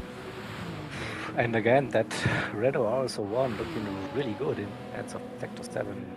Well, you know what? Team there in P2, I think they were just, I don't know, when they swapped the car, they were just hoping that it will be good, and wow, they played the blind with that for now. Absolutely. Definitely worth a car change, I think. And I think that we're Well going to done. see a change for the lead here in the next couple laps. Yeah. I mean, clearly the Sector 7 racing team just has a stronger car currently right now with the condition of the 2 cars. And I mean, that time is just absolutely dripping. Ooh, and a big wiggle there from our race leader there. Oh boy, feeling the pressure a little bit maybe here is ORT right now. Car definitely not behaving as it should be. Alright, so let's get on board here with our Sector 7 Racing Renault here right now as he continues to charge up towards the race leader. I guess the bigger question is here now, I mean, obviously the second place driver is more than aware that something had happened to the race leader at some point in front of him there to see 27 seconds just absolutely disappear. But the bigger question is, does he think that he has damage or not? And if he does think he has damage, what is he thinking? Is he thinking about trying to get around the ORT driver as quickly as possible, start opening up that gap, take advantage of the mistake? Or is he going to be forced to settle in behind the ORT Lexus for a lap or 2 before he can find his way around that driver to try and open up that gap? That really is bigger. Nope, he is going to send it right now on the outside as we head up into out of the S's. And ooh, that's a tough hold right there. You can see him really slide up the racetrack, and that is the issue with this Renault, is right there on that undulation change. It's going uphill and then it flattens out, and we see that big wiggle right there from Sector 7 Racing Renault, but he does get the job done. But boy, oh boy, that Lexus is right there on the back door, and for right now, it is just damage control, I think, here for the ORT Lexus. They're aware that they're hurt right now, and I think it's just try to not lose too much time here at this point. But yeah, racing, right? 30 plus seconds lead now. P2. Absolutely. With that. Ooh, and you can see even the Sector 7 Racing Renault here really struggling in these wet conditions coming around the Dunlop curve there. I mean, just almost half sideways, just trying to come around the corner at speed there. So, and it's insane to think that we're seeing these drivers coming in towards Spoon Curve at 130 to 145 miles per hour in torrential rain. Absolutely incredible what these GT3 machines really can do.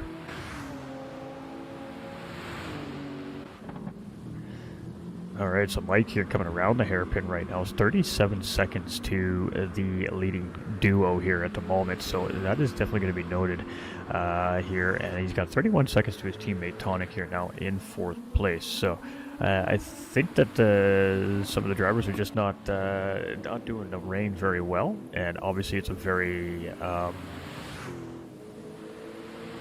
driving in the rain at these speeds with these cars under these conditions with this kind of competition and pressure, it takes a large amount of skill and concentration to pull off very effectively. So the drivers are working right now without a question of a doubt. We got Sector 7 Nuke here, was in 3rd place at the start of this stint, down into 6th place here currently, but you know, done a great job of just keeping that car right there in 6th place. He was under attack there for quite some time from Apex Magnet here, now in 8th place.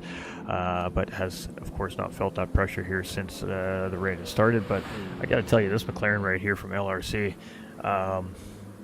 just doing a fantastic job right now.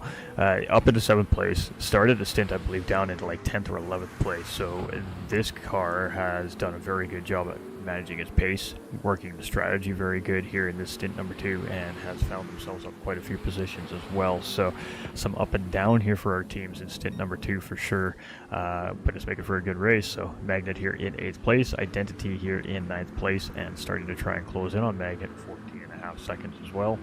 23 seconds to Team MRL, who we've seen have a small issue there and is carrying some damage on their car there as well. Also good to see we have a new nickname established in the chat for that Renault. It's the Ray Norley. Thank you, Ray, for that. Here we go. We try to remember that. Teasbap doing a little drift there heading into Spoon Curve, but he got it back underneath of him and he keeps that thing moving in the right direction. But that was a little bit of a code brown right there, I'm sure, for Teasbap there as he came around the corner. Not facing in the direction I'm sure he wanted to be facing at that point, but we got Toby here in 12th place and Alpha there in 13th position, and one team in the paddock working on their car right now. All right, so Sector 7 Racing, I mean, this is golden opportunity right here for the number 7 Racing team. You got a team that has been very strong here all race long. They finally made one mistake, and they've been able to take advantage of that mistake. Now they've got a clean race car, a good pace, and the guy that they're trying to run away from has damage. So, I mean, this is a golden opportunity here for the number 7 Sector 7 Renault to really do some work here in the last 5 laps to turn it over to their next driver. Very solid race here from the Sector 7 Renault team for sure. ORT here, they're doing a great job, even carrying damage right now. I mean, they're not losing tons of time. They're losing roughly about a second and a half a lap right now to that Renault.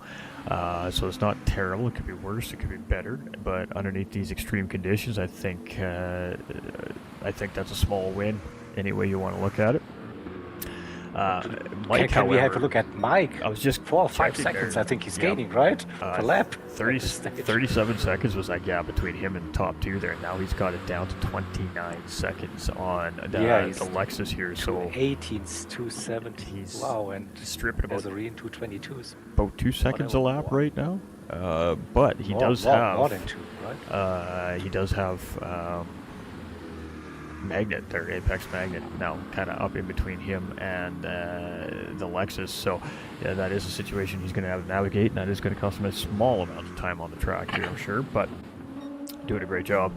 And we got Team MRL giving up position to Team Race Asylum GTR here right now, number 77 car, down the front straight there, blue flag situation. Great job there as they come into turn 1 and 2, and it is really coming down here in the first sector of the racetrack right now. You can really see that it is a very steady rain in the early part of this racetrack, and then it kind of just slightly chills out in the middle parts. So again, the difference in the rain, depending on where on the racetrack here, also potentially being problematic for the drivers as well.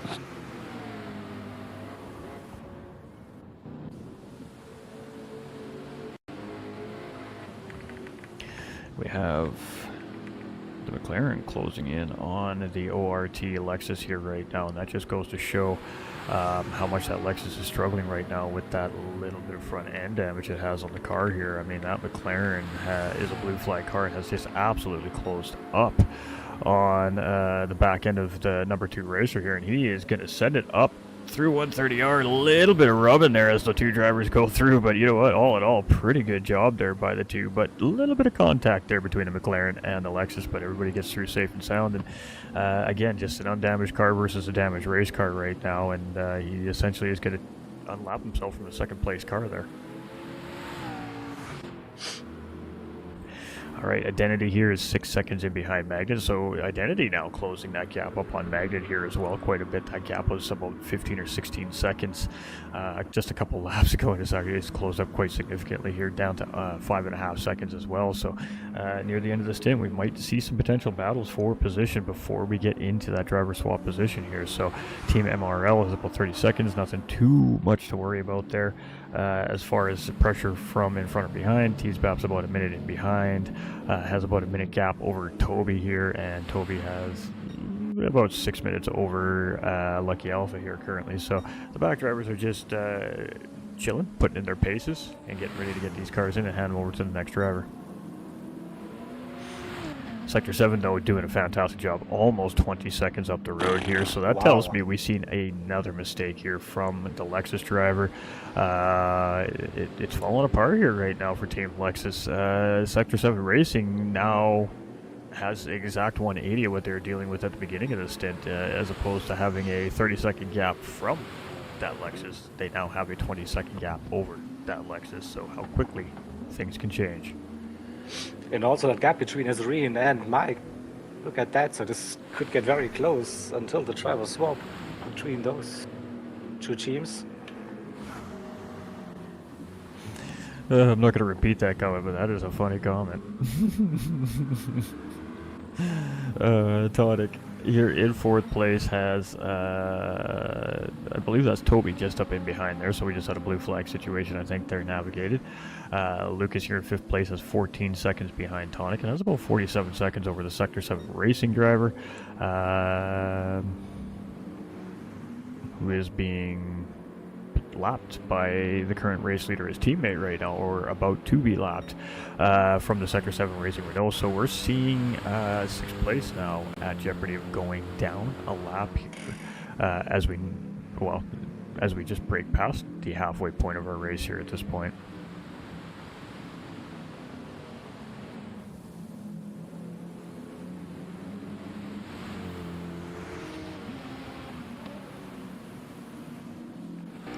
All right, our McLaren here, who has made very good progress here in stint number 2 through the field, is currently sitting 18.5 seconds in behind the Sector 7 BMW, and he is getting waved a blue flag there. I'm not sure why, because it doesn't seem like the lead lap car is really that close in behind him yet, but the stewards are just making sure, I think, that the blue flag traffic is aware early due to, of course, the weather conditions on the racetrack. Probably pretty smart on the race control volunteer side, on track side.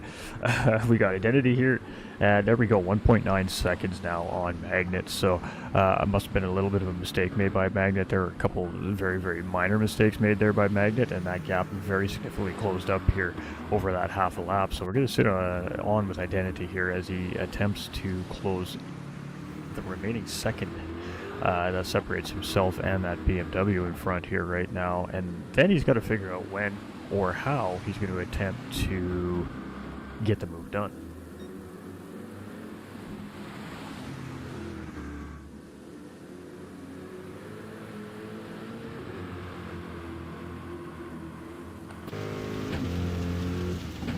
Ooh, it looked like he was maybe thinking about it there, heading into Degners, but potentially just getting off the line a little bit to get some clean air in front of the car and maybe just get a little bit of traction in the offline braking with these wet tires there as well. So it looked like he maybe was just poking his nose, taking a look, but at the same time just trying to make sure that the car got the reaction he was looking for, not to lose this gap that he's worked so hard to close up here now.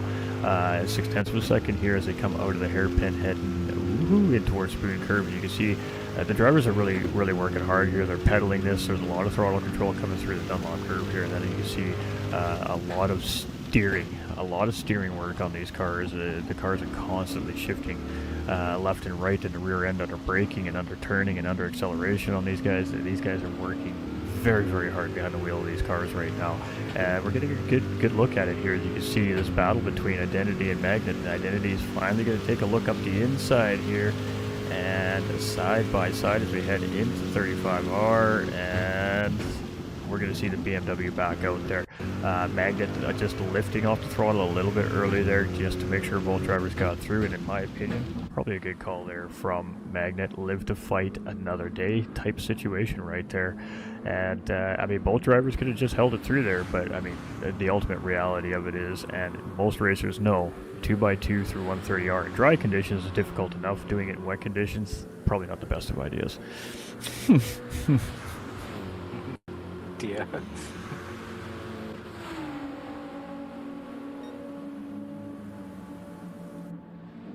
And I mean, the risk of passing, I guess, under wet conditions really isn't the fact that can you drive side by side under wet conditions. I mean, we've seen how many times already here today that you can have great racing and great battling side by side under wet conditions. It's a confidence factor for the driver behind the wheels of the cars, I think, more than anything else, knowing that the nature of the car is, if you're on the inside line, it's going to want to naturally try to slide up the corner a little bit because it's a little bit wet, and that always worries the drivers a little bit. With that driver on the outside line. And if you're the driver on the outside line, you are really weighing out risk versus reward by sticking yourself on the outside line of a corner in wet conditions as well, in a sense, because going into that, you got to be under the understanding that he makes a mistake and he pushes wide, that could be it for me. So it really is tough decision making under these wet conditions. So I think a lot of it really comes down to the confidence of the drivers and how they feel with their car at the time that the action's happening on the racetrack. But how much of a change there? From a 30-second lead now to a 25-second deficit to the race leader here is the ORT right? Lexus. I mean, that happened in a matter of 2 or 3 laps. That quick. Wow. And then we got Mike here. I mean, Mike is closing in, and there is potential that Mike maybe could be putting some pressure here on the Lexus before the pit stops happen here. So we're kind of keeping our eye on that guy too here a little bit as this progresses, and just some good battles happening here.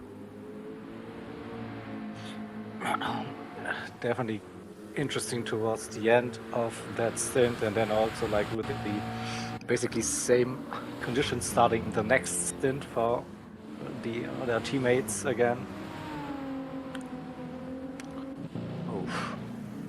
But yeah, not far until we see the driver swap, right?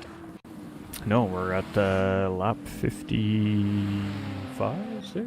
58. Lap 58. I had to get to a lead lap car here. I wasn't really sure, to be honest with you. It'll be at the end of this lap here. So we'll sit on board. 58, that's the end lap, right? Yep. Right.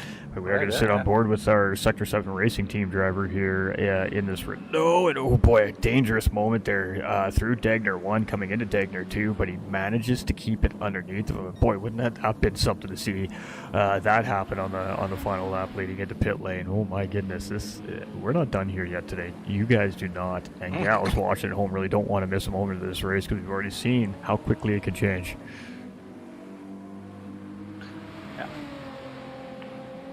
Blink it and you miss it. It almost Probably. changed right there again. Ooh, a little bit of a track edge right there. Boy, he is really fighting this car right now.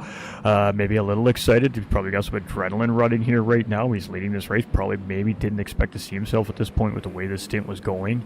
With 10 minutes left in the stint, and now he's got this massive lead. He could be a little tilted, as I like to call it right now. He's just overcharged. The adrenaline is flowing. He's excited. He's pumped up.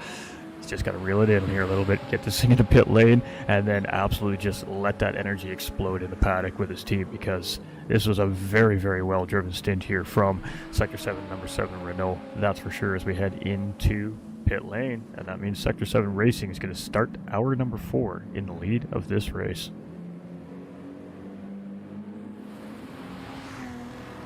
Yeah, what a stint, yeah.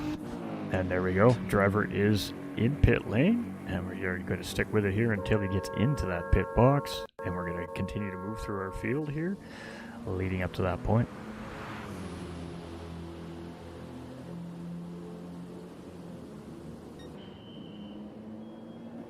That was a great job there from the number 7 Renault Sector 7 Racing team there, and a 28-second gap as they head into pit lane over the number 46 Lexus that is now coming into pit lane, and 4.7 seconds behind him only is the ERA Corvette also coming into pit lane. So watch second and third place here on this race start. It might get very feisty very early on here.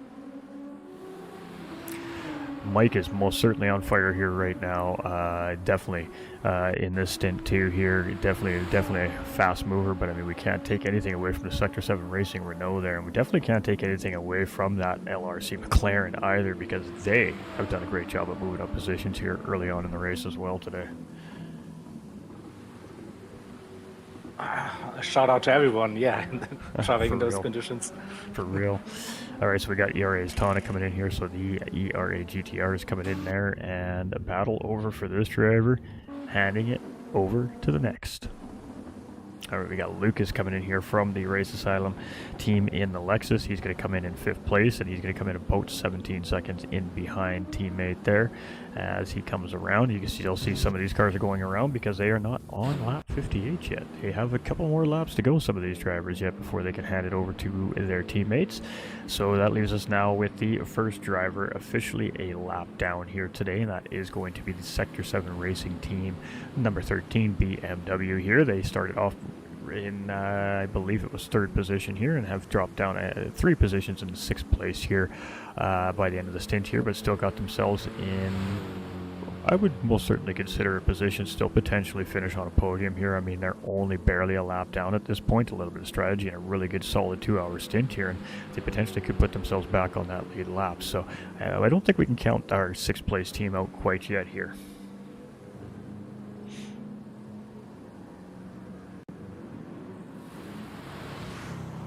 Oh, we see some more cars out on track for the 3rd stint. Good to see. All right, so we've got the McLaren now coming in 6 seconds in behind the Sector 7 BMW here, so some time gaps very close together here as well for some of these races as they get out into stint number 3. We've got Identity coming around here, and he's about 34 seconds in behind the McLaren driver that came in here.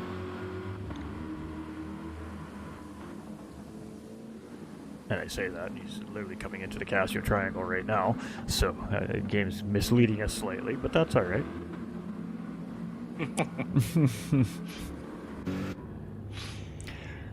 All right, moving over to our BMW driver here at Apex Magnet, and boy, this guy had a pretty solid stint himself in his own right here, sitting in 9th place currently as he now brings his car in to hand it over to his respective teammate. That leaves us with Team MRL here now in the GTR, and just about 2 laps down here, so it'll be a little bit more time to go yet here before we see the GTR come in.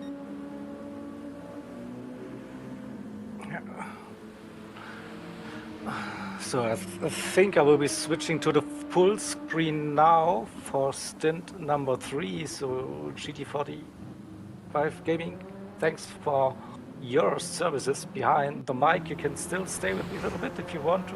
Yeah, we'll until hang it the out driver swap has finished. until we get all our drivers and through here. then we will go big screen, and I will.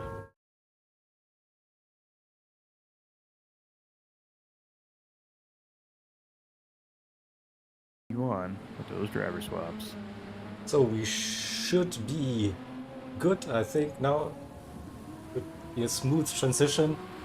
So I think you can see it in full screen now. You should hear me, also the game audio. So I say that was a good transition, at least from my end. No, the stream's been fantastic here today. As always, you're doing a fantastic. Say thanks to Jaeger. Shout out to Jaeger. He is the production crew here behind the scenes at the International Racing Organization, and everything that you guys and gals at home are seeing on the screens in front of you is all because of him. we're all just a byproduct of his hard work at the end of the day. So huge shout out to Jaeger and the production team behind the scenes for producing such a great stream for everybody to watch. Appreciate you, my dude. But I also have to thank everyone that involved, yeah, with doing the comps. So you're also doing the hard work here as well. But so back to racing, and I have to bear some bad news for esports races. I'm the number 44 car, Sluxy, riding with some damage early on in that stint. No. Kind of understand why he was not very Yeah. happy with the car in chat a little while He wa- ago. All of a he sudden. wasn't, yeah. It all makes sense. It all makes sense now, yeah. That's true, that's true. We're just cycling through the grid a little bit to see the gaps, and also see the drivers that are sitting behind the wheel now. We'll see 12 plays coming out shortly. Just saw that last minute racing gets back out on track. Now Richie having the honor to drive in those wet conditions. Let's see, and we have a close battle. P6, P7, Sector 7, the number 13 car at BMW, and we have Banana Josh or Leviathan Racing LRC. It looks like that McLaren is white, good. In the rain, ooh, nearly loses it. But yeah, again, probably MR cars in rain, preferable over those FRs. And we see Banana Josh going around the outside before they enter the spoon curve and moves up the order up to P6. So Hovercraft in P7. Tell you that McLaren's starting to look very strong. The LRC McLaren out here, there is still position to gain for them if they continue driving the way that they're driving right now. But it was badly nerfed in like dry conditions on BOP. Oh, and then we have an issue. Their car running deep. Not sure what happened there. I think, no, it was just like getting out of the way. That was smart driving here. Here they in P8 wasn't for position. We have Gelf in P9 for MRL.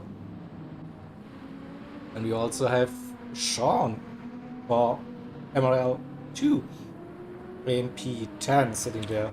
Then we have for Loose Moose Racing Toto Wolf P11. Amazed how he finds that time. We have Monza qualifying just over probably, and he's already behind the wheels and not wasting any time here. Richie in P12 for Last Minute Racing after disconnect, so they're back out on track. And Oscar for Race Asylum in the BMW in P13, so we are just waiting for 10th for their driver swap. About another 5 minutes, yeah.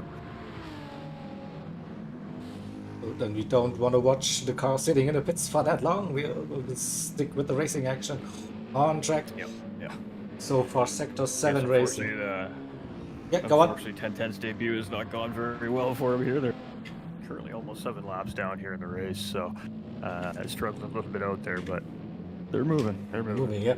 To P4, Candyman and the pits early. Doesn't like the wet tires by the looks. We see that it's trying out on track.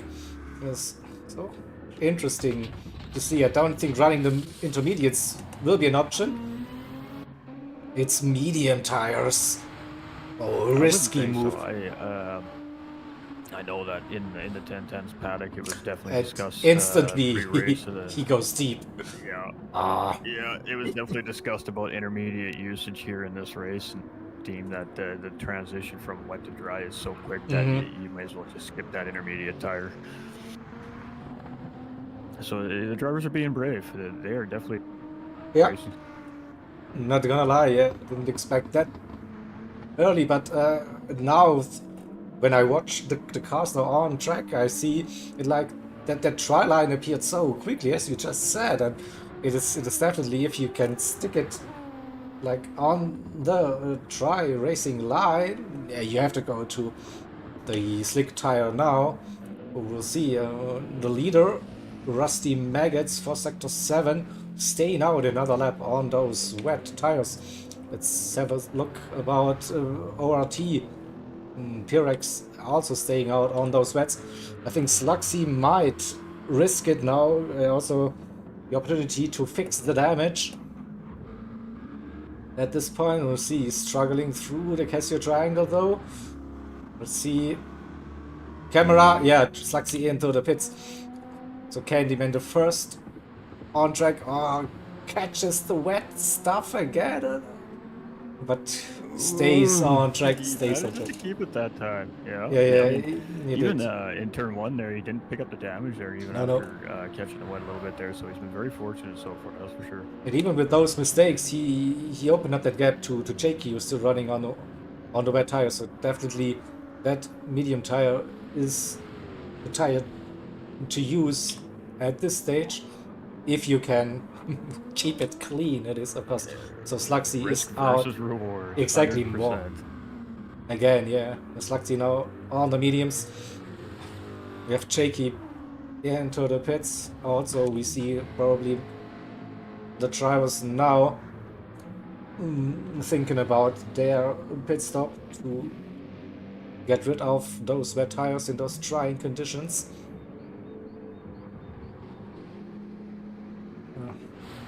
Those are out on track. They started their laps and they played it safe by the looks. Now Gelf is already out on the mediums as well for MRL in that BMW in P9. And I think this was a good call. Hide in P8, still running on those wets, struggling probably. So maybe Gelf can jump Hide with that one. So the leader is in. Now 23 seconds to gap to P2. We also see Banana Josh and Hovercraft into the pits, getting rid of the mediums. ORT has to pit as well, right? Yeah, they do. No drama for that entry. Mediums it is for the leaders. Let's have a look. Slugsy. That gap should come down to P2. With that undercut on those mediums, so how much time did you actually lose staying out for one more lap? It's safer, definitely. And can you afford like losing 4-5 seconds? Maybe. So there was no drama on the pit exit for ORT. Slugsy comes around and we'll see that gap. Oh, yeah. Alright, not too bad, I think. So now can Slugsy push on those medium tires, keep it within the track limits and inside this racing line. One touch on the outside, probably you go into a spin. Esports vs. Salem Candyman, yeah, James, aka Sharky. So it was his previous name, so he was driving for Sector 7 not too long ago.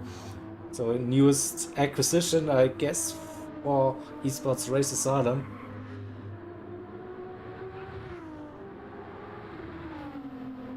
I'm not sure, James, how this was handled. I think they had a talk with the admins. I think it is.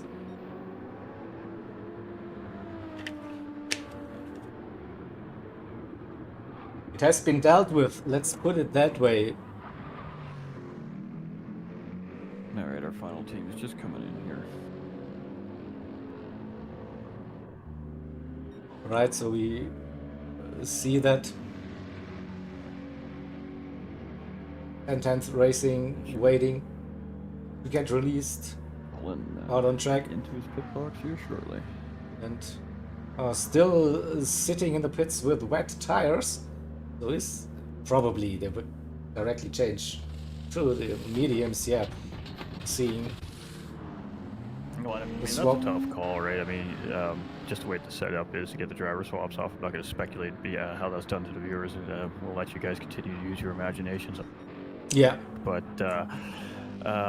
tough in that position because that means that you got to put the racing slicks on for the formation lap, and that obviously probably isn't ideal with the situation in the lobby. So, Yeah.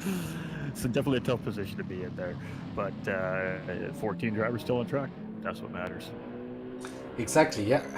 Couldn't have said it any better. So, and also the sun is coming out again. So, we see the same setup in the previous two stints. Like 15 minutes of wet racing roughly, and then probably the majority of this race in dry conditions, and then towards the end the heavy rain again. We'll see. I wouldn't mind like having a downpour in the middle of this stint. It could be seen. Yeah, it definitely could be seen. Yeah. In all my practicing, preparing for the race here today, unfortunately we had zero rain in the middle of the stint in several different lobbies, but anything is possible with the random weather model here in GT7, that's for sure. But I'm gonna hand it over to your more capable hands here, and I'm pulling triple duty here today as a race engineer, racer, and commentator. Yeah, so, I've just got to busy get back to my garage here. And thanks for your duties. Day, yeah, and have a good stint. Then appreciate you. So see you on track and later. Just keep the camera off. Have a good one. I'm just gonna be spinning. I'm not in charge of handling the camera for the final stint. You know that. So.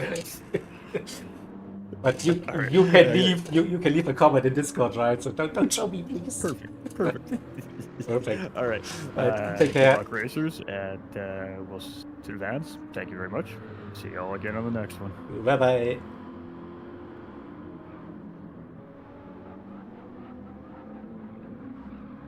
All right. Thank you, GD45 Gaming, for your expertise, for your comms, as usual.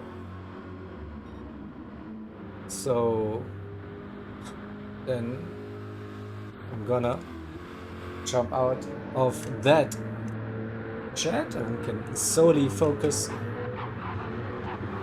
on the racing.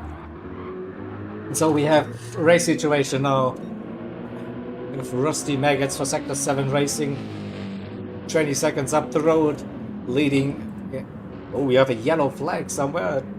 We'll see if we can catch what happened through this middle sector. Oh, someone spun it. That's a McLaren. Right, so ORT with Pyrex in P2, Sluxy in P3 for the Esports Race Asylum team.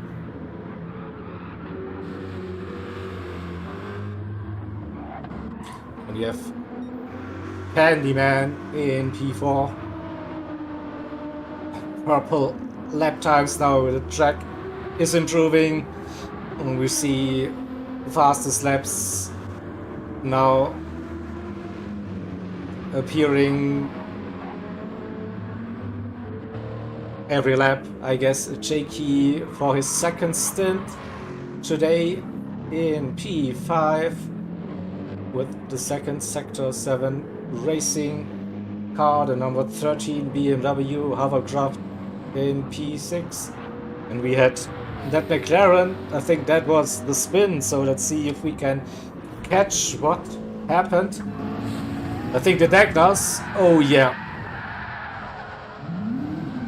Nearly caught it and then has to get out of the way. Reverse that car. Oh, there's another car incoming, so I have to be careful. There was a gap for the ORT driver, but yeah, that was where Banana Church lost plenty of time during that lap. So P7 for Leviathan Racing, Hide for Syndicate Racing in P8.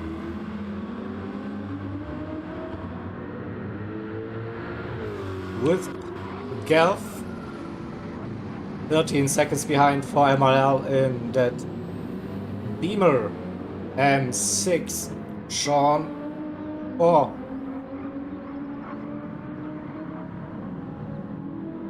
MRL,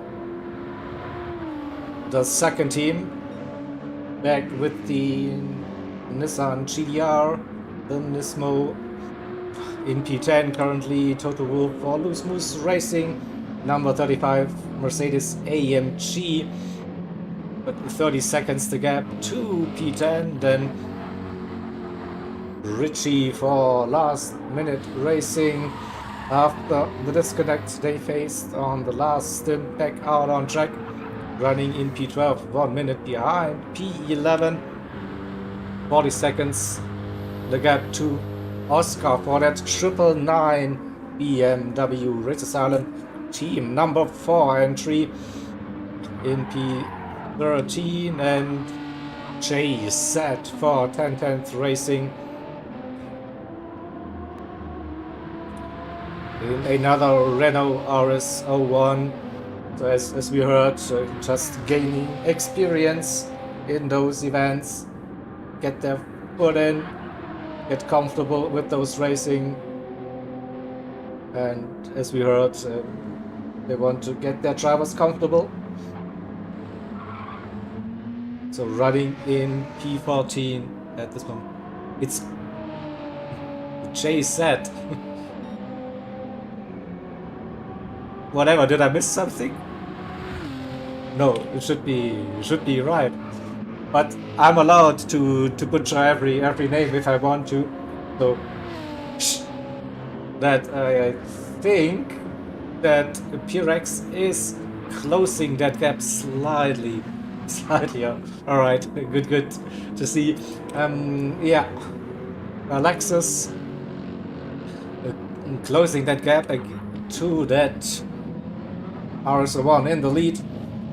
So slightly adjusting to the conditions now. We have that dry racing line now pretty wide, so I think you can already go side by side on some of those corners, and so definitely you can start to push a little bit. We see what those lap times will bring us, those improving slightly. Not hitting those 201s yet though. Jakey, he got used to those conditions earlier, driving in the first stint, already knows where you can push with this one. And we see comes around 203.3. Let's have a look at P-Rex. Already a 202 on the board, and looks like he will be continuing this trend. Quicker lap times than the leader, just a little bit. 2/10 this time. Slugsy, a 208 last time round. Slight off track somewhere by the looks.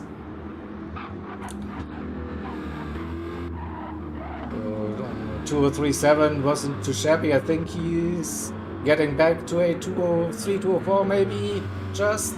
Yeah, high 203 Candyman with a solid run. 202, so Candyman on the move for Race Asylum. The 77 car, that Lexus. No, it's the Nissan GTR. Jakey is running the Lexus, right? For Race Asylum. Get confused with all those Race Asylum entries and similar looking liveries on those cars. So Jakey, the 218 car, also really quick at the moment.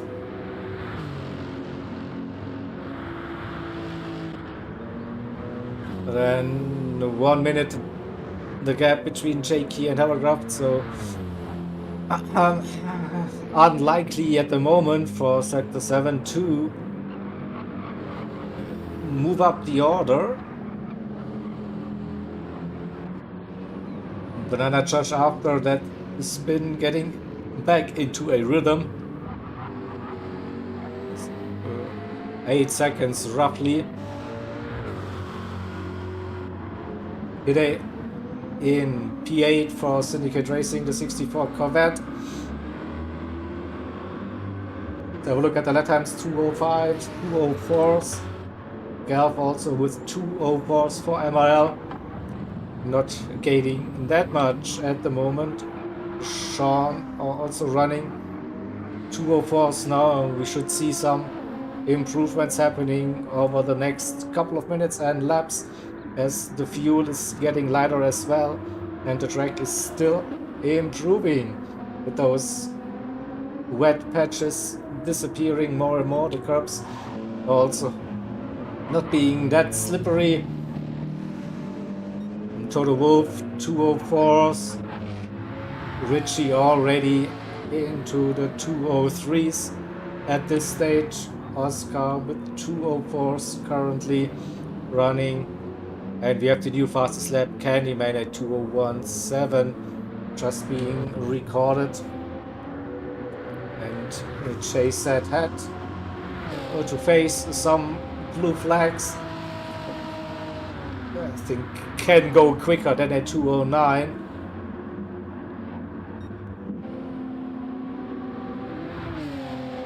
So Rusty still controlling the gap.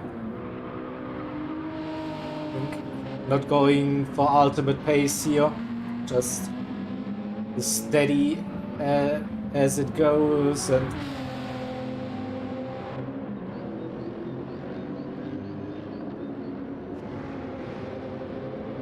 so I'm just wondering what did that gap just jump? I don't know. Was it 28 seconds? I'm not sure. It was 16 seconds, right? So I think Pyrex had an off track. Pretty sure something must have. We have a look at this sector time. Yeah, 11 seconds down. So yeah, wasn't mistaking. So Pyrex with that mistake gives Rusty definitely more room to breathe. Nearly back up to 30 seconds the gap. Sluxy finding his rhythm, finding the pace, 202.7. Oh, can he hold on to that podium spot for the number 44 car? That will be the question. Candyman is definitely charging the fastest driver on track at the moment. Will we see another improvement of the fastest lap? Yes, we do. 201.3. So just bring up first the current standings after round 5. So we see the esports racer styling team, the number 44, leading the championships with 45 points over ORT. ORT sitting in P2 at the moment, esports racer Salem in P3, and Sector 7 Racing, the number 7 car, leading the race in P1 currently. So the top 3 teams are also leading this race, just in a different order. Right, but we see the quality of those teams, like being in the lead.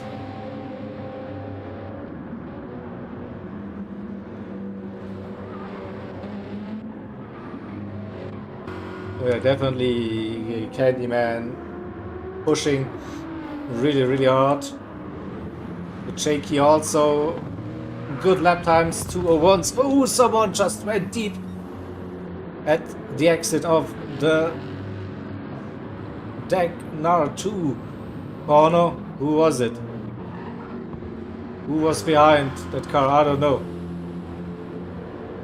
So if we jump to Jakey, bring up that replay and have a look behind, maybe we can catch what happened.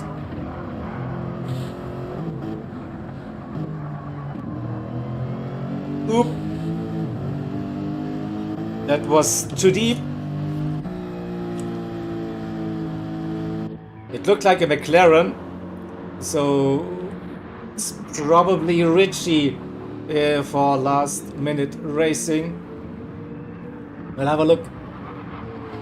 Don't think it was Banana Josh. That McLaren looked a bit different. Yeah, look at the lap times. Should have been Richie. So where is Richie?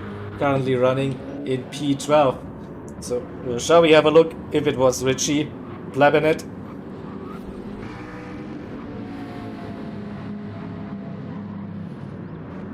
think it was at that part of the track. Just see, yep, Richie goes deep, lays in the kitty litter for a little while. It says, nah, I'm having enough of it. Wanna go back onto the track. So he had some, yeah, up and downs. Look at that, 203, 203, 2 minute 10, 203, 211. That's a little bit inconsistent. Let's put it that way for Richie. At this stage, he has the pace, but he has to be more consistent. Definitely, again, putting up a personal best lap time so far throughout this lap. So at the top, we see Rusty Maggots 2021. Jakey now with the fastest lap currently. I think Pirex after that 2 minute 14 that cost them 11-12 seconds back into little rhythm. And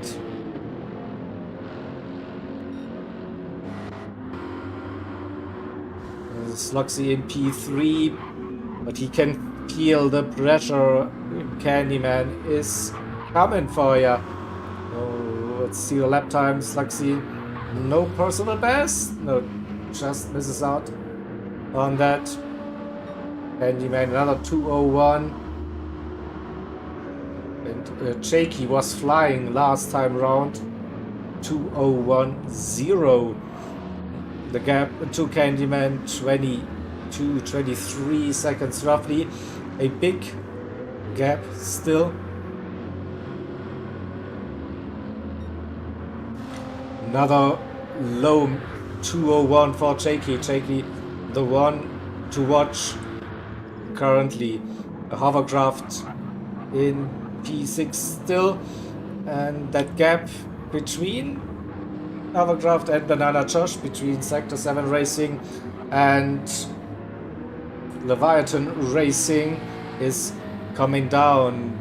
Banana Josh is catching. Yeah, we see the lap times 2 minutes 3 for Hovercraft, and Banana Josh recorded a 2:02 last time around.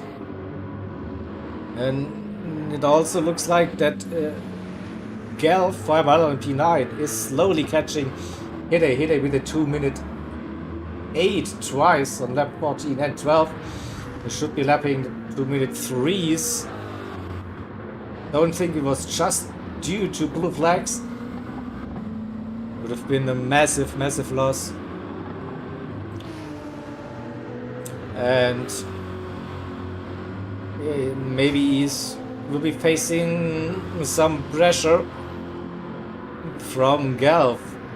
At first, he has to obey those blue flags. It is Jakey, gets a little bit of slip, then should get the pass before the 130R. Let's see, no. It just slows down before 130R.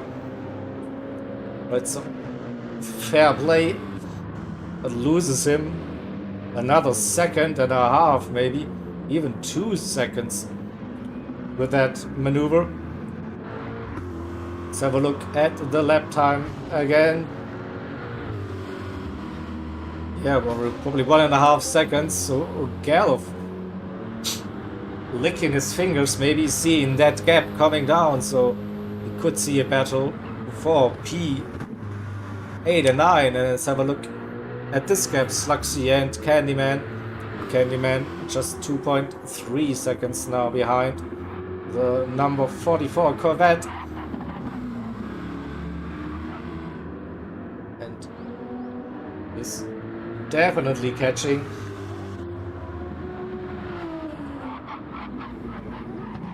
.201s all the way for Candyman over the last couple of laps, while Sluxy is lapping 2:02, so 1 second per lap at the moment.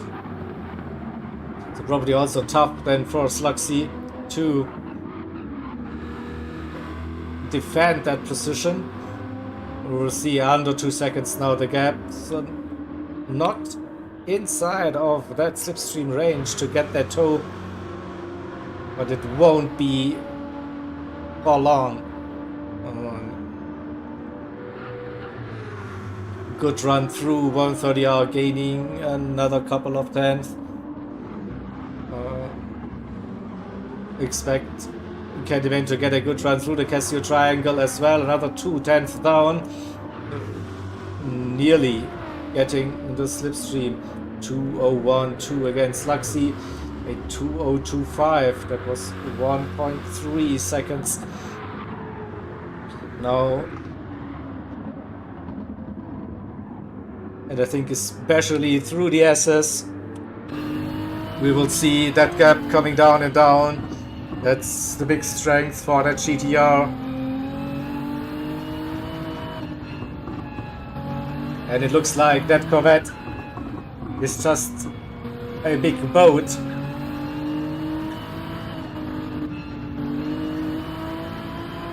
Yeah, nearly gained a second. Wow.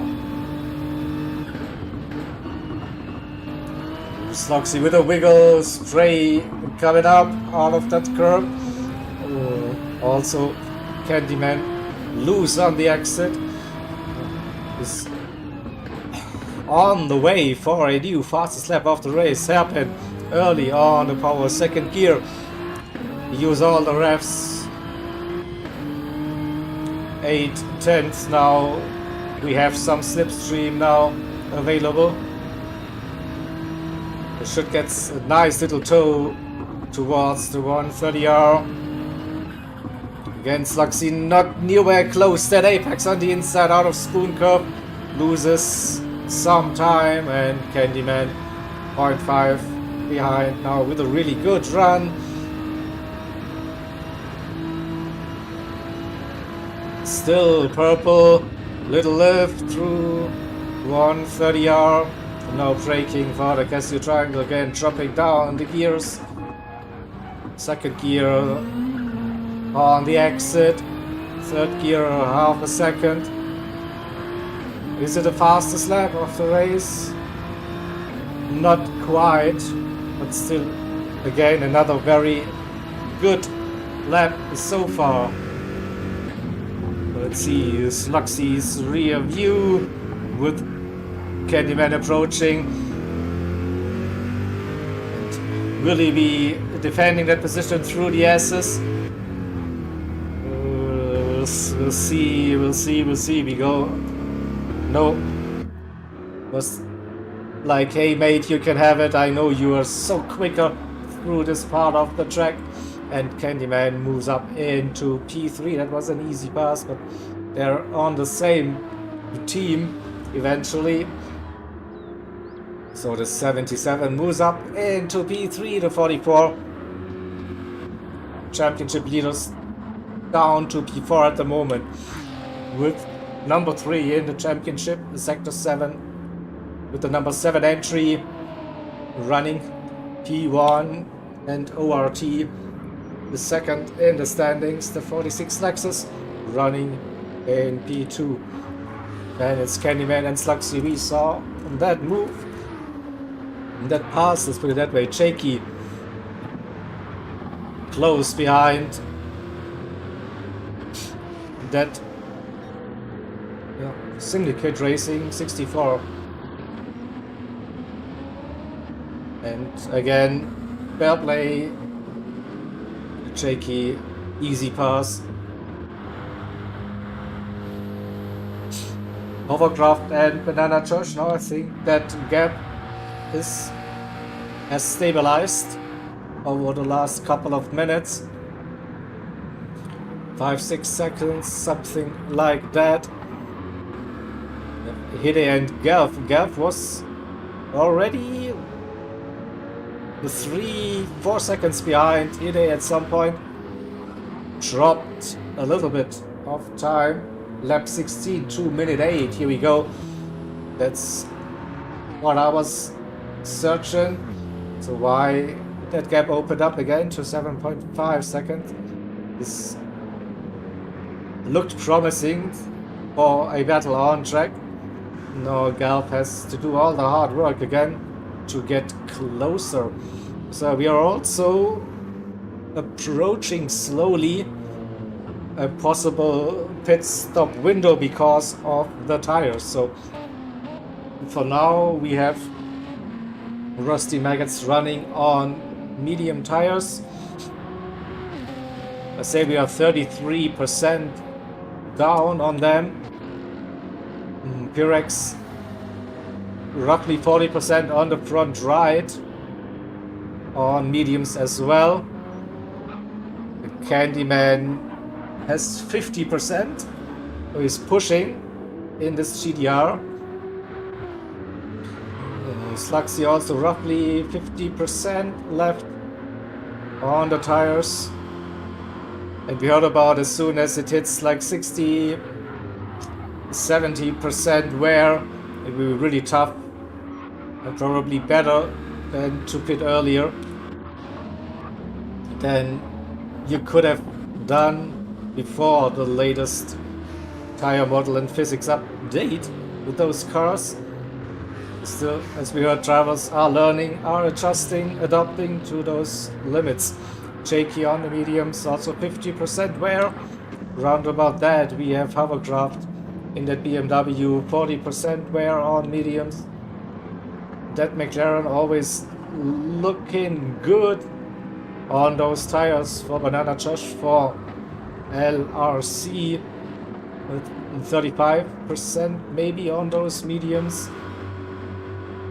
Then hit it with 50% wear on mediums. Galp 40% on mediums. Sean also on the mediums with 40%-ish wear. Toto Wolf, feel like I'm repeating myself, mediums 40%.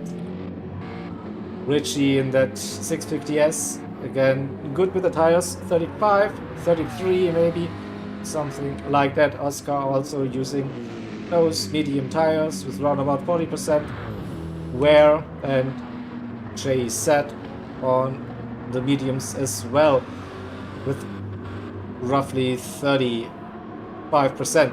So medium tires all the way for the drivers so far, and it looks like no rain for the foreseeable future from what I can tell. So maybe we see drivers thinking about going for a pit stop in the next couple of minutes with this. So after the mistake, Pyrex is slowly closing that gap again. Still roughly 25 seconds between the top two drivers, that is. 2017, as long as you can do 201s on those mediums, no need to pit by the looks. Candyman 2010, that was really close, matching basically his personal best, which is also the fastest lap of the race for now. And we see Luxy is struggling now with that Corvette 203s. Now that's, yeah, not able to keep those lap times in the 202s. Jakey also now is starting to struggle a little bit by the looks. The 202s is still quick, no doubt about that.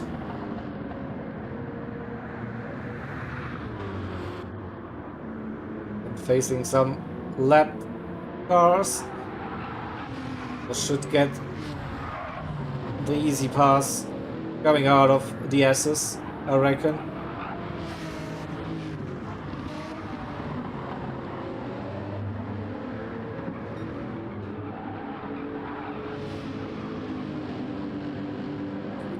Getting closer and closer now. We see the blue flags. Probably before the hairpin might be a good opportunity.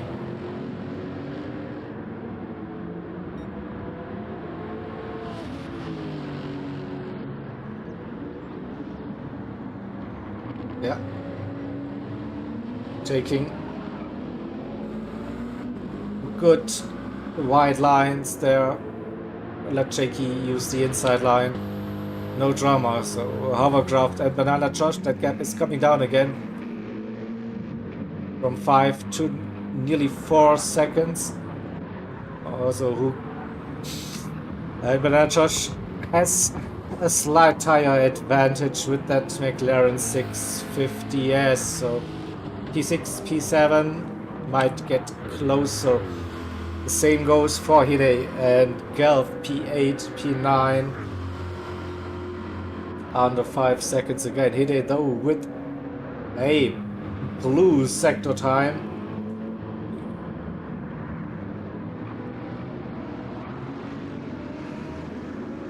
Who comes through the Casio Triangle? We see Gelf as well coming through. We'll see if it's a personal best. No. Gelf gaining a little bit on them, and I'm expecting the drivers to pit the next couple of minutes. So the gap between P1 and P2 is slightly coming down, under 24 seconds now. But this is probably still a free pit stop with tire change at this stage. So I think 25 seconds is around about what we can expect for the pit loss if you don't refuel.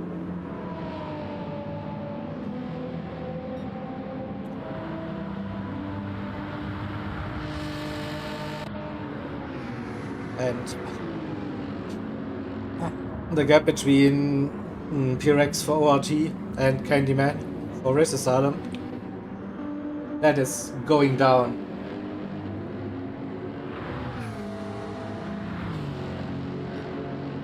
Under 13 seconds now. We are 23 racing laps into this stint. So we are slowly approaching the halfway mark for this third stint of this 8-hour race here at Suzuka.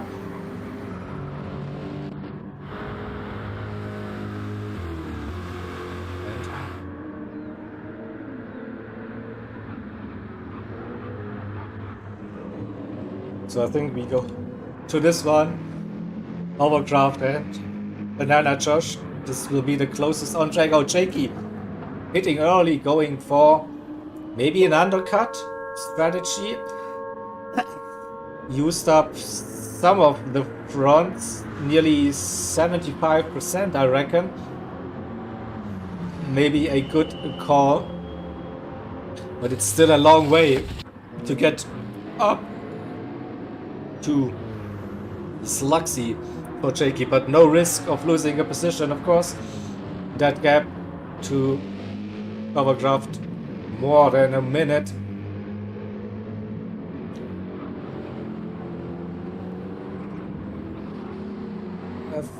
I feel like Hovercraft is struggling a little bit more with the increased tire wear. Oh, and that 650S is still looking good with those tires. Banana Josh had a 2-minute 1.9 last time around. Hovercraft 2-minute 2.8. It's nearly a second. That one 2027, 2012 gained half a second. D2 ORT also deciding it's time to pit. Probably a smart move as well.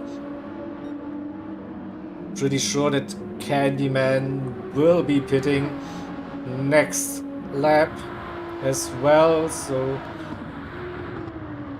and Buick should be coming out in clean air clear track in front and behind, so I think a good strategy call there to not face any traffic when you have fresh tires. Is Luxy staying out for another lap? Interesting. Jakey out on those fresh mediums, and we'll have a look.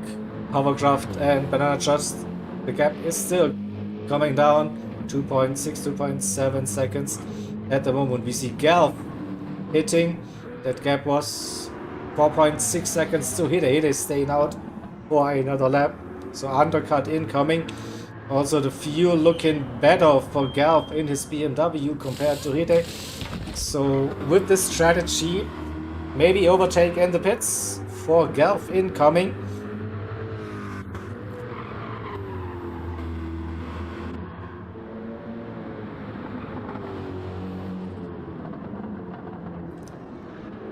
Sean for MRL2 into the pits as well. We have then Toto Wolff.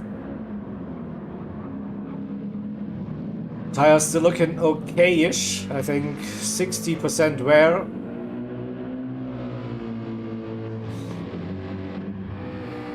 Same for Richie. Also fuel looking good, so Richie might be going for a bit longer.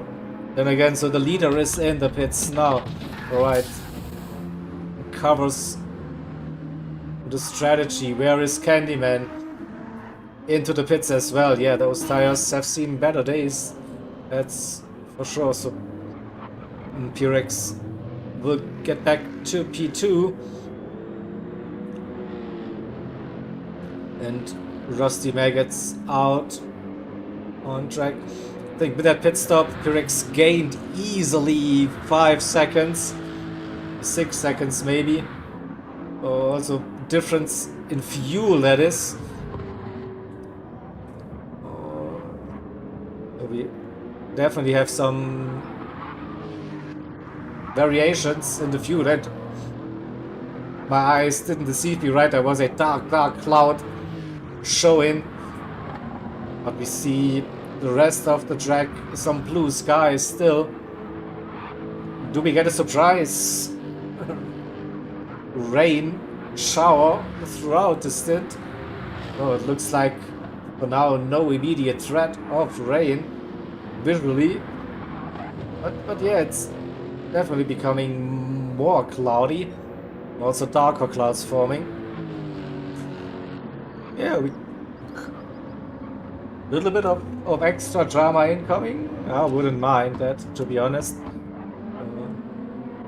Slugsy also now on the outlap, pitted for a fresh set of mediums. Jakey just 4.5 seconds behind Slugsy now. Jakey with a great stint so far, pushing those fresh set of medium tires behind Richie now. Richie getting out of the way through the Dunlop before the Dagners. I think Jakey lost a tiny bit of time, not too much. Hovercraft into the pits. He's still 3/10 purple, so are we going to see the first sub 2 minute lap time from Jakey? 3.5, that gap to Slugsy is, yeah, coming down, so Jakey can keep up that pace. Will be jumping Slugsy. They will swap positions. So again, a solid run through the spoon curve. No drama on the exit. A bit wide, maybe touches the Astro, but doesn't lose any speed by the looks. Next time incoming, 6/10 up, yeah, so clearly good conditions now out on track. And we should see a 1 minute 59 as the new fastest lap. Again, nice run through the Casio Triangle, and here we go, 59.8. And Hovercraft and Banana Just, that gap has come down under 2 seconds. Both now on fresh medium tires. Hovercraft on the outlap. Josh already completed a lap. And yeah, Gelf, as expected, jumped Hide during that pit stop. So Gelf P8, Hide P9. And also we see Pyrex is pushing 14 seconds to get to Rusty Maggots in P1.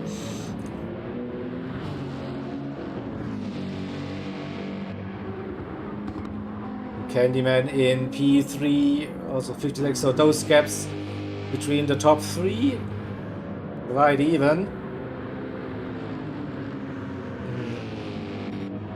See a 2015 Rusty Pyrex. 2 minutes 0 again. 0.6 Candyman.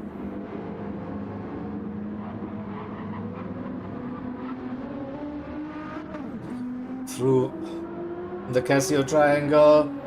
59 incoming. 59.9, alright. On the move, Sluxy also with a personal best, but we already see Jakey 2.4, 2.3 seconds down and catching. Have a look at Sluxy through the final chicane. No drama, could see a personal best. 2:01.2, Jakey 2:0. 2 seconds. Now this looks like, oh, nearly lost it. Big slide coming through the first turn. It's still gaining somehow. Gained another couple of tenths through those S's. This is where that Corvette seems to be struggling so much compared to the other cars. Inside of the slipstream range now for Jakey, gained 6/10 so far. I think the second half of the lap, that Corvette doesn't lose that much time.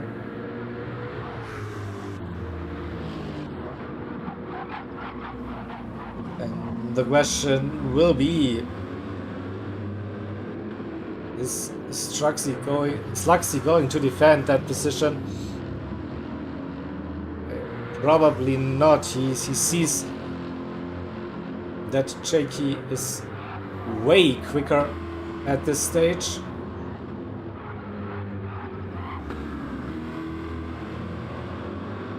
And we see Jakey again with a good run, having a little bit of slipstream now. Probably one more lap until we see at least the attempt to go for an overtake.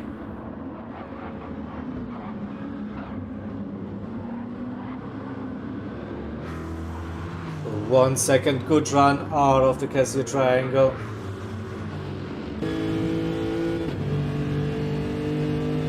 Again, another 2-minute lap time. Strong pace again. Again, going into a little drift, but this doesn't seem to slow it down too much. And through those S's, we see the brake lights coming on for that Corvette. So usually you don't have to brake on that first part of the S's. It feels like the car probably just not turning in here. So Jakey now right behind through the deck now.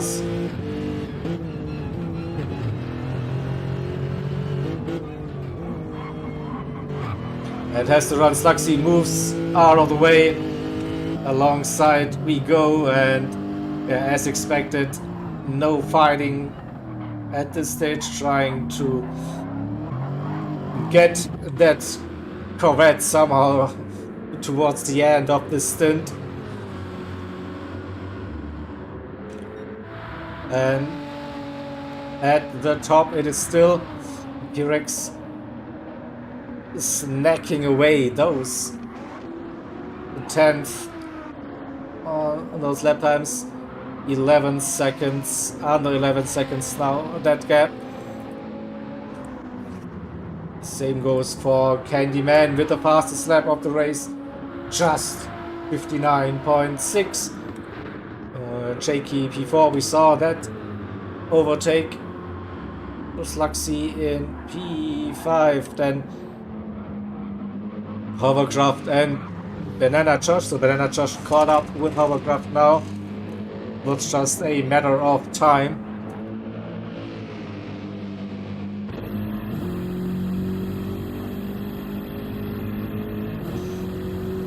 We have a look.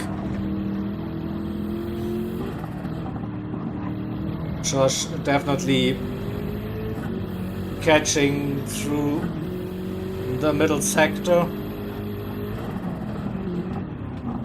Oh, gained so much time under braking.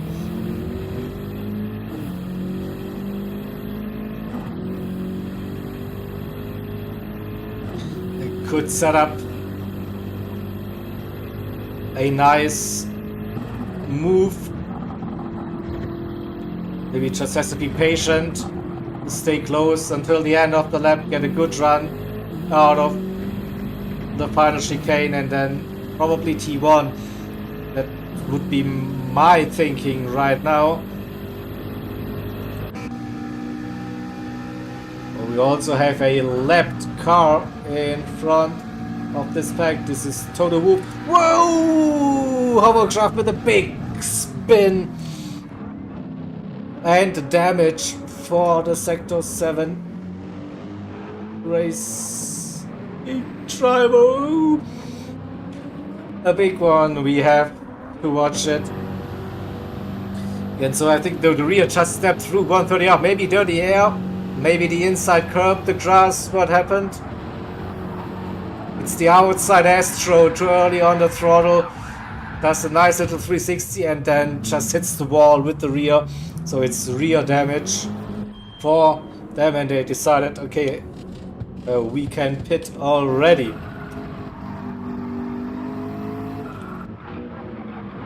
Oh, that's a position gain for Banana Josh. Hovercraft back out on the track in P7. Oh, and loses it again.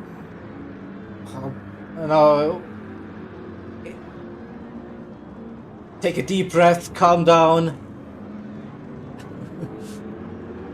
It is still running in a good position, P7.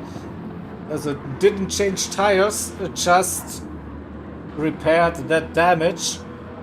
So arguably no cold tires as well, just a bit too aggressive coming out of the pits by the looks. Still that gap to Galf is 17 seconds, so all good for now. And Galf, yeah, 5.5 seconds in front of Hide in P9. All good for now. Sean in P10. Total Wolf in P11. Oh, 22 seconds. Richie, after disconnect, trying to recover somehow for last minute racing. 1 minute 14 behind P11 and 33 seconds up the road. Oscar in P13 for Race Asylum team number 4. Entry to BMW.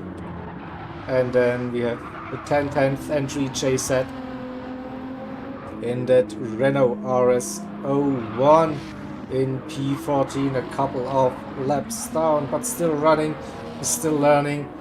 That's the thing. Also new development at the front. The gap has come down under 9 seconds between Rusty and Pyrex. Pyrex with 2 minutes 00s, and Maggots now just a low 2:01, so losing time every lap so far. It will get close, I expect, towards the end of the stint, and start of the next stint if that trend continues this way. It is also Candyman also gaining a little bit, under 13 seconds to P2. And we all know we will get some more rain, so forecast the end of Stint 3 sees heavy rain, the same as the start of Stint 4 it is, so no one is safe, and that rain probably roundabout lap 40 in this lobby, so not too long, I guess. If we stick to the script, it is.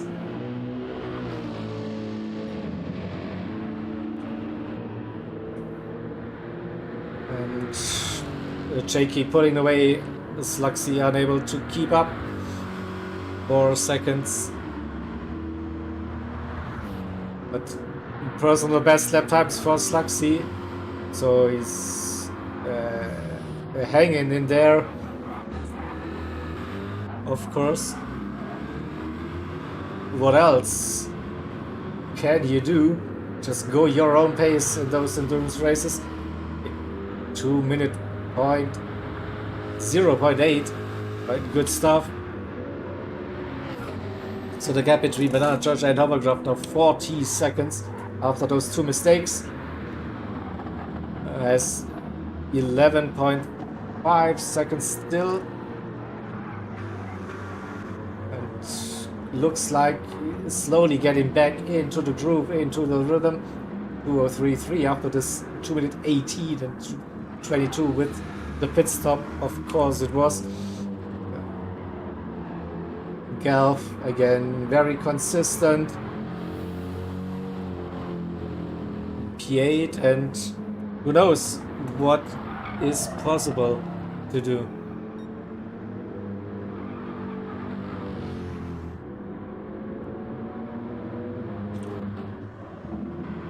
Oh, still 5 seconds-ish the gap to Hide in P9. That is so. Let's go back to the front, under 7 seconds that gap.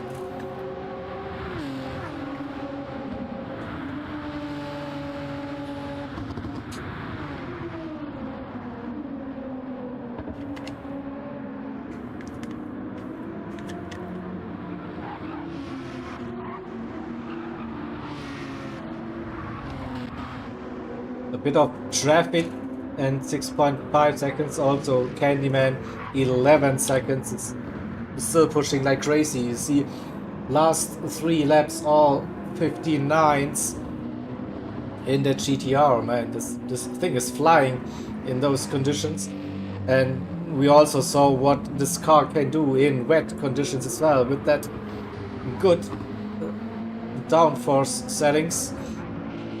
Alright. This looks like a nice setup for the final 2 hours of this race, so still plenty of time left in this 8-hour event here at Suzuka. The 8 hours here presented by IRO International Racing Organization as part of the GT Endurance Championship. This season it is round 6 out of 8. We just can give you a little glimpse at the calendar what is yet to come.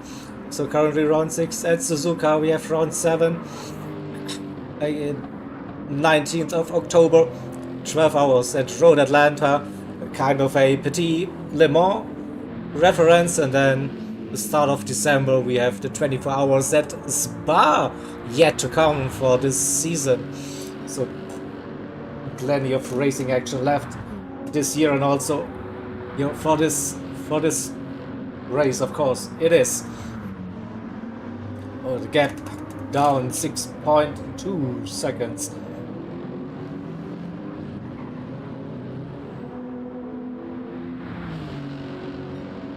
6 seconds, and tire wear still looking okay. Oh, a little wiggle, nearly lost it on the exit curb. That lost them another 2, 3, 4 tenths maybe. A little bit of a wake-up call again. Rusty Baggett is still pushing like crazy. Personal best, a 201.0. Definitely giving all they have. T-Rex pushing, Candyman pushing new fastest lap of the race. Last time around 59.5. And he's not stopping, he's just going faster and faster. And faster, wow.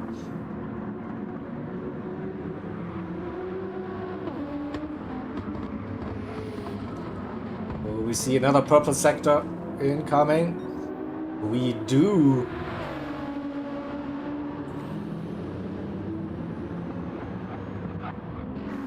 P-Rex with a little mistake. The gap went up again over 6 seconds. And also down to under 10 seconds between P-Rex and Candyman. We'll see next sector. How much time did he lose? 0.6, right, so or maybe just Rusty Maggots had a great run. Will it be the first 2 minutes 00 for Maggots? Yeah, just a 0.9. Good lap. And here comes Candyman. Next fastest lap incoming? Question mark? No, lost a little bit. Oh, Jakey in P3. Now all by themselves. Sluxy in P5. Still has a huge lead. 1 minute 26 seconds to P6 at the moment. So with P6 being 2 minutes 18 down means we just have the top 5 cars running on the same lap. Everyone else is a lap down already. Hovercraft in P7. Now I think they have stabilized into the group, into the rhythm. 201.0 again. Same pace roughly as Galp at this stage. The hit in P9. Not quite there, loses a couple of tenths per lap. And Sean in P10 seeing some blue flags again. We see it's the ORT car right behind, so getting lapped for the second time and getting out of the way.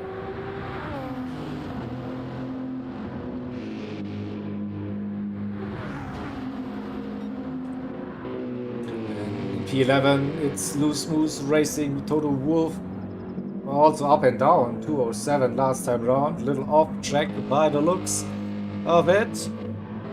Richie with a personal best, 201.4. And then it's Oscar in P13 for Race Asylum 4 and 10 tenths P entry JZ in P14.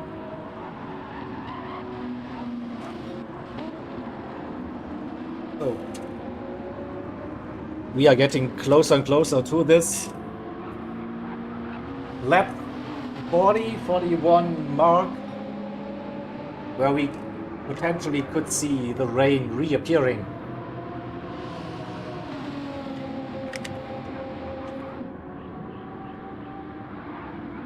And it's under 6 seconds now between the top two, and roughly 8 seconds between P2 and P3. So we have a nice setup for the last couple of laps. Stint number 3, that's for sure.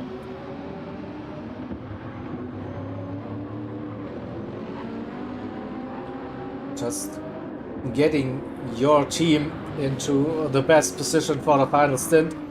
That is the goal now for all of those drivers. Sector 7, they want to stay in the lead, of course.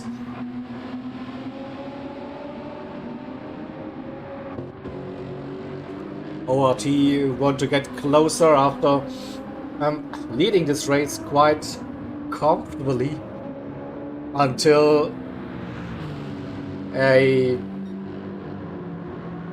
crash, arguably in Stint 2 in heavy rain conditions, which dropped them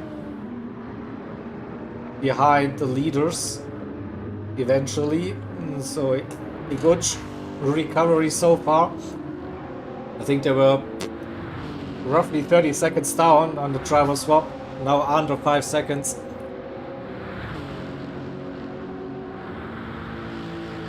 That gap, and still coming down. The same goes for Candyman. Under 8 seconds, is still pushing like crazy to get closer. Also just 12 seconds to the leaders. It's a great setup, of course. So don't think we have any other close battles for position on track. So we'll keep an eye on this. Hope. I hope it will be a battle very soon.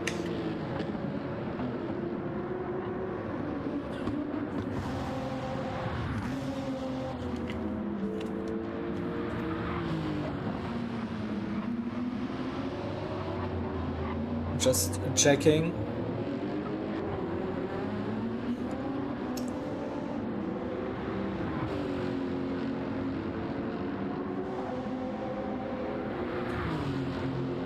All good so far.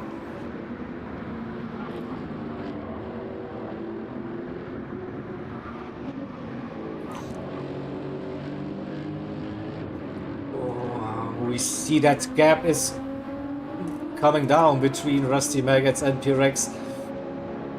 4 seconds. Oh.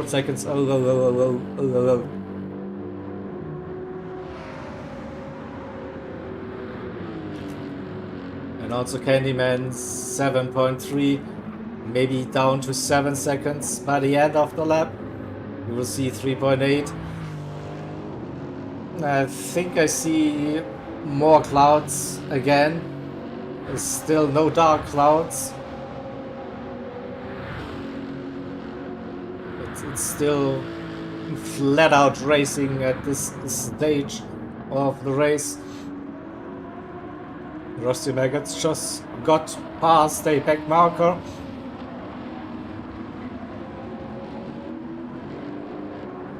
P-Rex having to deal with that back marker very soon again. It's the 10th racing team in P14 running.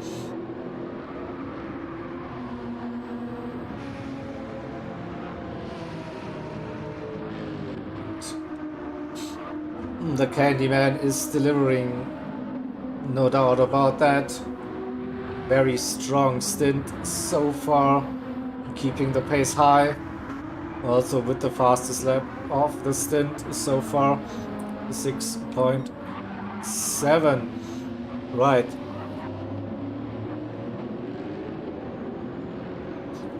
P-Rex not with the best run, I think. Maybe now the tire wear is a factor again. So it's down to 50% on those fronts again for that Lexus. So the understeer will kick in now. It gets a little bit of a toe coming towards the 130R.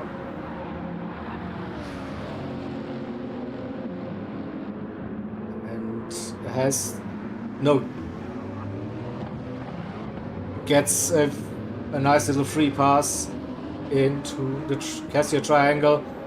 Perfect execution. 3.5 seconds. Candyman, another great lap with those warm tires. 6.2, under 10 seconds the gap to the leaders as well. Again, has some slipstream down the main straight.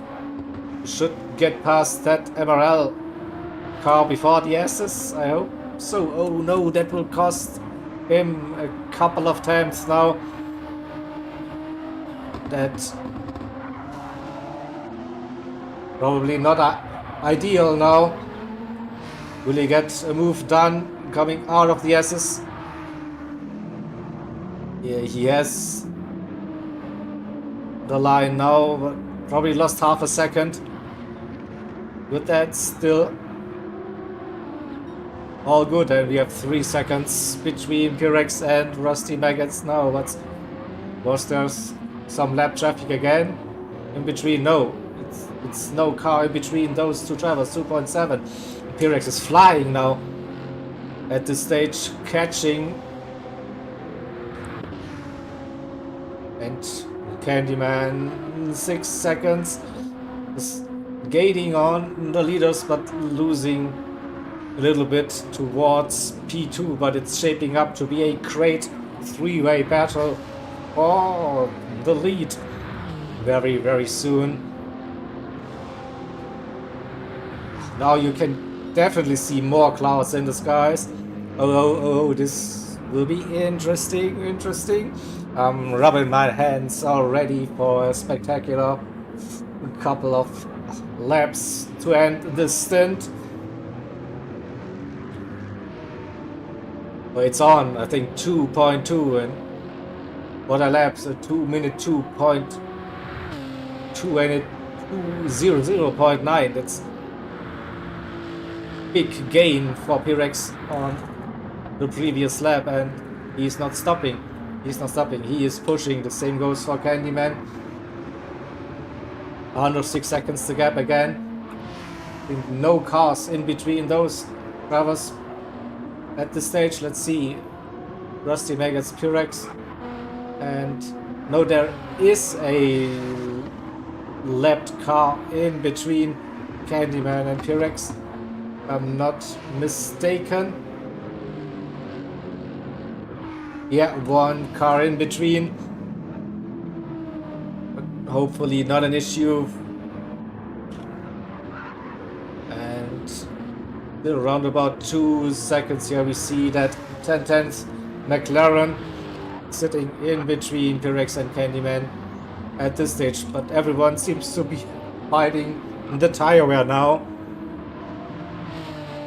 We also see that on some cars the headlights turned on. It's getting darker. People get ready for some wet racing action again pretty soon. 1.3, what a run. Pyrex has slipstream heading towards the 130R. What a run it is. What a push, what a recovery during this stint.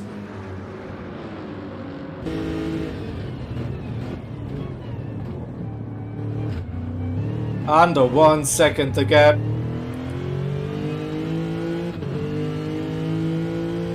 It has slipstream down the straight. Here we go.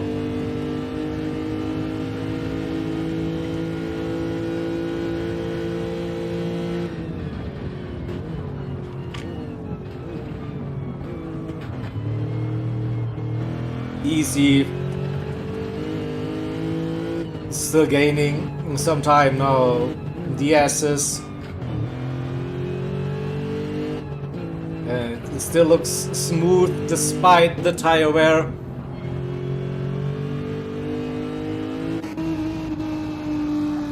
And Rusty Maggots trying to defend that position. Of course, it's 7/8 for now. We see also this view, the skies. Have a look at those clouds. not long until the rain will be back with us.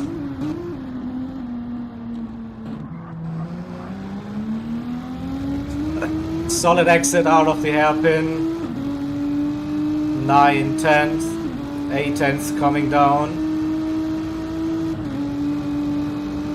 Should be safe with the run.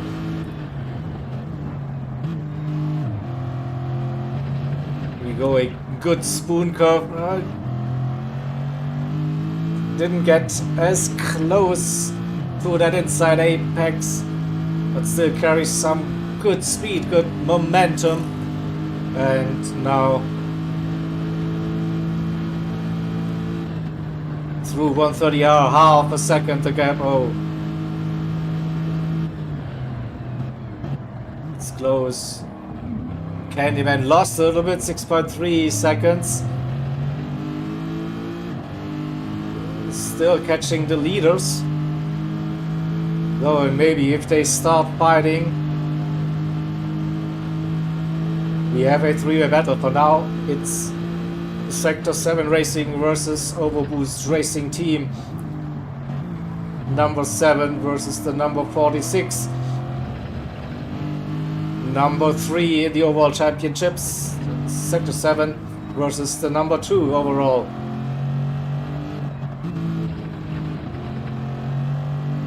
Someone says there is the rain. Is it? I haven't spotted any drops so far. We go on board. That's usually the best thing, but maybe we have some inside information from the drivers that they see it on their weather radar that the rain has arrived.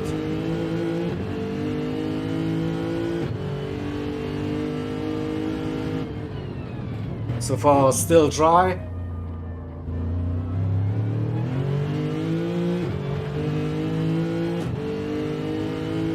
Maybe one more lap. Still no raindrops on the windshield. Also the track is still dry. Can still push. Oh.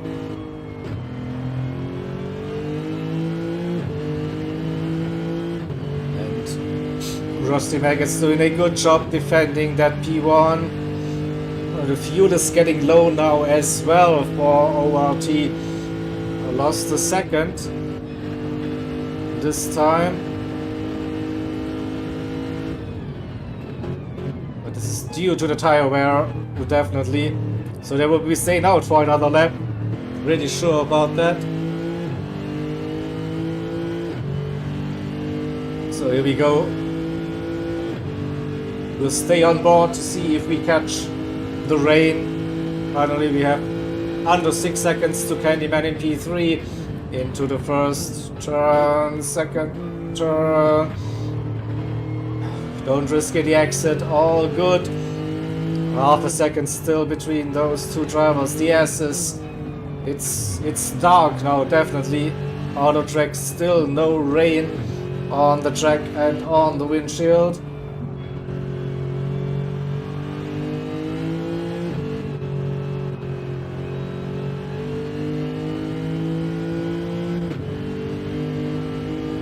Sitting on the edge of my seat, really, to see.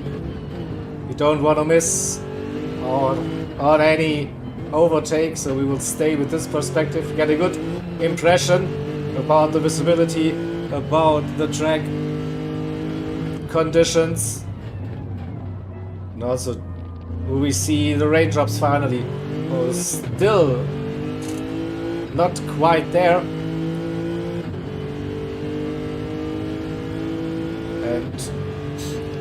And the fuel down to 10 liters, so I think it's possible to do 2 more laps with that amount of fuel.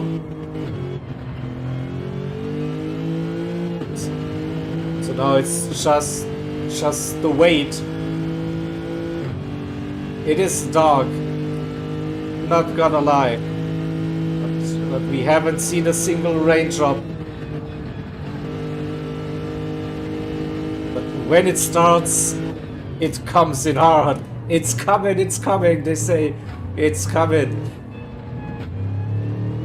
We are getting a bit excited. Yeah, we see, a late decision to go into the pits. And we see the rain is here. We see the windshield wipers go on. A late decision, Pyrex. Did he cut that entry? That's the question. Candyman with half a second penalty. Yeah, that was my thinking as well. Did he get a pen for that? It was a very late move. Maggots stay now. The rain is increasing on those worn medium tires. Can they survive in those conditions? Maybe bad timing for Maggots. So Pyrex, and he gets the 3-second penalty. Yes, he cut that pit entry line. It was too late. 3-second penalty. So, this could be Candyman's. No. Whoa, look at that. Jakey into the pits. Slugsy glad that he will be arriving at the pit crew very soon as well. So we have a look. We have to stay with Rusty Maggots now in those conditions. We are now approaching the intermediate stage with the wear. So he's halfway through the lap. That's promising. How bad is the final sector though? That is the question. We hear the rain increasing. 27 seconds. Still that lead, but Pyrex has to serve this penalty. Candyman right behind, but has a half a second penalty. Will probably still pass that. So we have a yellow flag situation somewhere. Probably someone spun. Maggots got a bit loose. And Spoonkov goes really slow there. Heavy traction control kicking in to keep that car on the track. Oh wow. Pyrex and Candyman still close. Pyrex with the 3-second penalty. Oh no, I think Candyman got a 3-second penalty for doing an overtake under yellow flag situation. It's going crazy now. We see Richie in that McLaren. Oh, and he's losing it now on that final lap. Collects damage. Reverse. Come on, get back onto the track. Oh, it's tricky conditions now. What the hell? Can he bring that car back into the pits? Oh, he's spinning again. No, once you lose that car on slick tires, it is so tough to get back control. Slowly, he finally made it into the pits. Pyrex, he stayed in front of Candyman despite those 3-second penalties. The same goes for Candyman.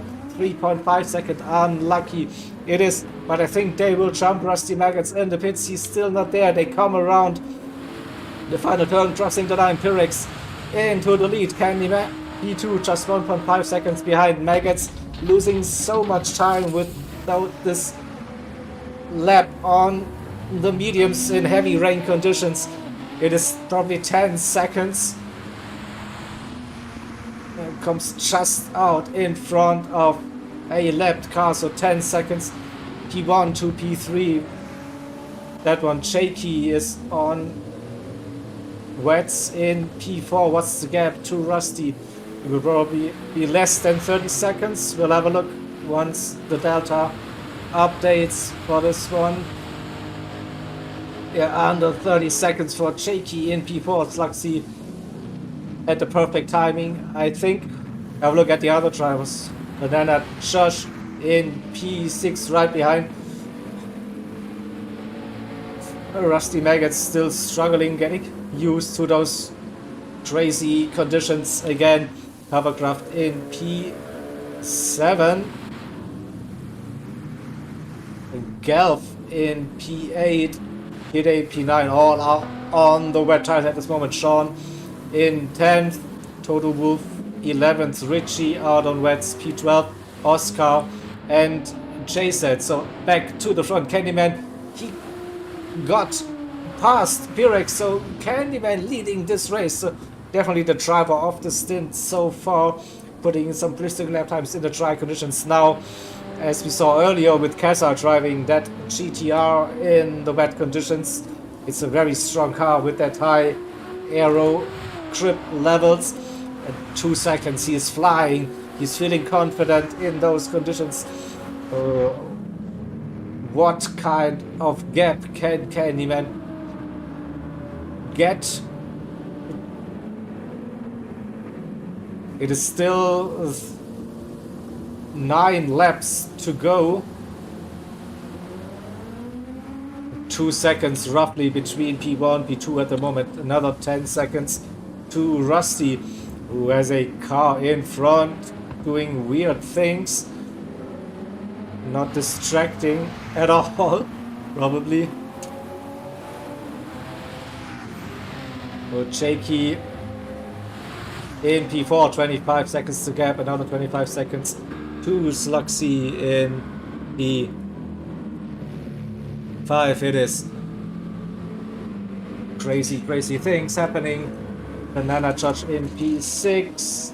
He is still running in front of Rusty Maggots, but I think the blue flags, is he quick enough to open up a gap to stay in front? No, I don't think so now. Probably he has to give up that position, let Rusty Maggots get past again. And Candyman is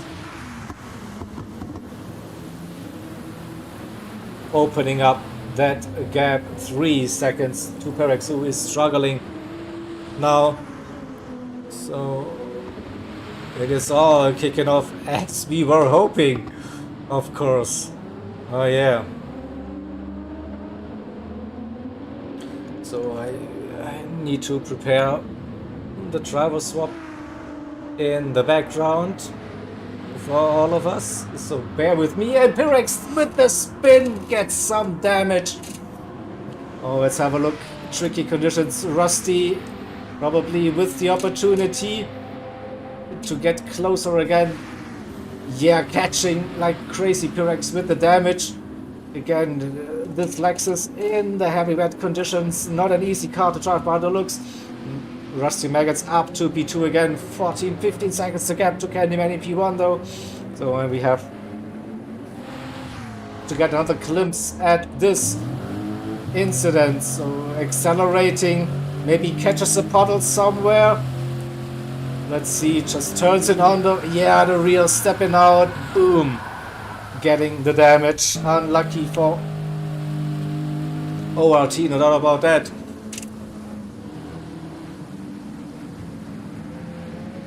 So I need to prepare something in here now, so bear with me. We're staying with Rusty Maggots and Pyrex for this one.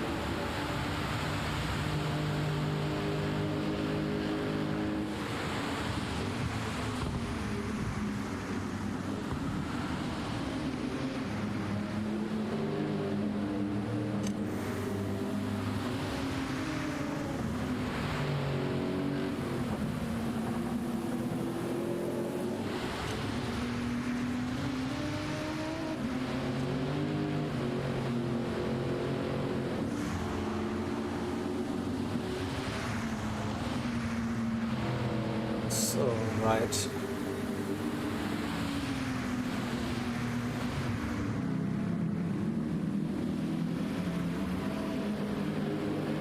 So, I think prepared for the travel swap.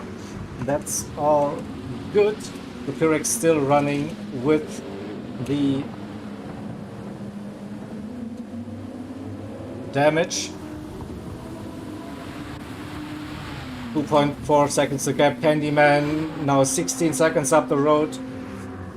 Rusty Maggots in P2, Pyrex in P3 for ORT, then Shaky another 20 seconds behind in P4, Sluxy 33 seconds in P5, Banana Judge 4, LRC in P6, we have Hovercraft running in P7,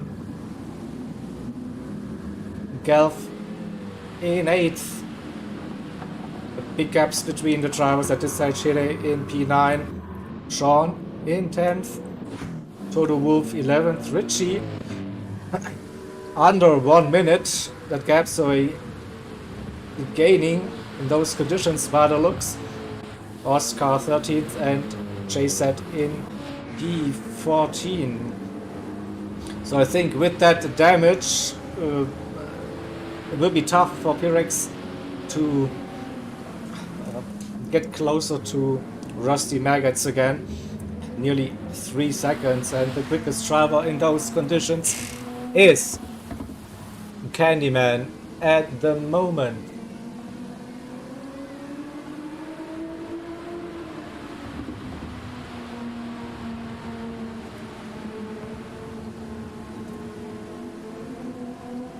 Well, 17.2, that's a get another great drive in those wet conditions. Rusty and P-Rex still separated by roughly 3 seconds.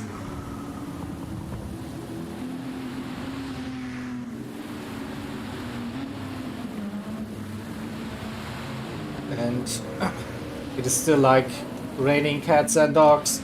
Very, very tricky.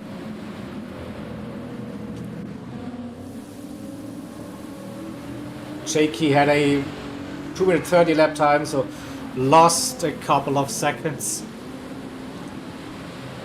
This last lap's Luxy also 2:26, a bit slower than expected, so we'll stick with this one.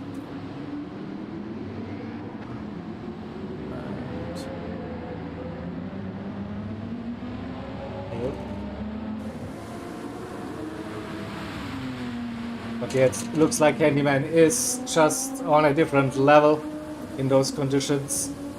He's pushing to get a big lead for the teammate, of course, for the next stint. So we are 6 laps away from the driver swap. That is roughly 12-13 minutes, something like that.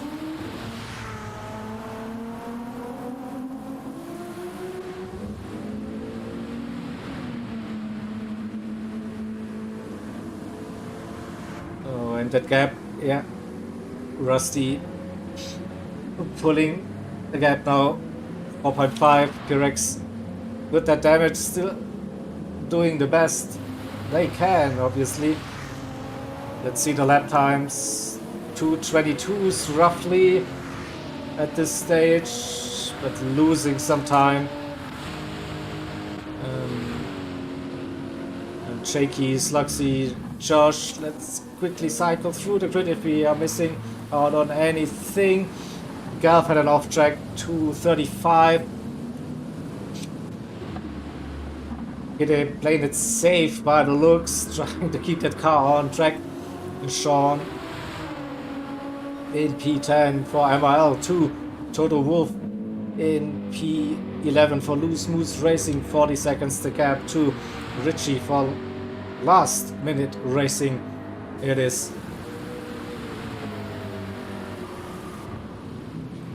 And then Oscar and Jay said at the back of the split also fighting with their cars or during those conditions.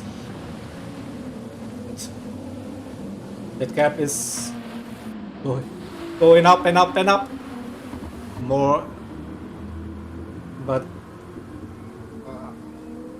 we see a free pit stop maybe. You're looking at roughly 27 seconds maybe for a free pit stop. Currently sitting at 19 seconds for on the Race Asylum team. The GDR looking really strong in those conditions, not gonna lie. We saw that earlier on with Kesa, I think that's 77 car. Also the RS01 in those conditions as being MR. Good car choice, definitely. And that Lexus tricky to drive in the wet conditions. We saw previous stint as a re-in with a mistake and damage in very wet conditions. Well, the same happened to P-Rex now with that Lexus. I think now it's too late to go for a pit stop to fix that damage. You just continue now and try to make it until the end of the race, so I will quickly check if we get Webbo in the party chat for the driver swap. So not sure, Webbo, if you're listening, can you set up the party chat and give me a shout on Discord so I can check if I can access this? This would be nice. Jakey just 22 seconds, and the gap should be coming down a little bit towards the end of the stint as well.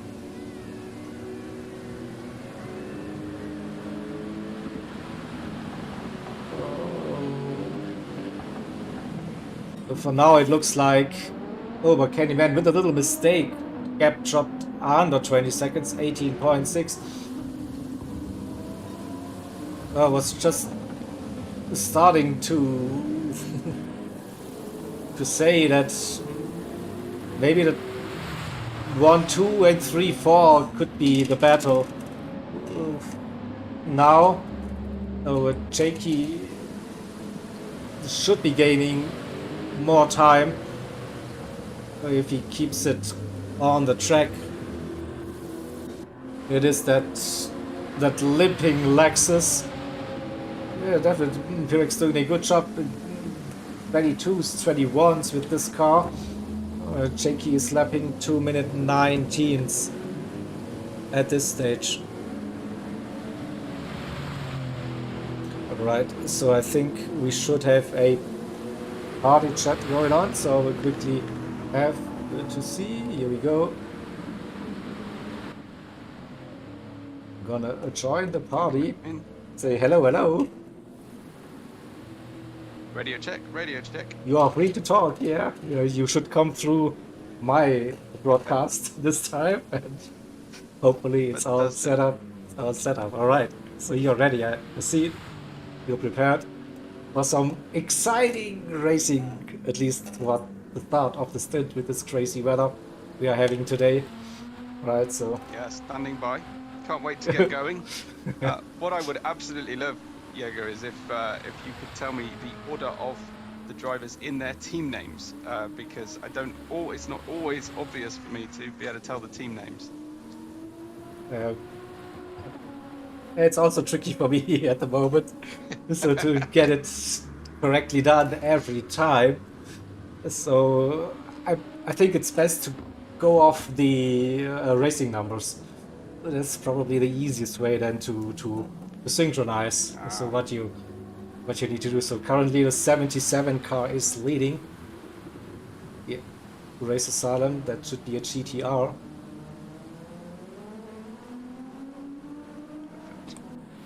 And then we have the number 7 in P2 and the 46 in P3. Those are the 3 front runners at the moment.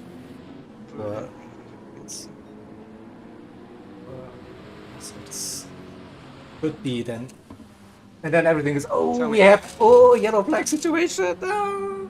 But it was a back marker. I was just going back to the leader. I was like, oh, I see yellow flag, but no. Okay, yeah, so tell me what. Have you had much dry running? Because I know the start and end of all stints have been heavy rain. Yep. Have you been able to find some dry patches? Yep. All the stints were pretty much dry in between, no rain in between. Okay. So it basically started to, like after 50 minutes of racing, everyone pitted to go on to a slick tire compound. The racing mediums it is for this race, the preferred tire. And then it just happened to start towards the end, the final 20-25 minutes of heavy rain again. But everything in between was pretty much dry so far. But you can still do the rain dance and hope for rain in the middle part of this event. Oh, totally up to you. What do you want to see? But it's I like it changing. I like it to change. So we're guaranteed some changing, aren't we? But yeah, we are. So we definitely know what we can expect at the start and the end. In between, it is still random. That's the good thing, I guess. And it was pretty much dry. Yeah. So we see the skills in the heavy wet, we see the skills in drying conditions, with blistering fast lap times around Suzuka in those Group 3 cars. Exactly. Not gonna lie. Exactly. So, smelling some sausages here. Oh, come on. I'm getting hungry.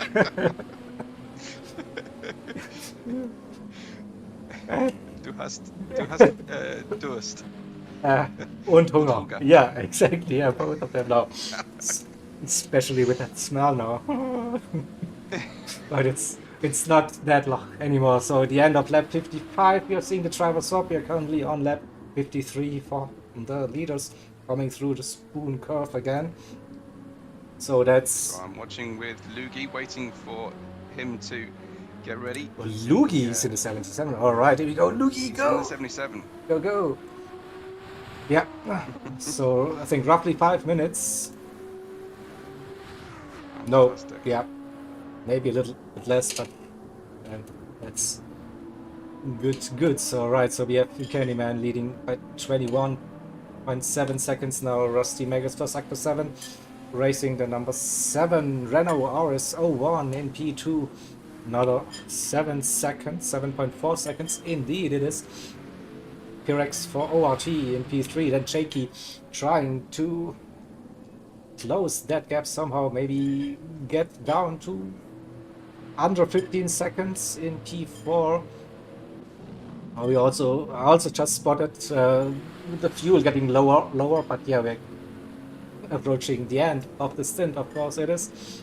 And Slugsy in P5 in that Corvette, struggling in those conditions, but he will be glad when this is over. He was totally ecstatic in the chat before his stint. I was like, yeah, a great car to drive. Not. So yeah, he will be very happy when this is over, finally. And in P6 we have Banana Josh for LRC, the Australian team, in that 650S. A hovercraft in P7, the second Sector 7 racing entry, the 13 BMW. Another 36 seconds to MRL's entry, BMW Gulf in P8. Hit for Syndicate Racing in P9 in that Corvette, also struggling in those wet conditions. It looks really tough to drive. So I'm joking in the booth, right? It's what. But I wouldn't be able to control those cars definitely as good as those drivers are able to. And Sean in P10, nearly a minute down. And Toto Wolf in P11 in that AMG, nice looking AMG P11. Richie, he's gaining time on Toto Wolf's. Under 30 seconds, that was more than 1 minute after the pit stop, so we'll see if he can continue this trend. And then Oscar in P13 for the 999 BMW Race Asylum team, number 4, and JZ for 1010 Racing in another RS01 in P14, a couple of laps down. So Candyman through the Casio triangle for the penultimate time, starting the final lap soon before the driver swap. And nearly 23 seconds, the gap's nearly a free pit stop at this stage. And then Rusty Maggots in P2 through the Casio triangle as well. We'll be starting on the final lap of the stint soon.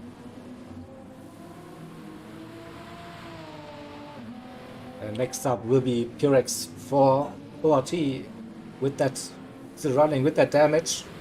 Car doing good, down to 2 minute 20s now. Jakey in P4, 15 seconds roughly.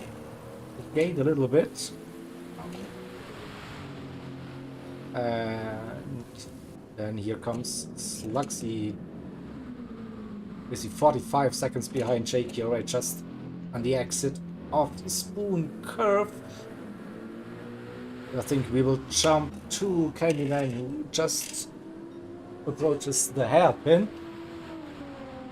and so we don't want to miss the end of the stint, of course. So I'm getting ready for the transition to see picture in picture mode again.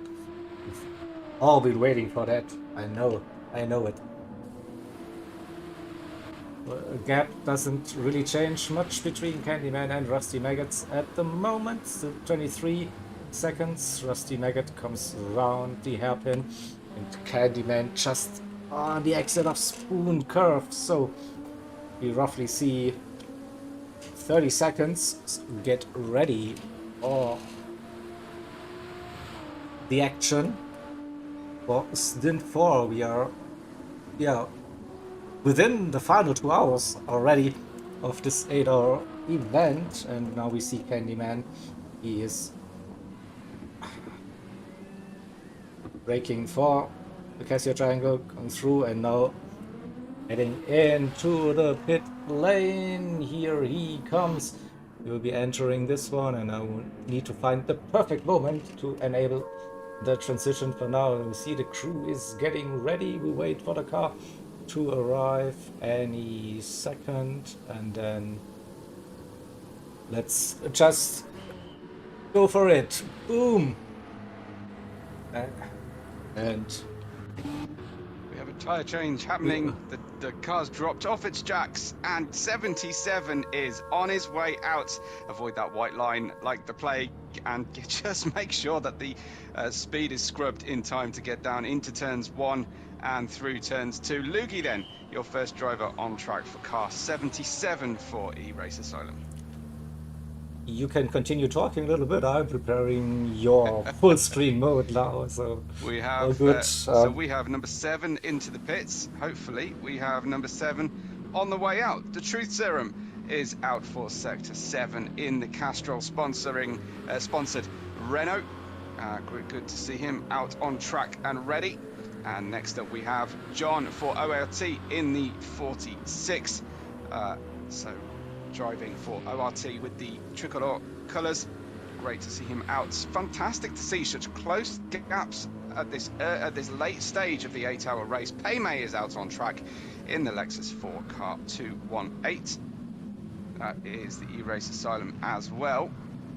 And I'm getting there. I'm getting them. Yeah. But within 44 seconds of the lead is Paymay. That's certainly still doable within the 2-hour window. P5 is in the pits now. That's they've got to do. the 44 Okay, so car. then we have Mike Mike on his again. way out. Oh, right. Mike is out for P5. Also E-Race Asylum in the 44. He is 33 seconds behind Paymay right now. Just checking out those gaps. Yeah. So 5 seconds between P3 and P4. We have to wait a little bit for the next trial, but I think there's a big gap then between P6 and P7. So once P6 pits, I will switch it over full screen for stint number 4. I will be in the chat to give you just some voice commands, what's happening in this one. Fantastic. So And we hope to hear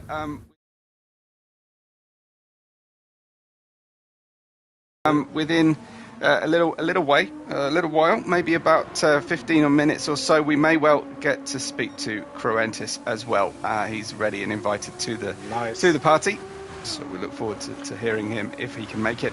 But we've also got Loogie already plus 1 lap over P6, and he's gone through. And we've got Sector 7's Truth Serum, a Canadian driver, in the car number 7. And he's about to pass the pit lane entry as well, coming out of the Casio Triangle. And we've got Knudsen, or Knudsen, I'm guessing Knudsen, the Danish driver here, coming out in McLaren and snaking around a little bit in car 51. So he comes out in P6, 1 lap down off the leader, and 1 minute 14 away from 5th position. So a big turnaround is going to be needed for the 51 here to try and find his way through. Doesn't look like an easy stint to take on. No, not at all. So number 7 7 on track, the 13 car that BMW now just entering the pit, so we should see the 7th car out on track very soon. Fantastic. We got Knudsen off track slightly, coming out of Degner 2, just putting 2 wheels out on, I would say, the gravel, but I think it's probably more like mud right now, by the look of things. It's still got plenty of marbles out on the track as well, despite the fact that this is a fresh track for these drivers. Thankfully, they've been able to give us that. We've got pole sitter out. The German driver for S7R in the beautiful Pennzoil 13. I have to say, rather like that one. Yeah, inspired by that one, definitely. So, P8, Gelb, the MRL, BMW, the 33 car, I think, is in the pits.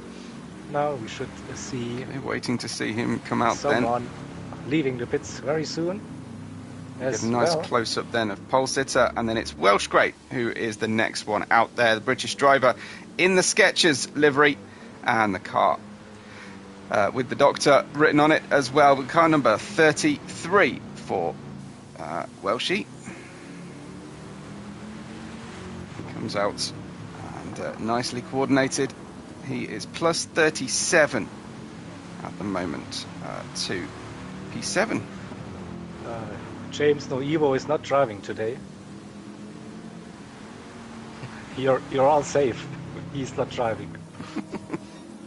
So here they enter the pits, the 64 Corvette for Syndicate Racing. And Identity comes out after the driver change, would you say, for the number 64 in P9. Yeah. Then we have the number 9, the second MRL entry. Now coming round the Casio Triangle will be pitting, so P10 into the pits. That is another GTR. And that looks like car. Identity has the second place Truth Serum right behind him here. Being given the blue flag already is Identity. So looks like Truth Serum's going to have to find a way through. Identity also getting the back end out, coming through the Dunlop corner at the end of Sector 1. P10 should be out on track any second now. We have Johnny Waffle out on track Johnny, for P10. Yay. Here we go. And next up will be LMR Ishmael Truth on your side. Loose Moose Racing, Toto Wolf into the pits now. And Ishmael, the Turk-Canadian, by the way, is it? Turk-Canadian. Yeah, he's living in Canada now. He's Turkish, so he's the most famous Turk-Canadian of all times. Also known as Turkish Delight by plenty of us here in the community. So go on, lad.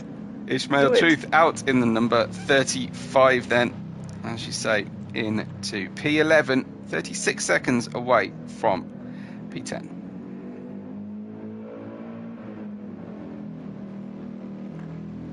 And that's for Moosehead. Exactly.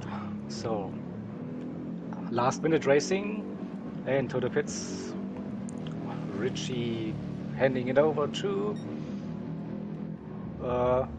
someone else that's not showing on your screen. P14 on your list. It is then. Is that going to be number 45? Looks like it. Yeah.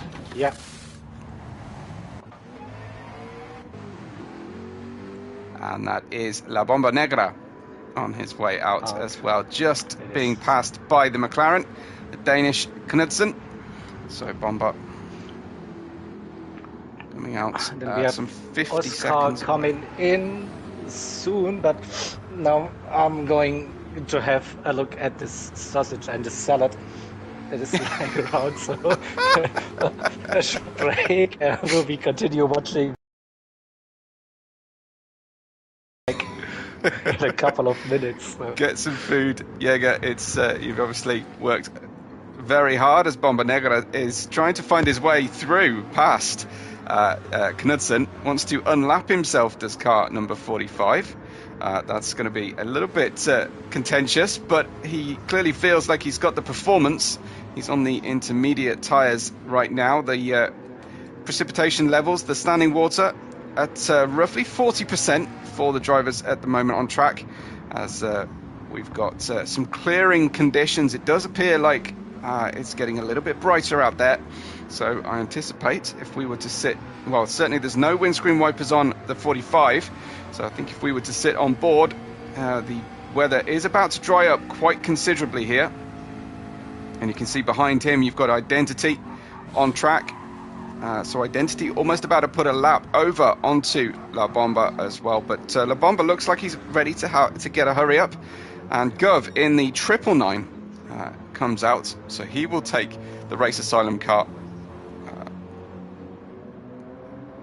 out. And he has a 1 minute and 1, just about 1 minute gap here to P12. Does Gov, and still waiting then for Ghost, who Ghost 45, the Canadian driver, who will take and be our final driver out on track. Let's just see what else is happening on here with La Bomba Negra as well, as he comes through and is trying his level best here to get through past Knudsen. Looks like Ghost still out there. We've got drivers on different strategies. Truth Serum and John come in off the wet tyre. I think they're going to hope to go straight from wet to dry, whereas the later drivers who have come out will have been able to fit the intermediates, as you've seen with La Bomba Negra here, or perhaps you haven't seen. Maybe you just need to listen in to me to be able to follow the tyre selection, because we obviously try not to give away tyre wear to our drivers and everybody who is sitting in the live chat engineering, and with a big hope of finding out any clues here. So good to see La Bomba Negra really hassling here. Ghost is still in the pits, might even decide to come out on dry tyres right from the start. I will do my level best here to try and keep up with the live chat, but that will definitely be the purview of Correntis as soon as he's in. I don't want to miss a moment on track. I hope everyone's enjoyed the coverage so far today. This, of course, will be the culmination of an 8-hour of Suzuka race. We will go through to the 58th and final lap on your screen. It's 57 in total for the drivers, and this is round 6 of 8 of the Endurance Championship, as hopefully most of you guys know. My name is Webbo. You can find me at WebboRed5 if you wish to, and I hope to enhance your enjoyment today as much as I possibly can. La Bomba Negra in 12th position, and he is still chasing down P6 to unlap himself. Still waiting though for Ghost to come out of the pits and get our first look at that P14 car. But he's given the blue flags, is La Bomba Negra, but I don't think he needs to obey those at this stage. P9 behind him as Ismail comes into the pits. Bomba Negra though, just getting it crossed up and pulling a 360. He's damaged the front splitter and front left wheel on the car. That is really unfortunate for him. Sorry to see that. Unfortunately, my wireless keyboard has just disconnected. So while I want to try and get you a replay of that moment, I'm struggling right now. Unfortunately, that's the situation. But Bomba Negra in off the intermediate tyres and straight out. I would imagine onto some dry tyres. Gov though is out on the dry tyres right now, and I'm just going to test my connection is working. Nope. Great. Okay, my apologies, folks. Looks like my wireless keyboard has decided to pack in here. We'll try and sort that out for you. We're still waiting then on Ghost. He in the number 10, waiting to come out here for the TF team. Or is it the TT team? Can't quite read their logo from here. But the number 10 is out, is ready to come out. James says, do I do comms in real life? Everything's real life, James. But if you mean on track, yes, I have done comms on track. You can find that on my show reel actually, out on my YouTube channel. But yes, I have done trackside comms as well as pit lane interviews and podium interviews and the like. But this year I've had to take a little bit of a break. Need to be close to home and make sure that I'm staying close to our sim racing community. Of course, Lugi is the top of the tree at the moment, and he has gained 1.5 seconds from second place. However, that second place has now changed. John has found his way through here and for ORT, and he is no slouch here at all. Lugi driving the 77 car, way down in the championship at the moment, the 77, in P7 in the championship, but so really outperforming the speed at the moment. Thanks for that, Rick. It is TT 10/10. Thank you very much for that. That's good to see. Truth Serum down +9 seconds to John now for Sector 7. Out on the medium tyres. There's still plenty of standing water around, as you can see on the side of the circuit down on the approach into the left-hander of 130R. It's definitely something that you need to be very, very careful of at this stage of the race. You can start to get overconfident, and we saw that in the previous round as drivers were coming out on dry tyres on a slightly wet circuit. Loogie, John, Truth Serum is your top 3 at this stage. Pretty close here after 6 hours of racing, and Payme is in 4th position, and he has a 35-second gap to P3 to a potential podium here for the team. Let's just wait and see then, as Truth Serum has managed to get out cleanly here in front of the 91 McLaren of Knudsen, who is in P6 at the moment. So he's feeling pretty comfortable here, starting to just extend the gap. Sector 7 just waiting to bring themselves forwards as much as they possibly could. Payme in 4th, as I said. Then we have Mike for another ERA car, and he's in P5, predominantly black car 44. Exactly where they started in terms of track position, but 1.9 seconds only away from Payme. We've got a nice challenge on our hands, hopefully still to come. We've got a P10 just behind Mike, as the drivers are just filing back out of the pits after that medium tyre change. We should end our 2-hour stint in the rain as well, and that is going to be a very, very tense finish, especially if we've got a nice close battle happening at the moment. What happened to Payme? Well, he is in 4th. He was in 4th earlier. He has lost a decent chunk of time to the leader. He was 5 seconds away from John. He's now 36 seconds away from Truth Serum. So clearly have lost quite a bit of time. I can see some damage on the front splitter as well. That is really going to hurt his performance, because he's only just fitted tyres and he's still got a very nice heavy amount of fuel left on the car. Hopefully it's not going to affect things too greatly, but clearly Mike in 5th is able to start catching the gap now down to 0.09 seconds, and hopefully we will be able to see a pass, or at least a nice fair attempt of a pass very, very soon. You can see the sun is setting, or is it rising? I haven't kept in touch with whether we've gone through night conditions. I think the sun is setting behind the trees around the circuit at the moment here, as Mike reels in Payme. And let's ride on board with Mike for a little while. You can see coming out of the Casio Triangle, there's still some splashing happening from the right-hand side of Payme's car. James said Mike volunteered to do 4 hours in the Corvette. He's a hero. Fantastic. Good to hear. So he does seem to be getting a little bit stuck into the... Oh, nice little adjustment last minute there from Mike. But he managed to action the pass there on Payme, who got a bit out of shape going into turn 1 and 2. Mike managed to make his way through beautifully in the end, so really neat and tidy. I think they may have touched, but I think that was more to do with Payme recovering than Mike and his inability to disappear at will. But P5 now for Payme, clearly struggling to get turn in on the car with that problem on the front splitter. I don't want to give racing drivers excuses, because they come up with enough on their own, but there is a little bit of damage on the number 218. So he has obviously been suffering a little bit here. Whether he decides it's worth an ahead of schedule pit stop or not, it remains to be seen. But pole sitter is a good lap behind, plus P5. How far away is Knudsen? Well, he is 1 minute 31 away from Payme. So Payme, I don't think he's going to do any worse than stay 5th, but I imagine he would quite like to get closer up in the order if he can. Paymay there in that 5th position. But Knudsen seems now to have been able to shake the attentions of the driver who was right with him earlier on.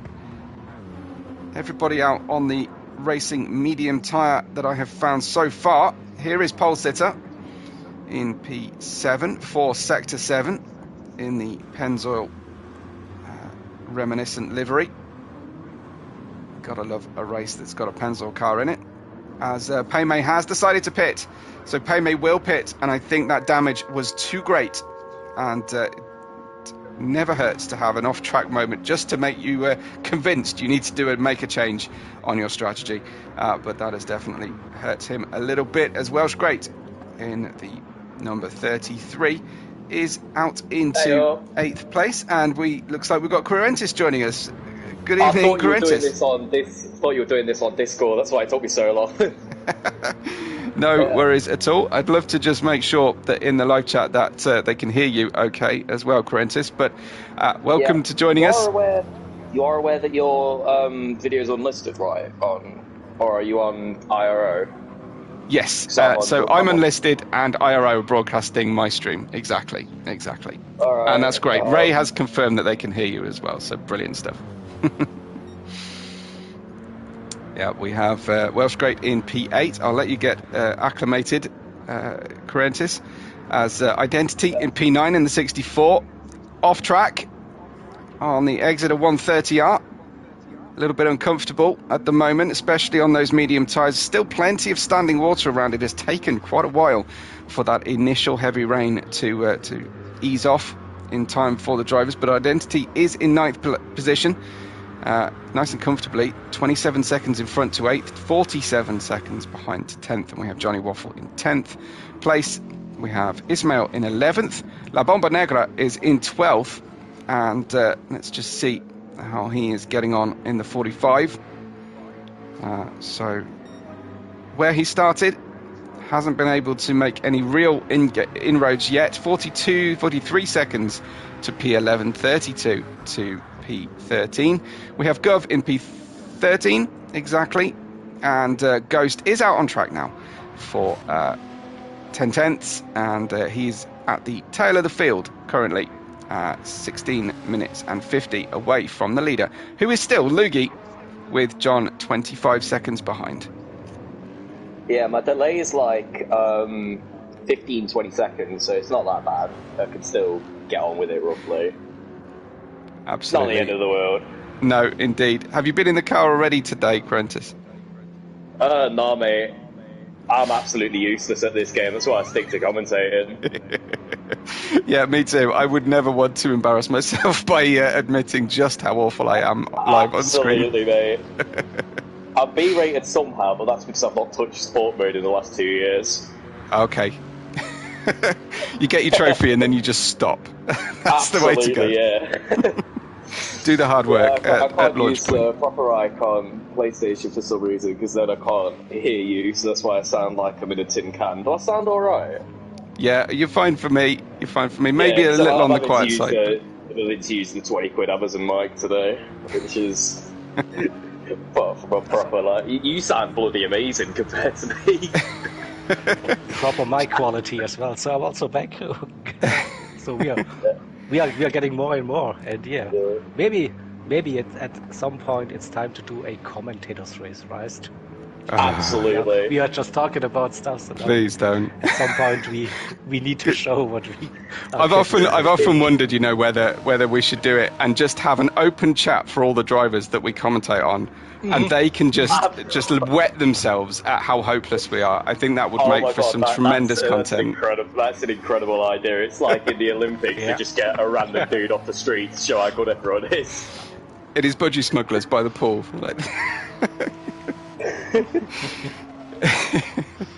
Truth Serum is in that 3rd position. Mike is making his way forward.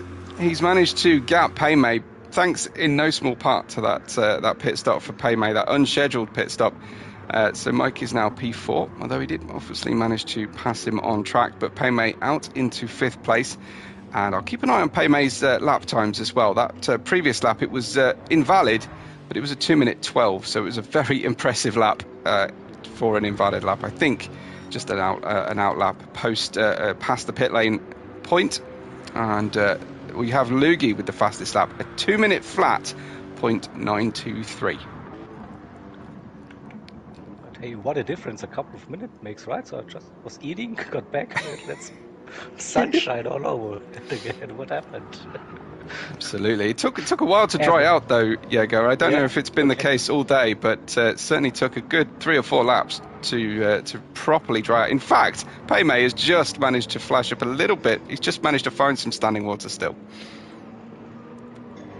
So the water left as soon as I joined. Wicked.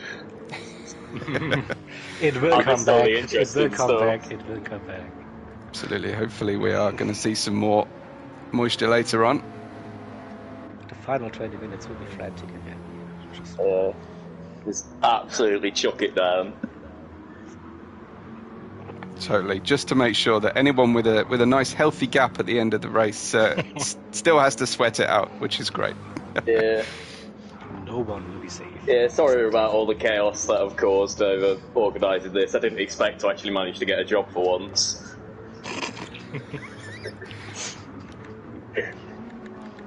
No I'm worries at all. selling trainers somehow, and I know absolutely nothing about them, so I'm just blacking it whenever I get a customer and it's working. Just don't break into commentary as they're test driving the trainers. Yeah. Open DRS, mate, see how it feels. That's exactly it, yeah. Just make sure the pressures are alright. Yeah. P11 is being given the blue flags here. So Ismail, our Turcadian, is being given the blue flags to allow John to pass. I think John will quite like a little slipstream here. That AMG, the Moosehead AMG, giving off a fair amount of slipstream, I imagine, with that huge rear wing, large front profile. Here comes John then to make the pass. Should be fairly straightforward. May be that Ishmael doesn't even have to lift. I think he did lift though to make sure he had a clear run and sight into 130R. That inside curve of 130R still wet and still kicking off plenty of spray when the drivers start to abuse it. So it's definitely going to be interesting. Just like your mum. Bomba Negra Silence. in P12. That one came from nowhere. That definitely escalated quickly as Mike passes P12's Bomba Negra. I was just trying to track what I'd said to cause such a statement. Straight in with the knives. Stop commentating with me, does. That's fine. Mike P4 overtakes Bomba Negra for a blue flag situation, and some sections of the circuit, especially on the approach through the long sweeper before Spoon, absolutely bathed in golden sunshine as the sunset is really taking effect. Jaeger, are we expecting to see it get dark before the end of this race? I don't think so, but don't quote me on that. Okay. So I think we have a kind of lenient progression with the time of day. Okay, fantastic. We've got Lugi about to lap a car as well. Lobby settings, it is okay. So I we think, have time rate times 1, yeah, evening times 1, 2 hours. So. P10's Johnny Waffle for MRL, and they have not left a colour of paint in the garage, have they? MRL, they've definitely applied everything that they can. It's definitely easy to spot on. Jaeger's saying it's going to get dark by the end of the stint. Exactly. So feel like you're twisting now the in words writing. already. but Lugi he passes said Johnny it Waffle easily. would be dark.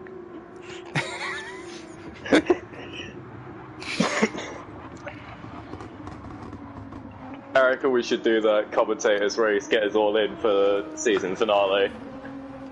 I think that's a wicked idea.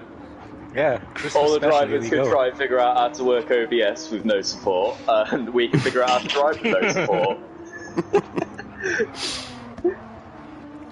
Yeah, they'll probably be trolling us with setups. Yeah. Don't look better than my graphics. So Lugi in that first place. He has a 17-second gap to John now, so that is definitely coming down.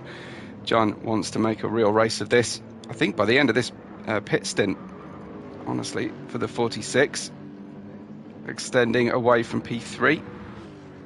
So that gap has come down from 24 seconds to P2, and essentially 37 seconds from John. John has managed to catch 20 seconds on Lugi since we started racing. That's some going on a 14 racing lap stint so far. Oh, here we go. Commentators race in the Mazda Miata Super Tourer. I'm done. I love that car. I'm going to get PTSD though, because I crashed a Miata this year. So there is John then, still catching 17 seconds away from Lugi.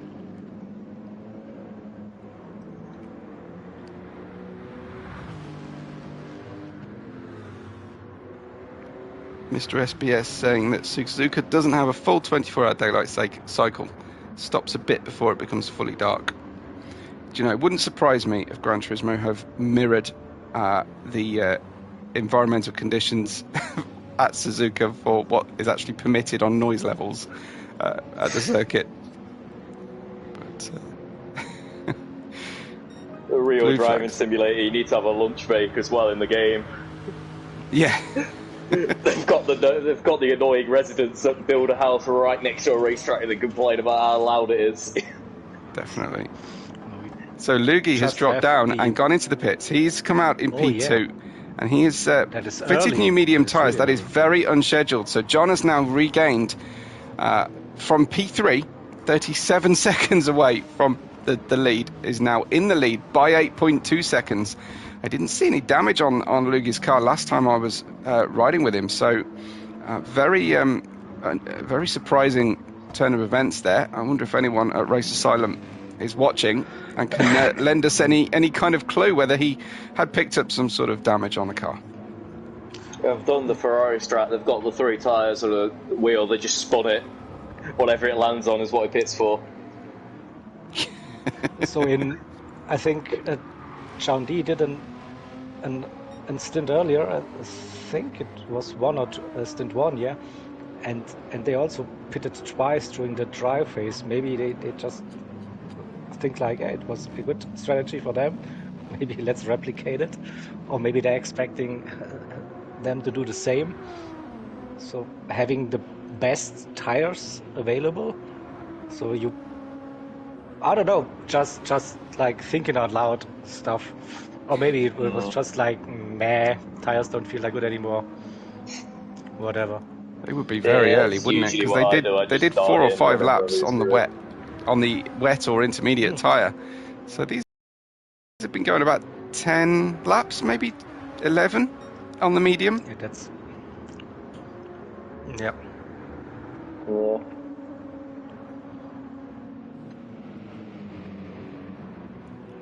Yeah. So ORT are saying P1 softs. No, I could. Well, I was going to say help you relax about that, but that's probably not going to be the effect. John is racing on the same tyre as everybody else. He's just that good, I think, is the unfortunate situation for our for closeness of racing. Ghost is just having a little visit out in the gravel through the S's. I don't know if he was getting out of the way of other drivers and just misjudged the rejoin there, but he was just touring with a half-second penalty on the car as well. What sort of times is Lugi saying? How much faster is Jan? So John is setting 0s and 0-1s, and Lugi has just managed. He was 202, 204, a couple of 201s a few laps ago. Yeah. He's obviously just had an in-lap and an out-lap, which have been slow. I reckon we'll see a nice battle between these two for the lead. Who's your money on?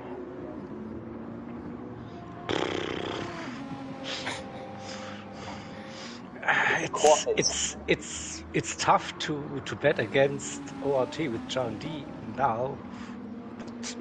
Yeah. We saw like two of the ORT drivers really struggled in the wet conditions with that Lexus. So Yeah. can easily win it, I guess. So, but for now, I think if I would be a betting man, then it would be ORT now. Yeah. Lexus does have the aerodynamics of a chicken nugget in the wet. We need hydrodynamics in the in the wet. I think maybe a good sail as well, just to help. But Paymate in 5th place. We've just been scrolling through the cars, checking out the gaps at the moment. Knudsen is almost, certainly a lap down on P3 here. He's 1 minute 12 away from Paymate. Very, very much on his own here, Knudsen, unfortunately. Lick of flame out of the McLaren on the braking phase down into the Cassia triangle. And a big wiggle coming out of the out of the final corner as well. Obviously knew we were watching him, just demonstrating there for us. Commentator's curse strikes again. Stream chat says that Louis was on softs, unfortunately, for the first stint. So Interesting. Okay, I have to say I didn't spot that, but was a misclick. Yeah. Yeah. Apparently. Could be. So that will offset their strategies, certainly for this stint. Maybe another one. We'll see if that will end up working out well for them or poorly. Trying to find some close racing drivers for you at the moment on the gaps, but I'm not achieving that. Yeah, that's what I always find tricky about the later stints. There's never any like proper battles that you can go of because they're all like 7 hours into the race. Where's the rain when you need it? In it. I do wish I could view the weather radar as a spectator here.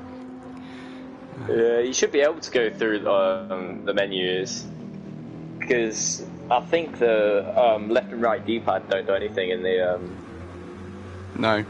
viewing. No, yeah. that is so stupid. I mean, you have access to it, and sometimes you just get it randomly appearing when you jump to a driver, so the information is there. So again, one of those lazy things you feel like, it would be so nice to have this information right, but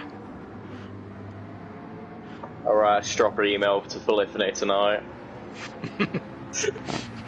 So talking about the soft tyres on Lugi at the start, he was still 1 to 2 seconds slower than John in the first phase of the race. Oh, as Bomba Negra just steps out through Spoon 1. No major damage or problems, but clearly pushing hard, Bomba Negra. Just put in a 2:03.344. John still has the I fastest thought this lap. is the way to do it through Spoon. I don't know. You can actually stay on track through this corner. I don't know.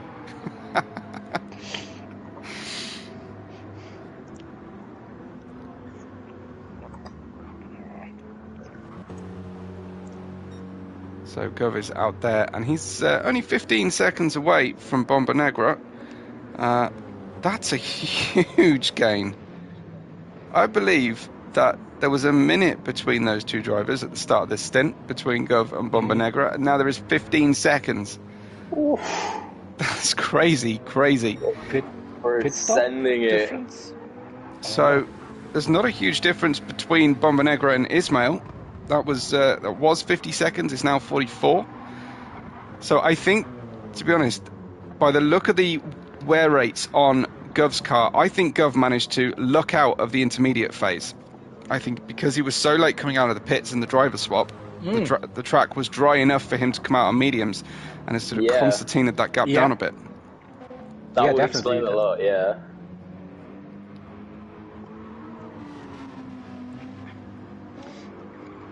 I think that is one of the drawbacks with this setup, right? If you are down a couple of minutes, you might get lucky with the weather, and he could probably just avoid it to go out on wets and come out on the mediums straight away. Good to get a nice close-up of the TT car there. I can see a message to Cancer. It's not a polite one on the rear quarter panel. I think it's one we can all agree with. Yeah. But a personal best time. That was a great time to watch, Ghost. Personal best time there. A 2:04.486 on lap 11. Yeah, John has got to pass the Skechers car as well. Sorry, Jaeger. Wet stints should probably have a little bit of a longer crossover between the stints, so to make it the same for everyone. Green. Again, we are all learning. Maybe I don't mind the tail runners gaining a small advantage in weather. Give them something to race for. As John D is catching the 33 in P8, Welsh Great for a lap, and that's obviously going to be another back marker passed, and then he's got a huge gap. The next car after P8 is just crossing the start-finish line, and he's just exiting Spoon 2. So that has got to feel very good for John D, as he wants to put in a nice consistent run towards his in-lap here for the end of this stint. Nice overtake for him. Just getting back onto that curb through 130R, nice and comfortably, as Welsh Great managed to just peel across to the inside and allow John to take the racing line as well.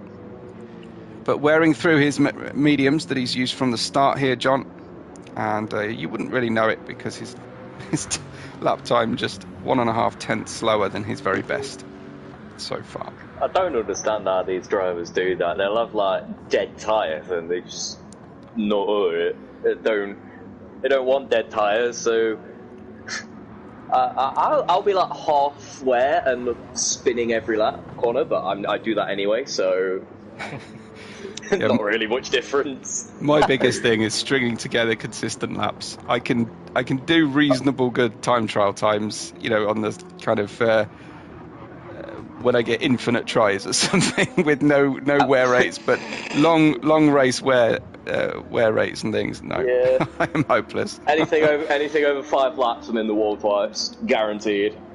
Yeah, I think if you put £300 down on the table and said don't crash in the next 3 laps, I couldn't do it. So absolutely, mate. I could do it if I'm driving at like 40 mile an hour and there's no. True. Although even then, I'd probably still manage to bid it. And Jaeger would just smell a sausage somewhere and get distracted, I'm sure. Yeah. No, I'm quite the opposite, so I'm not like that time trial blistering pace type of guy, but I'm fairly consistent. I'm not blistering pace time trial, I'm just almost acceptable pace and then horrendous in the race. Oh, it was humbling. I did one Gran Turismo 7 thing, and I think I struggled to make within 10% of the fastest time. And I just, am I doing the right configuration here? Because I just couldn't figure it out. I'll feel like I've had a good lap, and then I check the global rankings, and I'm like 10 seconds off world record. At Tsukuba, yeah. Lugi in P2 has closed the gap to 6.8 seconds on much fresher mediums, of course, because apparently we managed to start on softs. So that explains the delta, but I don't know if that's going to work out, whether you're going to have to run one of these medium stints slightly reduce pace to try and elongate out to an empty tank, or you might be tempted to try and make up for that with a trip on the hard tyres perhaps at the end. We shall see. And then of course it's about timing the wet tyre change or the intermediate tyre change, depending on the final couple of laps, the final phase of our 2-hour stint. that finishes out this 8 hours of Suzuka. As you can see on the stream, it is 1 hour and 13 to go. And Ray, you heard that wrong. So we were not talking about 24 hours of Suzuka. Stop giving her some just getting silly roasted. ideas. No. Yeah, that's the Fiat 500 series, isn't it?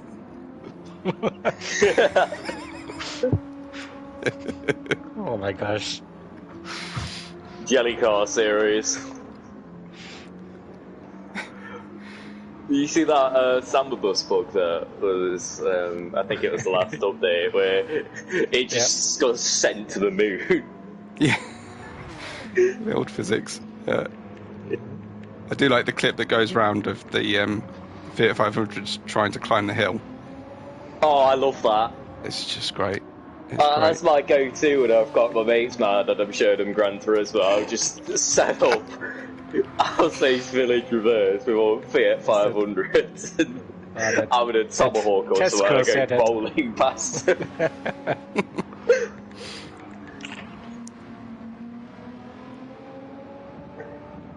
That's a way more fun way of playing this game, I feel, rather than sweating out races, just because I'm absolutely horrendous at it, so I might as well just have some fun.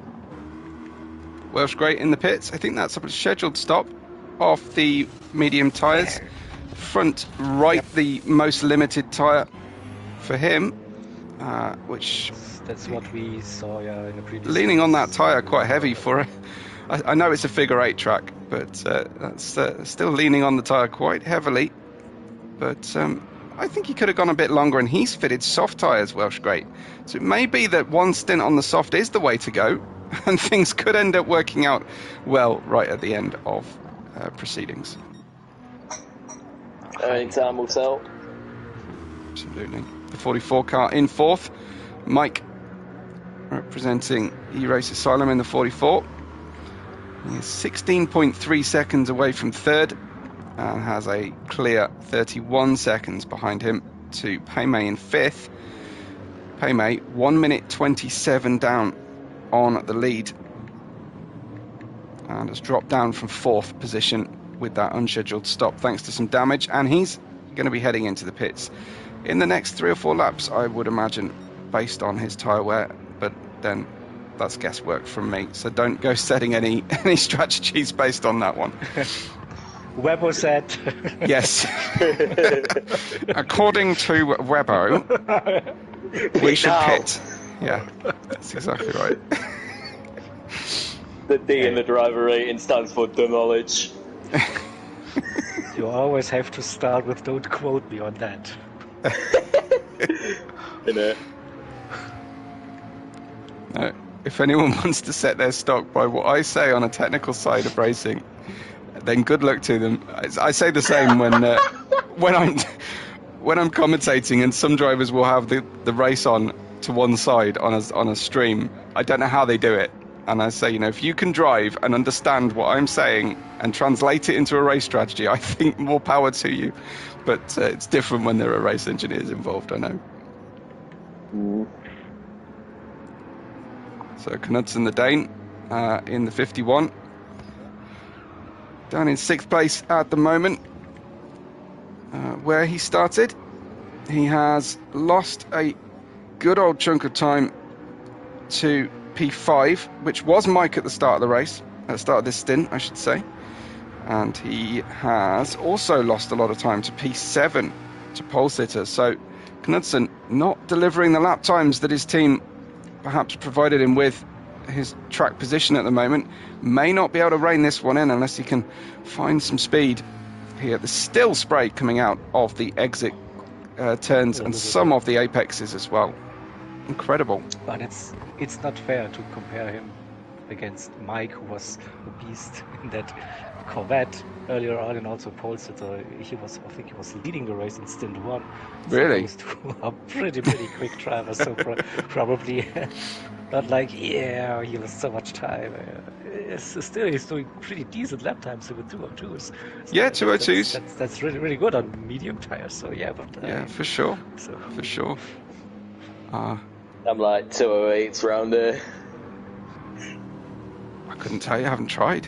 I haven't tried for a hell of a long time. I spend all my time commentating. It looks like the BMW there has got some cutouts in the front side windows. Looks like that's going to be getting a little bit damp inside the Sector 7 Pennzoil BMW there. He's just got a poncho on in there. Yeah. That's why they struggled in the wet. Check that out. See. When it comes through on stream, yes. there's definitely some cutouts in the glass or perspex. So Yeah. I guess the aerodynamics are such that it doesn't allow a lot in. Pole I think sitter I'm in realizing P7. this stream. I think I'm realizing this stream just like how badly I pronounce names. But you can't be a commentator if you don't say absolutely every single name completely. I'm just wrong. wondering how you mispronounce pole sitter. Do you add an H somewhere? Probably, I don't.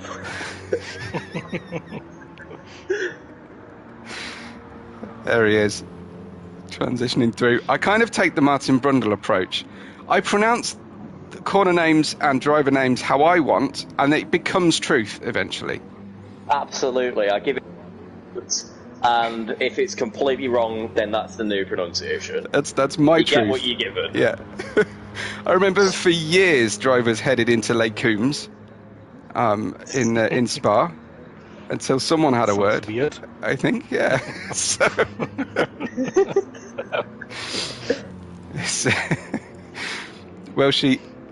so why are some of these drivers? Are we on? We're not on the default livery here with the Skechers BMW. Why are some of these drivers using real-world liveries with just some stickers on them? I wonder. It looks like we've got all the true liveries at the moment, Jaeger. No, we haven't defaulted. Yeah.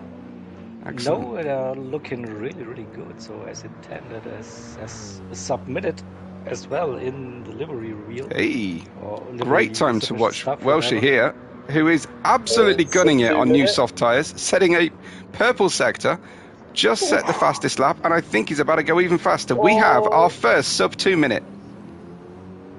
Cut the grass slightly on 130R there. That might have slowed him down slightly. There he is. Not on your life. A 1:59.0 from Welshie. Wow, Loving life right. out there. Blisteringly quick. Get in there. Fantastic stuff. He's still got 1 minute and 6 to catch pole sitter. But certainly going to enjoy that one. Have we got a fastest lap of the race so far, Jaeger? Yeah, I can't remember. We have got one. That's all I asked. So yes is a valid answer to that question. And there has been more than one lap in 7 hours. Yeah, we had at least one. Yeah, one fastest lap. Definitely. I'm pretty sure it was 58 something. Right, I'm being asked about a gap here in the chat. 10 to 11. So the gap is 10.1 seconds. Johnny Waffle to Ismail. And that could be one of our closest on screen. I'm going to just cut through, though, and check out the lead, because that was coming down. It's now 5.5, the lead between John D and Lugi. And that is a difference in tyre wear. Certainly John D is going to be feeling those tyres in a big way now. And he's got just under half a tank of fuel here, so certainly going to be tyre limited. Has anybody braved the hard tyres, Jaeger, through the Nope. through the course? No, not a single hard tyre. No. Wow, they are trash. It has to be said, but someone usually gives it a go. I'm actually not sure if they are allowed. Maybe Okay. they just said you use mediums and softs for this race. I'm not sure if it was an open choice. And I'll quickly have a look. No, all racing tires are usable, none required. Fantastic. Okay. But yeah. The gap at the lead then between John D and Lugi, 5.5 seconds now. It's not coming down at the kind of rate I would have expected. Remember though, Welshie and Lugi have both used the soft tyres once. Only one of those, it appears that was deliberate.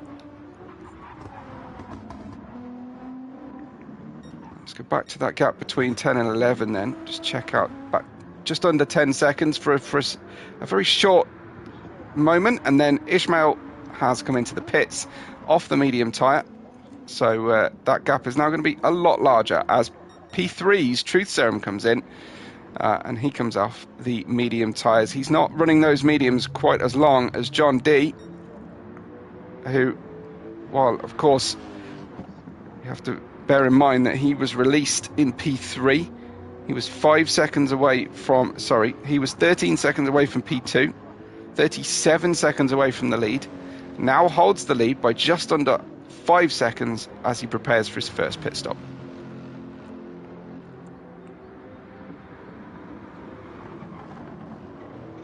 Some other cars pitting as well now, so we are round about that 1 hour mark. Yeah, halfway through the stint. Yeah, it's like 27 of 58. But, of course, we are expecting to see intermediates or wet tyres as John D takes a huge apex cut through 130. I think that was partially Welshie wearing away the apex curve earlier on.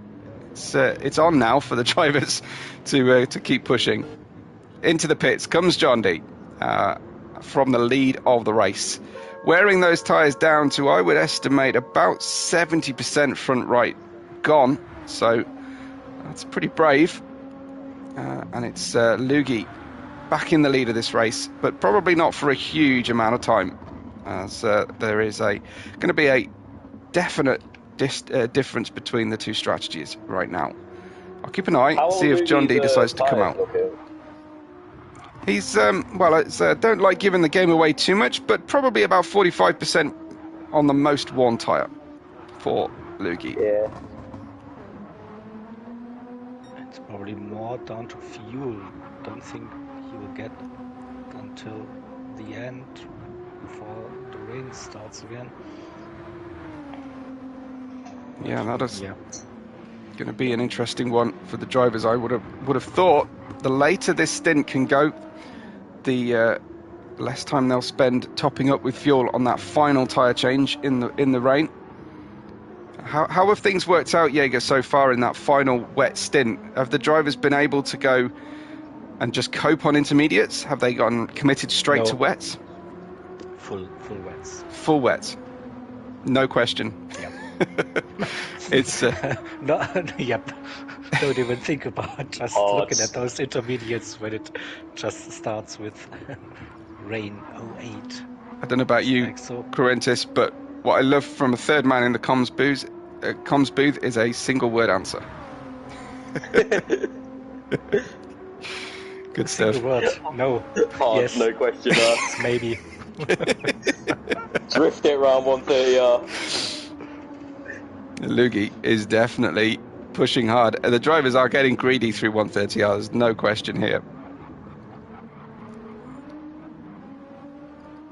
Yeah.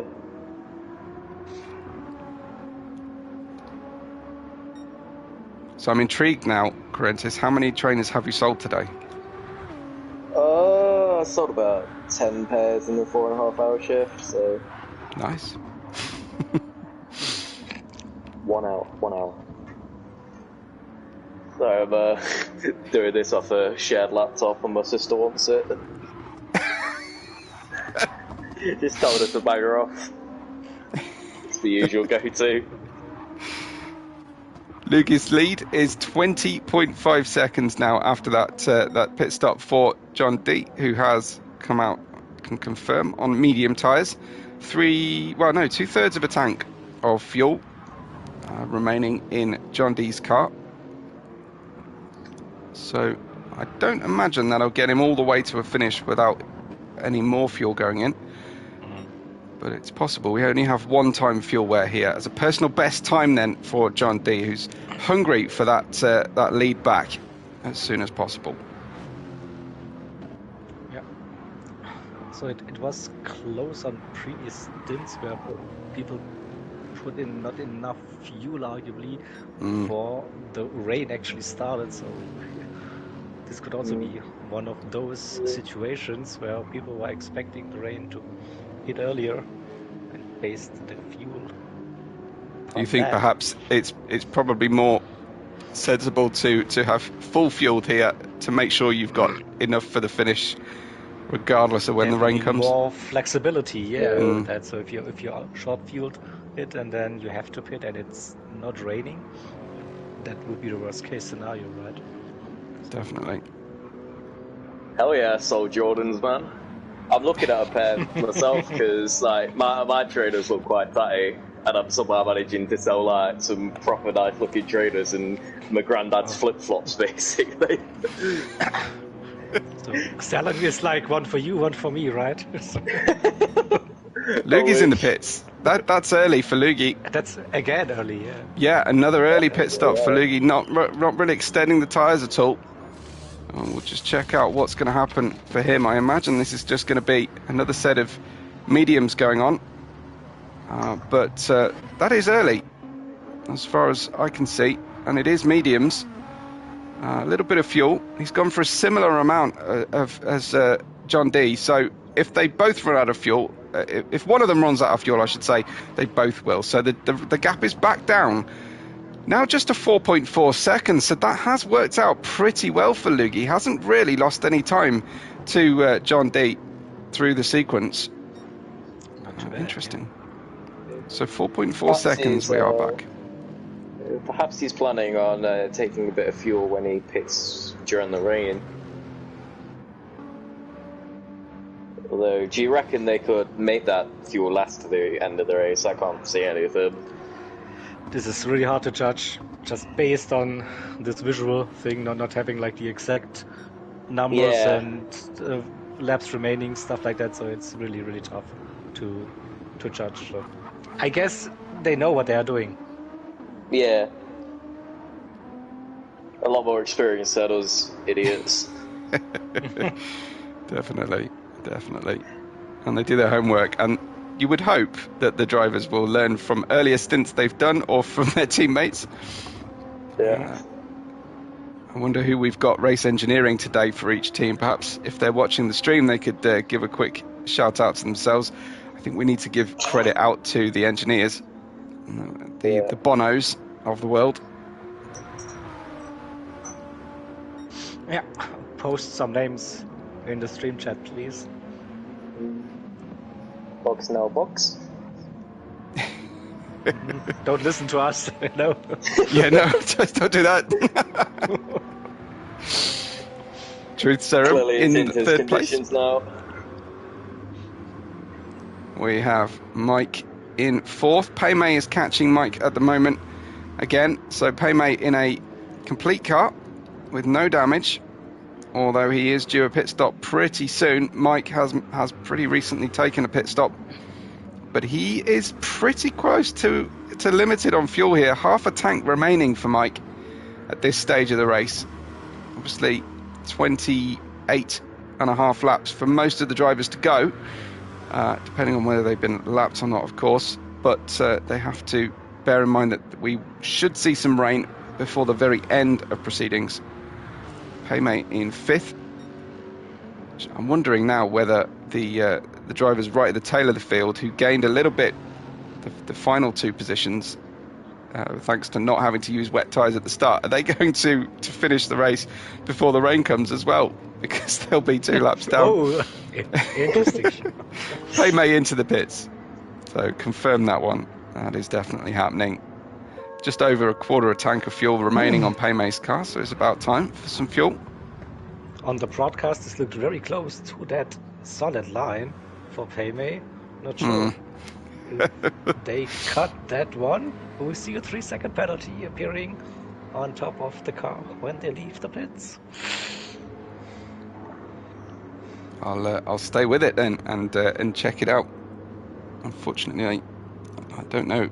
It might have been during your sausage break, Jaeger, but my wireless weird. keyboard. You're right, exactly. A 3-second penalty for Paymay. Yeah, see, eagle eye. There it is. That cut.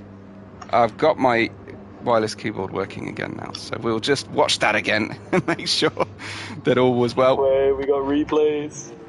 There we go. It's working now, despite the fact that the light is not on.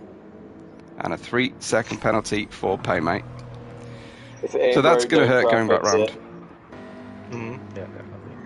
The keyboards are running on hopes and dreams at the moment.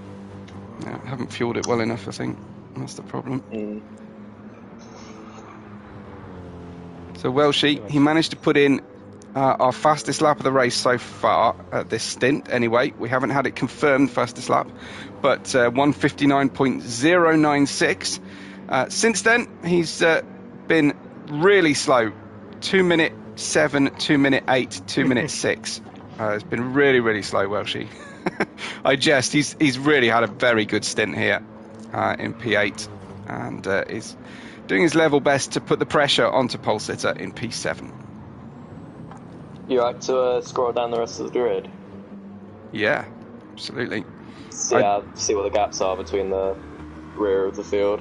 So we've got Identity, some 39 seconds away from 8th place, here in 9th in the 64. We've got Johnny Waffle for MRL. I can't see the gap between Identity and Johnny Waffle. Hasn't caught up to, I think, a pit stop yet. But he's 6 minutes 38 from the lead. Yeah. So he's lost time yourself then based on that time to the leader. He has a 12-second gap to 11th place Ismail. So we may see some action there in a few laps between Ismail and Johnny Waffle. El Amazif Ismail in P11. He's 32.6 seconds ahead of Bomba Negra, who stays in 12th place from the start. But certainly has been, I think, enjoying himself out there, and setting some good lap times as well. 2:01s the last 3 times, and he's close to his top pace here. This is his second stint on the mediums. He's pretty low on fuel, as low as I've seen so far after those pit stops. Gov is in 13th, 31 seconds away from Bomba Negra. It's got a lap clear, I believe, ahead of Ghost, who is running 18.18 away from the lead. Yeah, I don't think Ghost is catching Gov anytime soon. Yeah, I think that might be might be a little bit of what happened there? hope needed. Bold prediction here. Mr. SBS cheering on Ishmael. So we'll keep an eye on Ishmael over the next few laps. It was 11 seconds, that gap. As Lugi is in that second place. The gap just stabilising around 5 seconds now, 5.26. And a blue flag coming up. Another pass coming for Lugi, but he can just see John as he rounds the corner out of the hairpin and heads towards Spoon. Right on board with Lugi through Spoon. Huge backfires off throttle, these GT cars. Crunching through the gears in the kind of faux passenger seat here. I love this camera, it's one of my favourites. Yeah, I don't know if you've... I commentate over a... thing is, I commentate over enable this. Sorry.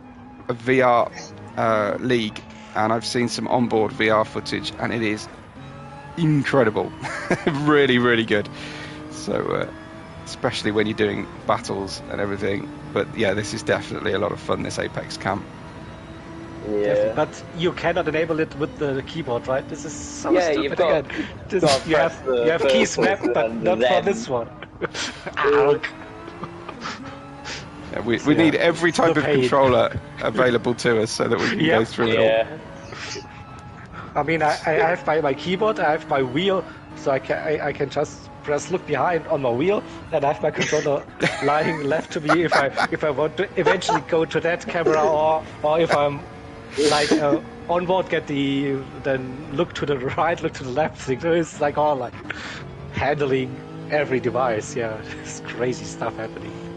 So it's also like a little bit of a workout, for the commentators, right? It's just not they're sitting and talking. You also have like hard work to do with our hands to.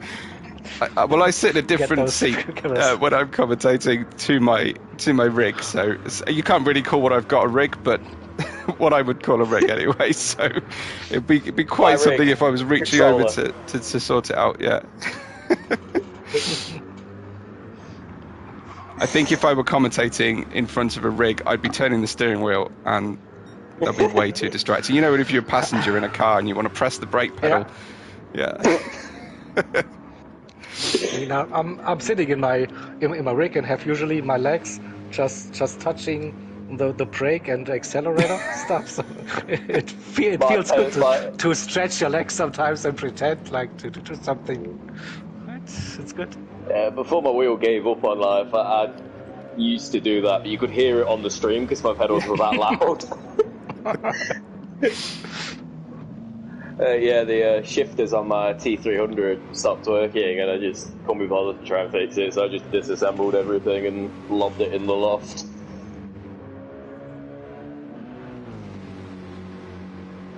Mike just looking for a way through past Ishmael here. Ishmael not really giving up the racing line, certainly. Seeming to half open a door at the apex of Spoon, but Mike, quite rightly, not wanting to stick the nose in there and end up with damage. He's found a way through now nicely out of Spoon 2 on the approach through to 130R. It's definitely darkening on the racetrack at the moment, so we're heading towards... I'm so glad it is getting dark. I'm so glad. Exactly. Now you're seeing the glowing front brake discs on the AMG here. Ishmael, plenty of fuel, plenty of tyre wear to go. It's lap 32 for him. Blue flags out for Gov at the moment, P13. Can't actually see who that's for, the triple 9 being given a blue flag, and you can, I think it might have been just that John's just passed him, so I think that might be Lugi on his way through, following behind. Gov's lap times pretty consistent here, 26, 27, 28, 29, 30, all within 1 second of each other, those laps, so very nice to see, especially he's been given blue flags as well. What was that gap between Gov and Bomba Negra at the start? So the gap between Gov and Bomba Negra was a minute, almost a minute dead, and it's now 33 seconds with the last two pit stops taken into account. It'd be big a catch. push for Gov to put that Race Asylum car into P12, but it could technically be doable. Yeah, I think we're going to see some movement in the championship as well. Just to take you through that championship while we have a quick look at Ghost. We've got the 44 car has 275 points, and ORT's 46 has 230. We have in third place the number 7 on 189, and then in fourth place the 218 Race Asylum second car on 129 points, and in P5 Syndicate, P6 Loose Moose, we have P7 did a 77 that is currently running in second in this race, and so that is going to see a decent climb there for P7. He was only 2 points away from Loose Moose's car 35 as well. Then we have in P8 Apex Hunter Racing, P9 Sector 7, number 13. The 33 is in 10th, the 51 in 11th. We have the 45 car in 12th, the 9 car in 13th, and the 999 in 14th. So should see some good positions there for the 999 if we can get some points out of today's race. How do the points work in IR? I could never get my head around it. So it's different for the different lengths of endurance race, I believe. So the 8-hour race is going to be different to the previous one. I did have a look at that. You forgot about, don't quote me on that, by the way.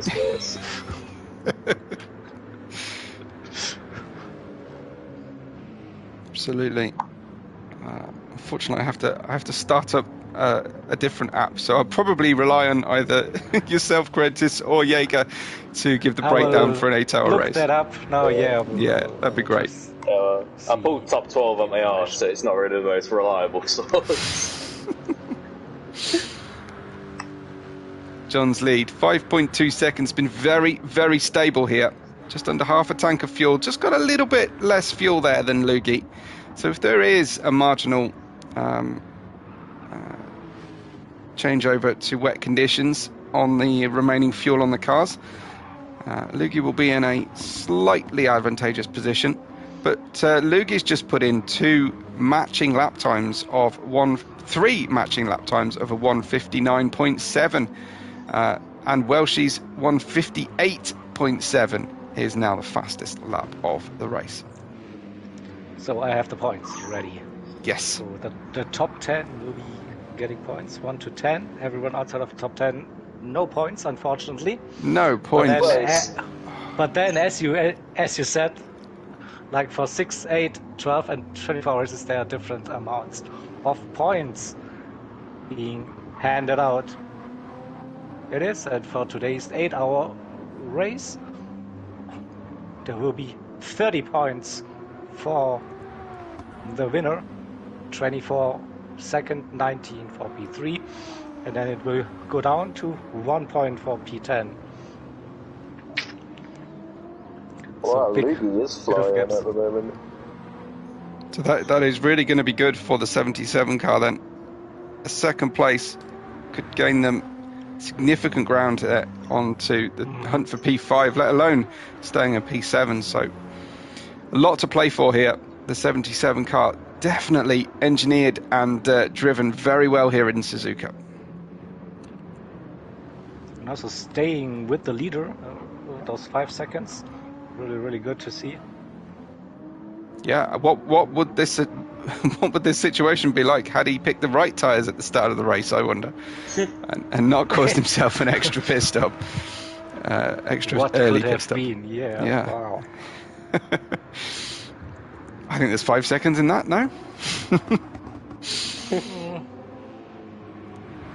Definitely.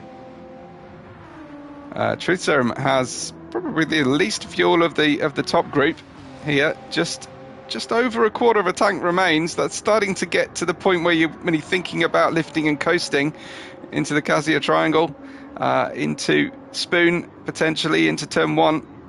It's not going to be comfortable. Maybe choose a gear higher through the S's as well, but just try and keep some momentum climbing the hill.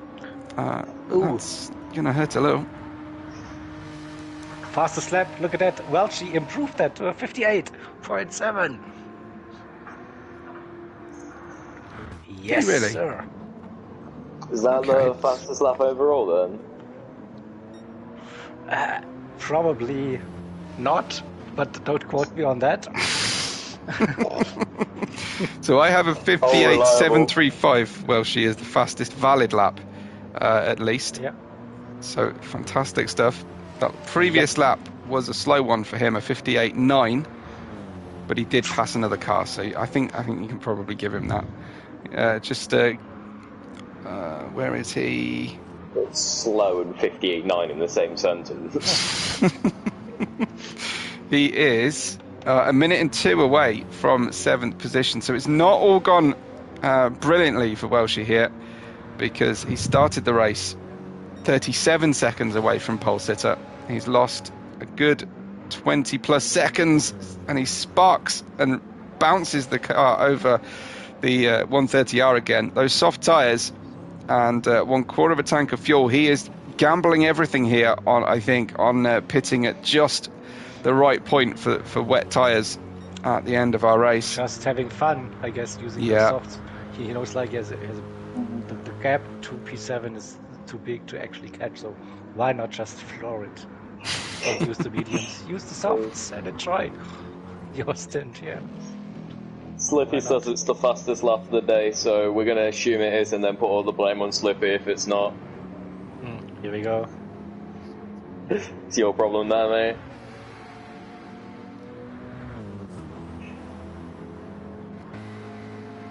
So Knudsen is in 6th place. He has a minute 28 to Paymay in front. Paymay himself, 42 seconds. It's not been the best of stints here for Paymay, unfortunately. Some damage on the car. resulting in an early unscheduled pit stop and a loss of position to Mike. A net time loss to Mike of some 74 seconds, as far as I can add up in my head on the fly, I think, plus the position. So Paymate back down in 5th from 4th at the start of this stint. So some work to do, I think, there. But the 44 car leads our championship. The 218 currently in 4th place.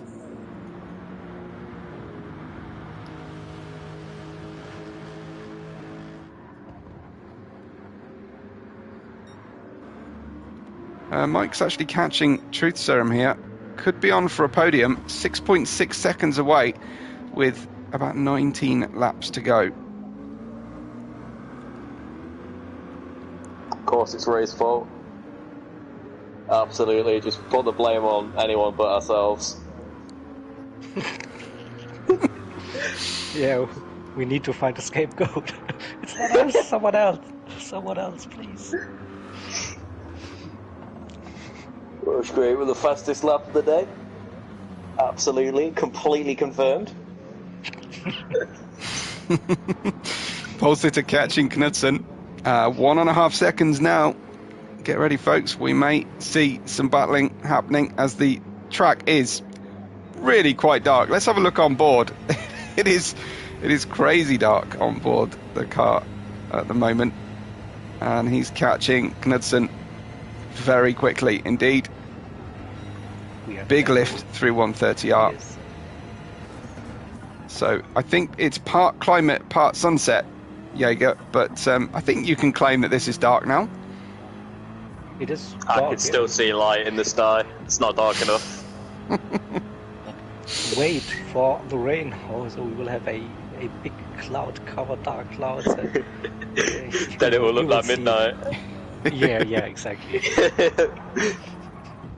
It's like you look down and you see, just look down, the clouds are... I just had to look down to see clouds. There's something not right with me today, I'm sorry. You've had a hard-working day selling trainers, so Yeah. we can let you off that one. Knudsen is feeling the pressure. Stupid, mate. This is nothing out of the ordinary for me. Hashtag Jaeger said it first. Into the Degners we go. There's a car ahead of this battle as well. Could feature in as part of this this challenge, but that gap down to 0.6 seconds, 0.7 seconds as they exit Degner 2. This hairpin, I like to call this the Kobayashi hairpin for obvious reasons. He would love a send down into that hairpin, would Kamui Kobayashi.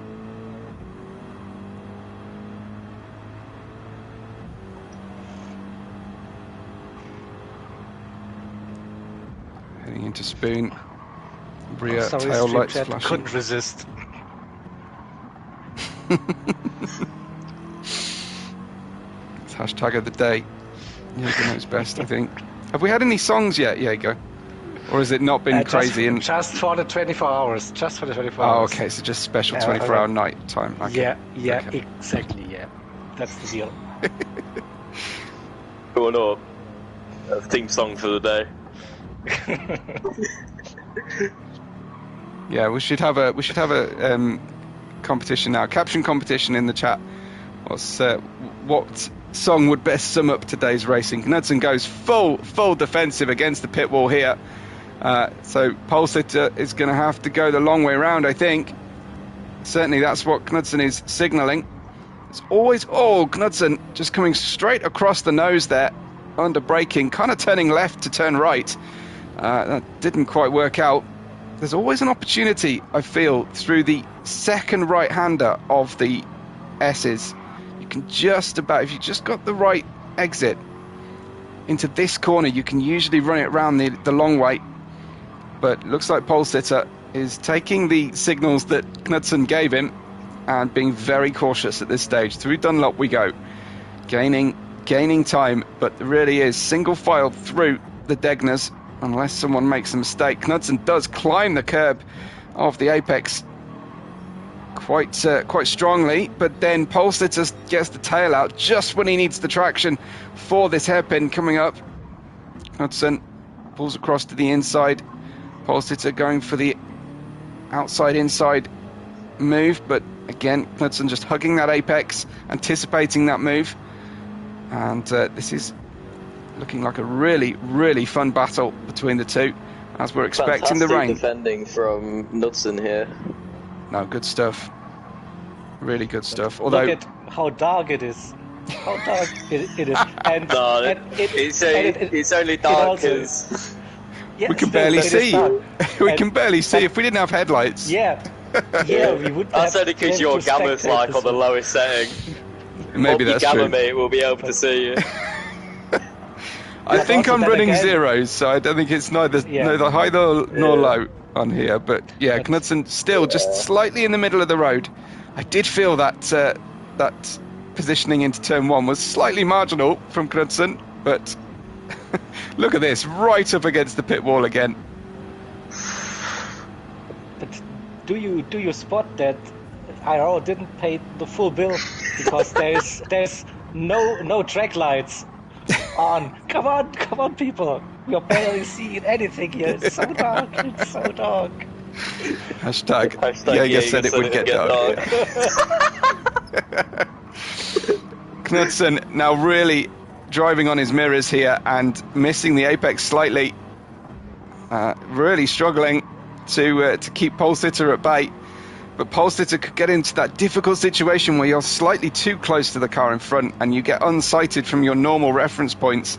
We are, I think, closing on a back marker in front as well. The blue lights are flashing, the signal repeaters on the trackside that are just they're bright as the sun now. Jaeger, those trackside, just because of the ambient darkness that we're going through here. Yeah.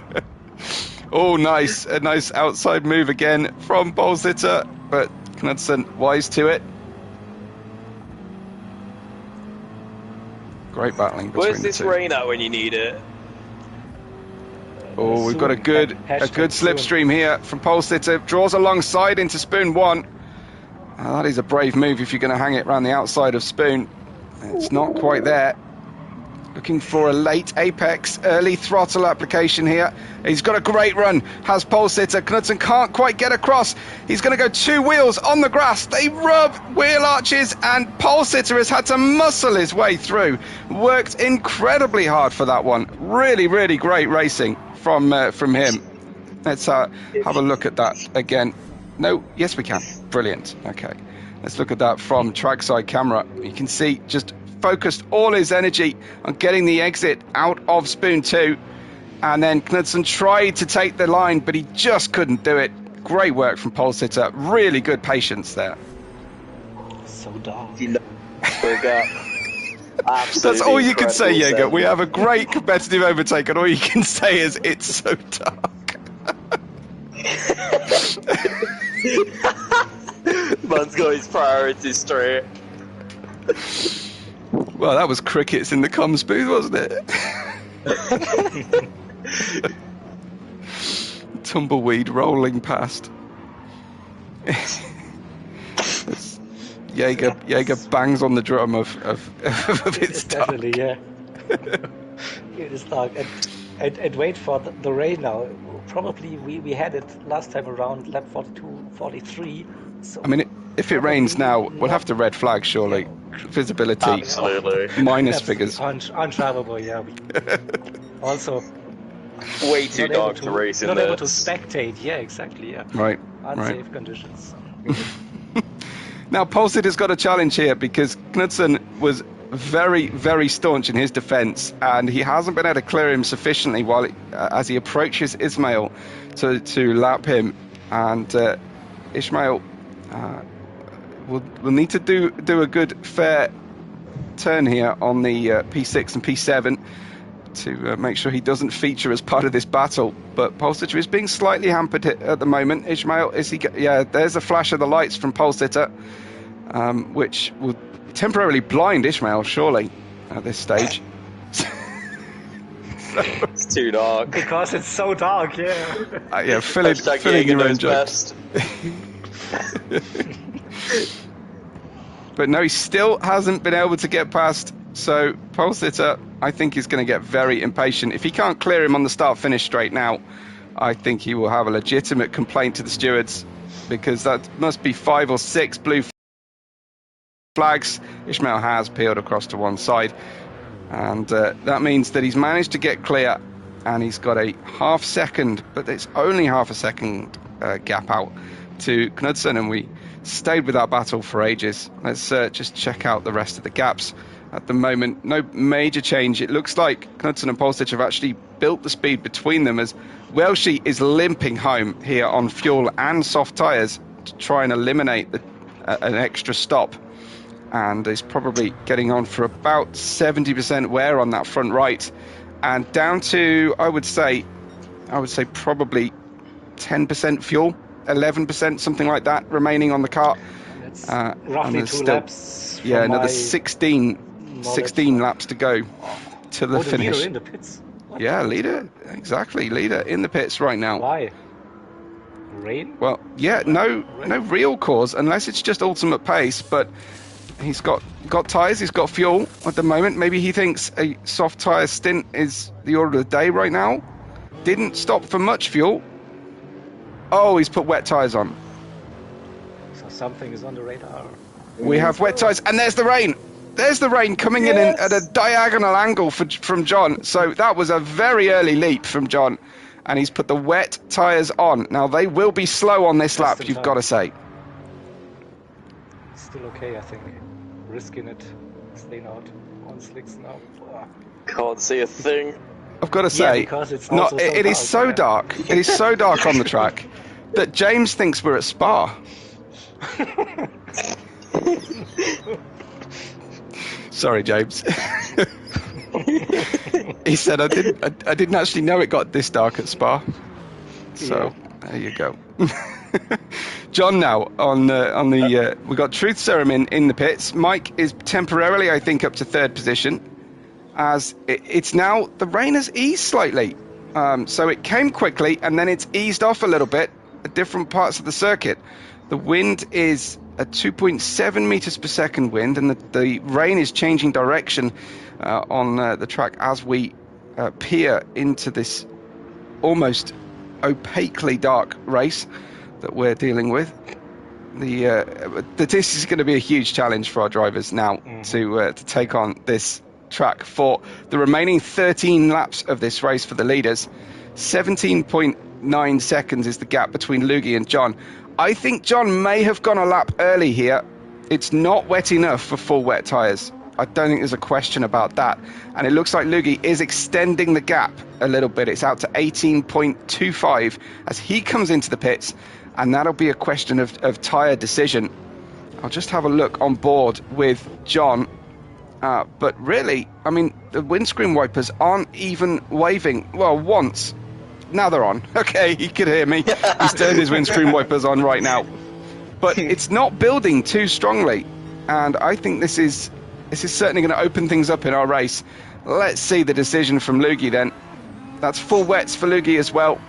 But our level of moisture on the track indicator hasn't made it up to 30% yet.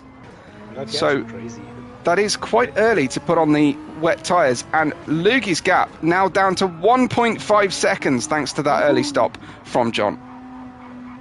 But they know what they will expect towards the end, so this rain awaits. They can see the weather radar. It will be crazy wet towards the end, so I think you have to sacrifice now the first 2 laps on those wets, even if it's not that bad on track, but it will get worse.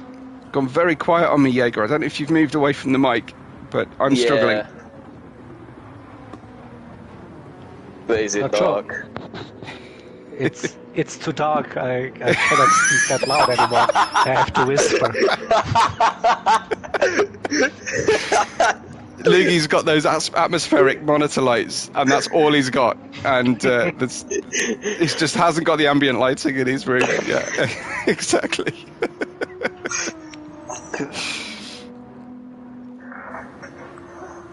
So, 2 seconds now, the gap at the front. but this is definitely going to be an interesting one to finish this out. The rain is building. It's past 33%. It's getting on for 40% rain, standing water now. This is certainly, we know it's going to end full wet. This is really interesting. Hazard lights on from Lugi for a moment there. That's unusual. What is he communicating with his hazard lights? Any guess? Can anyone hazard a guess? He can't see a thing, right? So he needs every extra bit of light. He turned them on for like 4 seconds. One explanation I'd had for that before, certainly for people flashing their lights, was that if they're racing with controller, that sometimes they key their lights on to the same stick that they steer with, but I don't think that's the case here today. Oh, it's dark. Yeah, I see that as well. Slipstream's just mentioned it's dark, yeah. So Slipstream knows best, I think. Yeah. Must be dark then. It's not dark until Slipstream says it's dark. And it's definitely dark now. 1.4 seconds. Lugi is catching here, and he's got that advantage of following the tail lights of John and gauging his decisions on throttle and braking based on what John is doing. John is the one on the voyage into the unknown here with the grip. 1.1 seconds. We are on here, folks, for the win potentially here in these final 9 laps. 11 laps. Getting ahead of myself. Oh, Lugi, big slide from Lugi. Can he hold it before hitting the barrier? Oh, yes, just about. That was Code Brown moment for Lugi. Huge tank slapper, but John was off as well in the Degners. John was down and out, and that means a big pass for the lead. Let's check out what happened to John while we were watching Lugi recover. We go through Dunlop, and we're okay. I told you, that Lexus in the rain is into Degner 1, and it's the exit of Degner 1. We lose the car, almost go around. It's a full 90-degree spin for John, just about recovered safely enough. But Lugi is your new leader. John chasing down Lugi again on the way into Spoon. John down the inside into Spoon 1. This is side by side in the pitch black conditions. He overcooks it through Spoon 1. Lugi has a little nibble into Spoon 2. John holds on round the outside of the circuit. Looks like Lugi might well get the exit that he desires out of the car, and he's basically just tripping into all of the mist and spray coming off the back of John's Lexus.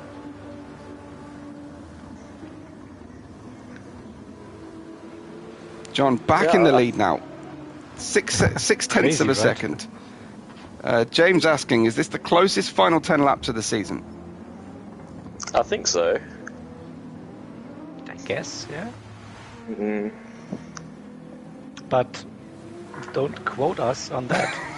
Yeah. We won't quote you on I think so. Jaeger knows best. This is the situation then from the helmet position, cockpit cam for Lugi. I would hope our drivers are in the cockpit cam and not like on the hood or chase cam or something. But this is how it looks. Great atmospheric rain noises as well as the rain is clattering the car. It sounds almost like hail.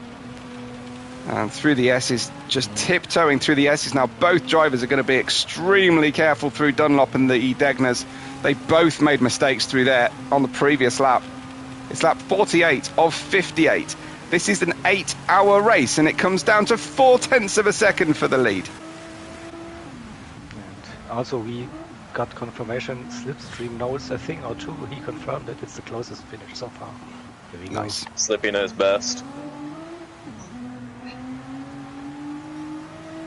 So Slipstream is both a person and a team. Am I right?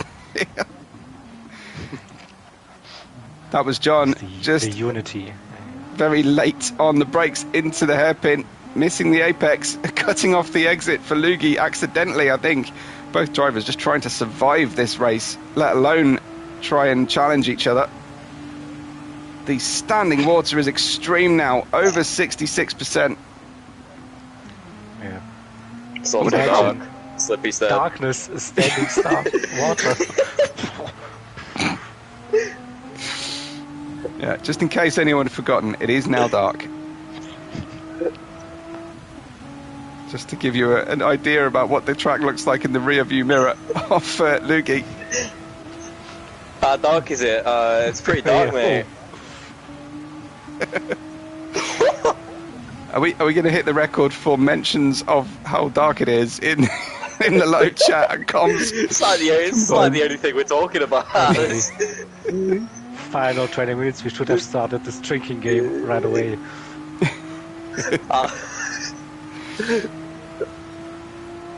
It's Jaeger's sausage game, no?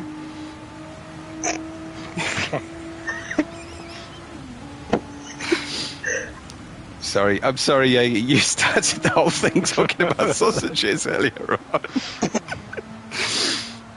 I've done well to rein in all the sausage jokes, frankly.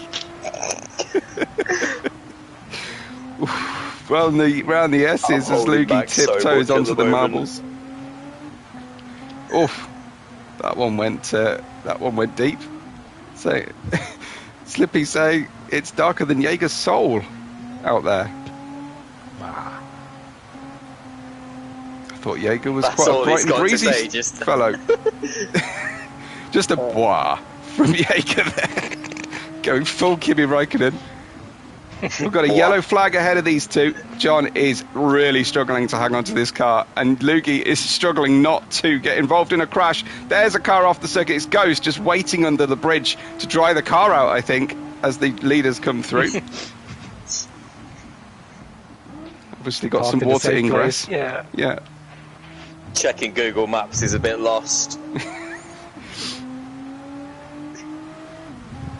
So we're asking for floodlights. Yeah, they haven't actually turned those floodlights on. I can see floodlights on the racetrack, but we're not going to use them tonight, it seems. It's not dark enough.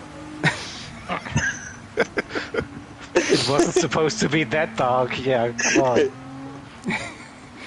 It's lap 49 of 58 of this stint. We are down to the final 17 minutes of running or thereabouts as we finish this 8-hour stint, this 8-hour race.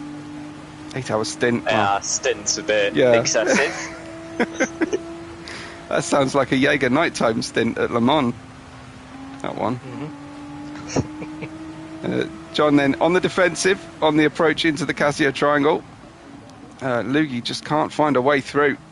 I think Lugi's best bet on the next sort of 5 laps or so is to just hope John makes a mistake and not have to go for an overtake. But he's absolutely pinned to the diffuser here of John. I don't know if the slipstream effect is quite as strong in the rain, but certainly shadowing John here, looking for an opportunity. John shaping to the middle of the track. Lugi can't find a way through, and neither driver on the racing line here. Neither driver going for the karting lines around the outside of the corner either. Oh. And old man Jay, IRO, they forgot something. We knew it. So it didn't pay the bill for the floodlights, unfortunately. And we're blaming Ray, are we? Is that the situation? All of Ray, yeah. Usually we would blame Nick, but Nick is not around this weekend, so gave it all to Ray. Lugi. Back end stepping out there for Lugi. I was trying to work out some sort of Hocker Lugi kind of joke, but I don't know. Didn't quite work out for me. John missing in almost every apex as they're about to pass La Bomba Negra to the inside. Using the wet line. Oh, John, take that one! On the approach, in about 15 seconds' time, you're going to have the best view of that, guys. On the approach to the hairpin from John. Oh my word, Tokyo drifted it. Beautiful stuff from John. Absolutely How beautiful. on earth he kept that under control? That is pure skill. Yeah. Lugi might argue that it's skill to not put yourself in that position in the first place, but another little little rear axle slide there on the way out of Spoon 2, just as Lugi was shaping for a possible move. Oh, it went dark under the bridge then for a moment, under the crossover, on the back stretch. Just waiting for that chance. But it's 8 laps to go. those chances are running out. Didn't quite know where to point the car as John is getting opposite lock on both sides of the car on the way out of the Casio Triangle. Mental. This is crazy stuff. Did Lugi make contact there during the chicane? Because it got damn close. It looked close. I don't know. From this camera angle, I can't say, and I've probably passed the replay point to actually show it again, unfortunately. But yeah, I think it was an avoiding action, which is why he was doing that. But I'm just trying to get the best view possible from this action, because, as we've said, it's a little bit hard to see from the trackside cameras. Yeah, can you check the gap between third and fourth real quickly? Definitely. 14 seconds between Mike and Truth Serum. It's just so close at the head of this field. We'll have a quick flick through, but I don't want to miss a potential issue at the front of the circuit. Yeah. Pei-Mei in 5th. We've got Pole Sitter in 6th place. Knudsen has dropped 13 seconds to Pole Sitter since we saw the overtake. Welsh is in 8th. Identity in 9th. We've got Johnny Waffle in 10th place. Ishmael in 11th now. And Bomba Negra still in that 12th place. Gov in 13th. And Ghost at the rear of the field. There is only, what have we got here? 6/10 of a second between the two leaders. And they're closing in on another car to lap.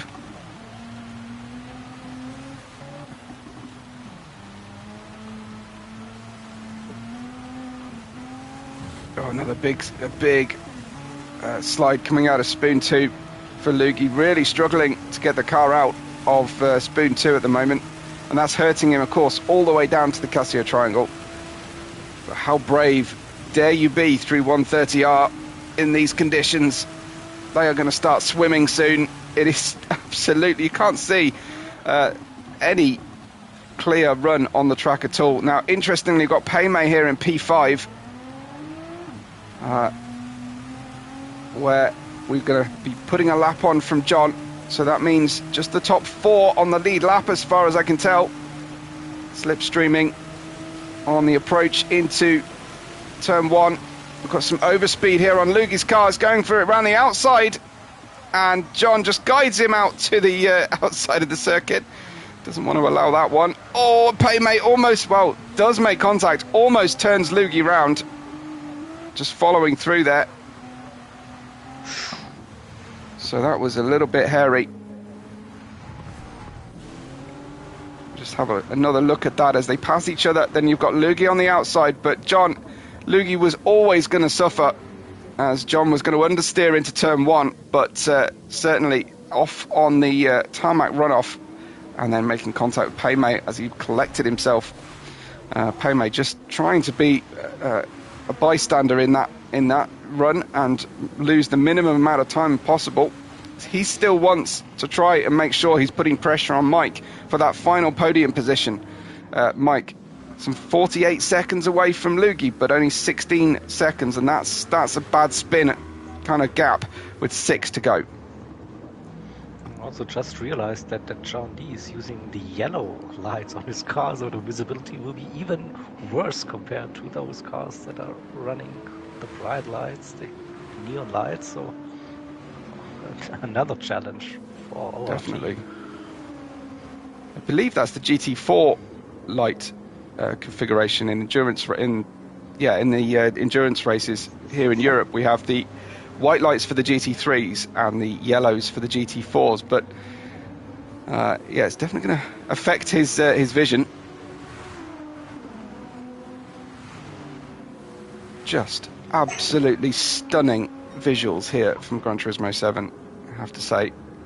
Diego, you're doing some babysitting now. No. that's not the part of the contract. Yeah, no, stop it.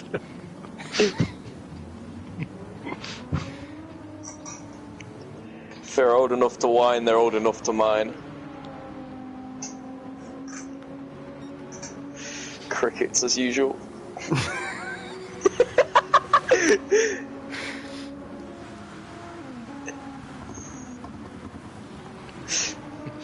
Ray practically grown up here, but I get it. There's still something missing, right? But yeah, let's appreciate this battle for P1 and P2. It's fantastic. Still raging on, great thing. Yeah, it's absolutely brilliant. 5 laps. Just the last few minutes to go, and we are 0.5 of a second separating P1 and P2. Nothing in it. Any one of them could take it. Feel like they're learning really well now where the danger areas of the track are, how to just take it easy. But as the conditions develop, I don't know if they can. I don't think you can get any more water on this racetrack. If those conditions change even slightly, well, the wind has changed a good 90 degrees to now northwesterly, 3.3 meters per second. So it's getting super strong up there. That is going to affect the driver's confidence going into some of these long looping corners, and obviously Suzuka, a track where you frequently have to brake and turn at the same time. This is a huge challenge. John is really struggling to make the apexes through Spoon. And can Loogie get away out of Spoon 2 safer? They still don't care. They're right out on the grass, even on the dry line on the exit of Spoon 2. That was clean from Loogie that time.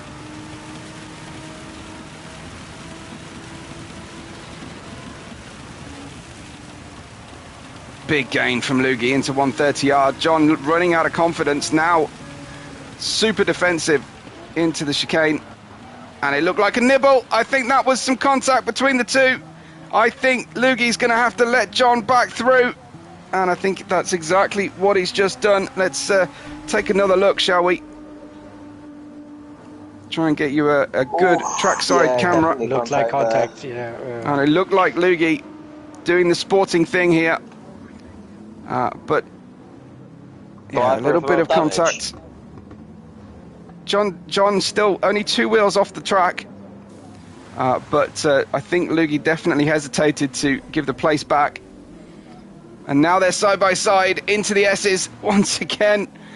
It is brilliant stuff between these two. Loogie having a look down the outside around the S's. It become the inside into the right-hander, then the outside through Dunlop, and he's got ahead. He's got ahead this time. That was brave. That was really brave work from Loogie. But now he has the challenge that John has been fighting all this time, which is to try and be the first one to make his way through. Great pass from Loogie. That was incredible, that move.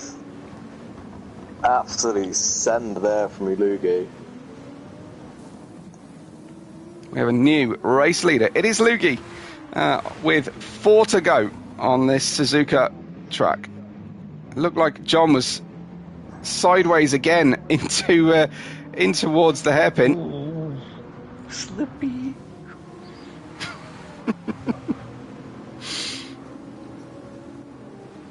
Slipstream like that one as well. Great move. It's got the Slipstream seal of approval.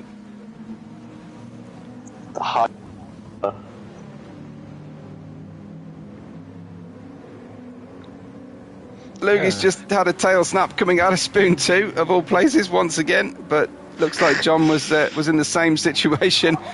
We're still 0.6 of a second separating our top 2, and say Loogie now on this lap having the lead of the race, but the first view of all the puddles, all the struggles here into these corners, and just backing the car into the Casio triangle.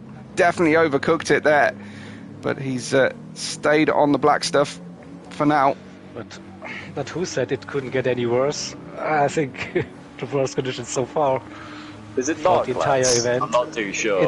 It's also dark a little bit, yeah. So maybe having a slight impact on the racing. Not only that, but the wind has got stronger and turned to the right, so it is now a northeasterly wind of 4.3 meters per second. So these drivers really earning their wages out there. It is so tough. especially through the S's, to deal with change of wind direction as well as the rain. Yeah. I don't think that wind direction favours any corner on the track. It's just chaos unpredictable. wherever you I think, are. yeah. And it's getting stronger still. We're getting close to typhoon conditions at the moment. And Lugi getting a little bit crossed up through Dunlop as well as they come on behind the back of Ishmael. The gap down to 0.3 of a second through the Degners, and Lugi really struggling once again. He's going to have to defend into the hairpin here. I mean, the marshals are gamely waving blue flags at Ishmael, but I don't think Ishmael's going to see them. I think he's going to have to rely on those light boards. It was just a sort of dark shadow being waved in a further dark conditions. It is. Yeah. Ray pays peanuts. No, Ray doesn't even pay the bills for the floodlights. Come on. Giving the track manager a packet of Monster Munch to keep the lights on the entire race. That's a blast from the past, Monster Munch. I need to see someone make a livery out of Monster Munch. I think that'd be pretty cool. Tasco meal deal livery. That was one for all you Europeans there to get. Yeah, absolutely. Nice international joke from you there, Curtis. Iggy's got Lugi's gone off at the Cassia Triangle. Lugi off circuit. John's back in the lead with 3 to go. John extends the lead now, as big as it's been for some 5 laps. It's now out to nearly 0.8 of a second. That was Lugi with just the tiniest little error. I'll try and catch it again. Here he is into the Cassia Triangle. Just overturned to the right. Couldn't get the car back to the second apex, and then struggling back through. So once again, we have another change for the lead. Well, there's a little gap, and I say little, it's just 0.5 of a second, just another trip through the grid. Mike in 3rd position on his own at the moment. Truthstorm's not going to feature on this battle for the podium, it seems, unless Mike has a big drama. Paymate in 5th, pole sitter, 6th position. We have Knudsen in 7th, Welsh Great in 8th. It's great to be 8. Identity in 9th, and then Johnny Waffle in 10th position, which is the final points paying position today in 10th. And Ishmael in 11th. We have Bomba Negra in 12th. Gov in 13th. Ghost out in 14th position. We'll do a couple fewer laps, I think, than the rest of the drivers.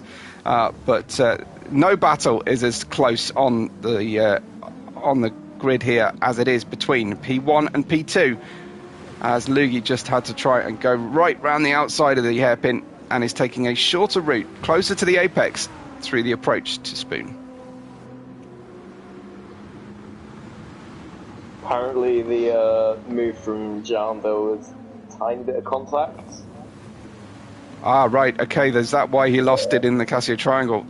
Interesting. Yeah, might be. Well, that's what chat's going off. The almighty Ray. We'll have to wait for the slipstream seal of approval, though. That's true. The official timer has run out. We still have 2 more laps to go. So a bit behind schedule, but here we go. We're going to the 58th lap, though, Jaeger. Confirm? We were going to the... Yeah. Right, It definitely good, okay. is set up. It's not based on my overlay. It's based on the lobby. So we go to lap 58. Great, okay.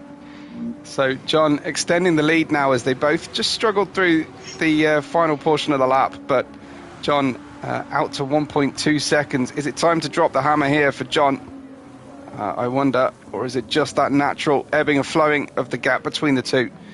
We shall say. Slipstream says stewards will decide. And Raul Gomez says, contact, is this basket weaving, I think you meant to say, or racing? Fair point. But you have to say Lugi did touch John earlier on and gave up the overtake. And may feel like he's kind of owed the same treatment back. There was contact, it had just been the slightest. Don't think there would have been massive or we would have noticed. There's certainly no damage on the cars to speak of. We'll probably go to the stewards after this one, so... Yeah. But yeah, let's just focus on those final 2 laps still. 1 second separating the top 2. What a finish for this 8 hours. It is fantastic. Absolutely. It's a really special finish here. Okay. James saying that he meant basketball rather than basket weaving. That makes more sense. Sure. Plenty of contact in basketball, though. Check out the wind. Almost a full easterly, 5.3 meters per second wind. We're going all the way around the compass here. So the penultimate lap, 0.6 of a second. Coming out of Spoon once again. The driver's still pushing right to the exit of Spoon, right over that that curb on the exit, onto the grass as well. They're not feeling shy here. And it's time to go through 130R for the penultimate time. Hold your breath. Pick out your apex point in this terribly dark race. And that's Lugi just, I think, just giving up potentially the win there, the battle for the win. That was definitely a moment there for Lugi. Let's ride on board with him as we head down towards that chicane at the end of the lap. Seemingly gaining through the 130R. We go underneath the bridge, and I think we're just too late on the brakes, are we? Oh, big slide out onto the grass as we recollect ourselves. And I think that might be all she wrote, unless John goes off the circuit now on this final couple laps. You can barely see anything through the S's. In chat, but white flag means in motorsport, right? Final lap, not we are surrendering now. Yeah, Mr. SBS just giving up. Yeah, exactly. Yeah. Okay, that's it. I was about to make a joke about France. Have we got any French drivers? I think we're all right at the moment. I think we're okay with to make French jokes. We're right. Yeah. Okay, phew. Serum's Canadian, that's close enough. Yeah, I saw it depends on the province. Yeah. Canada. Who cares about that? Lots of Canadians. I saw something on Instagram the other day, and it said Europeans were asked which, if they had to lose one country in Europe, which would they lose? And every single person said France. Oh, Jody's struggling. Yeah, he really is struggling like crazy. Final couple of corners. Lugi, I think Lugi's going to go for it. He has to go for it, surely, for the win. There's nothing to lose behind. Gets the inside here into Spoon 2, but it's just not enough. John down onto the throttle. Just a couple corners left to go now of braking. We know Lugi's strong into 130R. Let's see if he can judge his braking perfectly into the Casio triangle for the last time. What on earth is John going to do as well? As they run through that 130R, Lugi is fully off the circuit. We'll question mark that later on if it comes to it. But John, inside into the Casio triangle, looks like it's going to be John's to win here for ORT for the 46 car, but he just gets crossed up on the exit. This is going to pin right to the finish here. This is going to be nose to tail, but John takes it by less than 0.2 of a second for ORT, beating Lugi. What a finish from those guys. Tremendous. And I think they're both pretty happy about it, as Mike is going to have plenty to celebrate as well. Mike in P3 now coming through 130R, and he's got a nice comfortable gap to the finish. But what a finish between those two. Commentary gave me goosebumps there, man.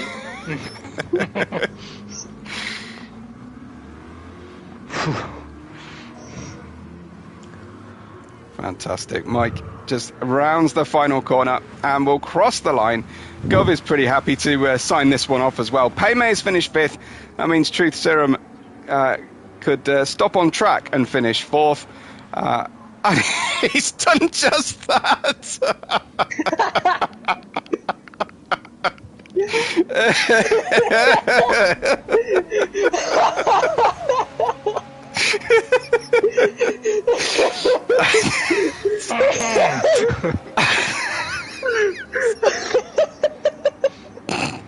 We broke the fourth wall there. That is. Yeah. Someone asked for disco lights earlier on at the end of the race. Well, Yeah. Trinstrom has crossed the line in fourth. Pole sitter gets That's sixth it. place, and Knudsen, I could not have timed that any better. I'm going to save that. I'm going to save that one. I'm going to make that into a short. That has to be a short, that one. Absolutely, mate. Absolutely. Knudsen in P7 then will come through. Looks like the rest of the drivers have finished, with the exception of Ghost just yet. Oh, wow. What a race. What a tremendously challenging 8 hours of Suzuka our drivers have suffered. But what a finish. Brilliant, brilliant stuff. Here comes 8 Knudsen then in hours coming P7. down to 2 tenths. Unbelievable. Welchie with the fastest lap of the entire event. That is confirmed by Slipstream, by the way. So it has to be correct. Hashtag Slippy knows best. Here we have then confirmation of those provisional finishing order post any pre any steward issues. We don't anticipate any, but you never know. It's a long, long race. It is John D then for ORT finishing with a 2:11:34 race time there for him, including the early in lap and wait. Lugi in second by 0.194 of a second. Fastest lap confirmed. Welsh great. No one is going to take that away from him. Mike in third. Truth Serum in fourth. With all the disrespect I paid him.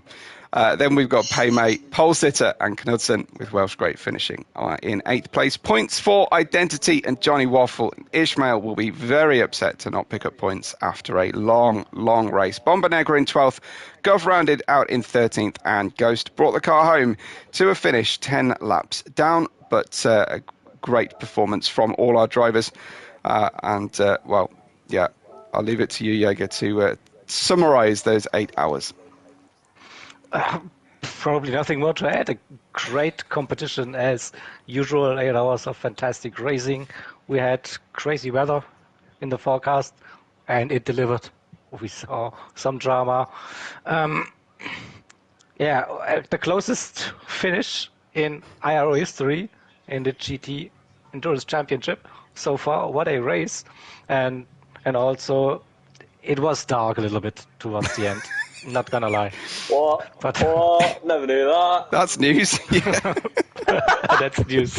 Mic drop from Jaeger Boom, there. yeah. Groundbreaking news. It was dark.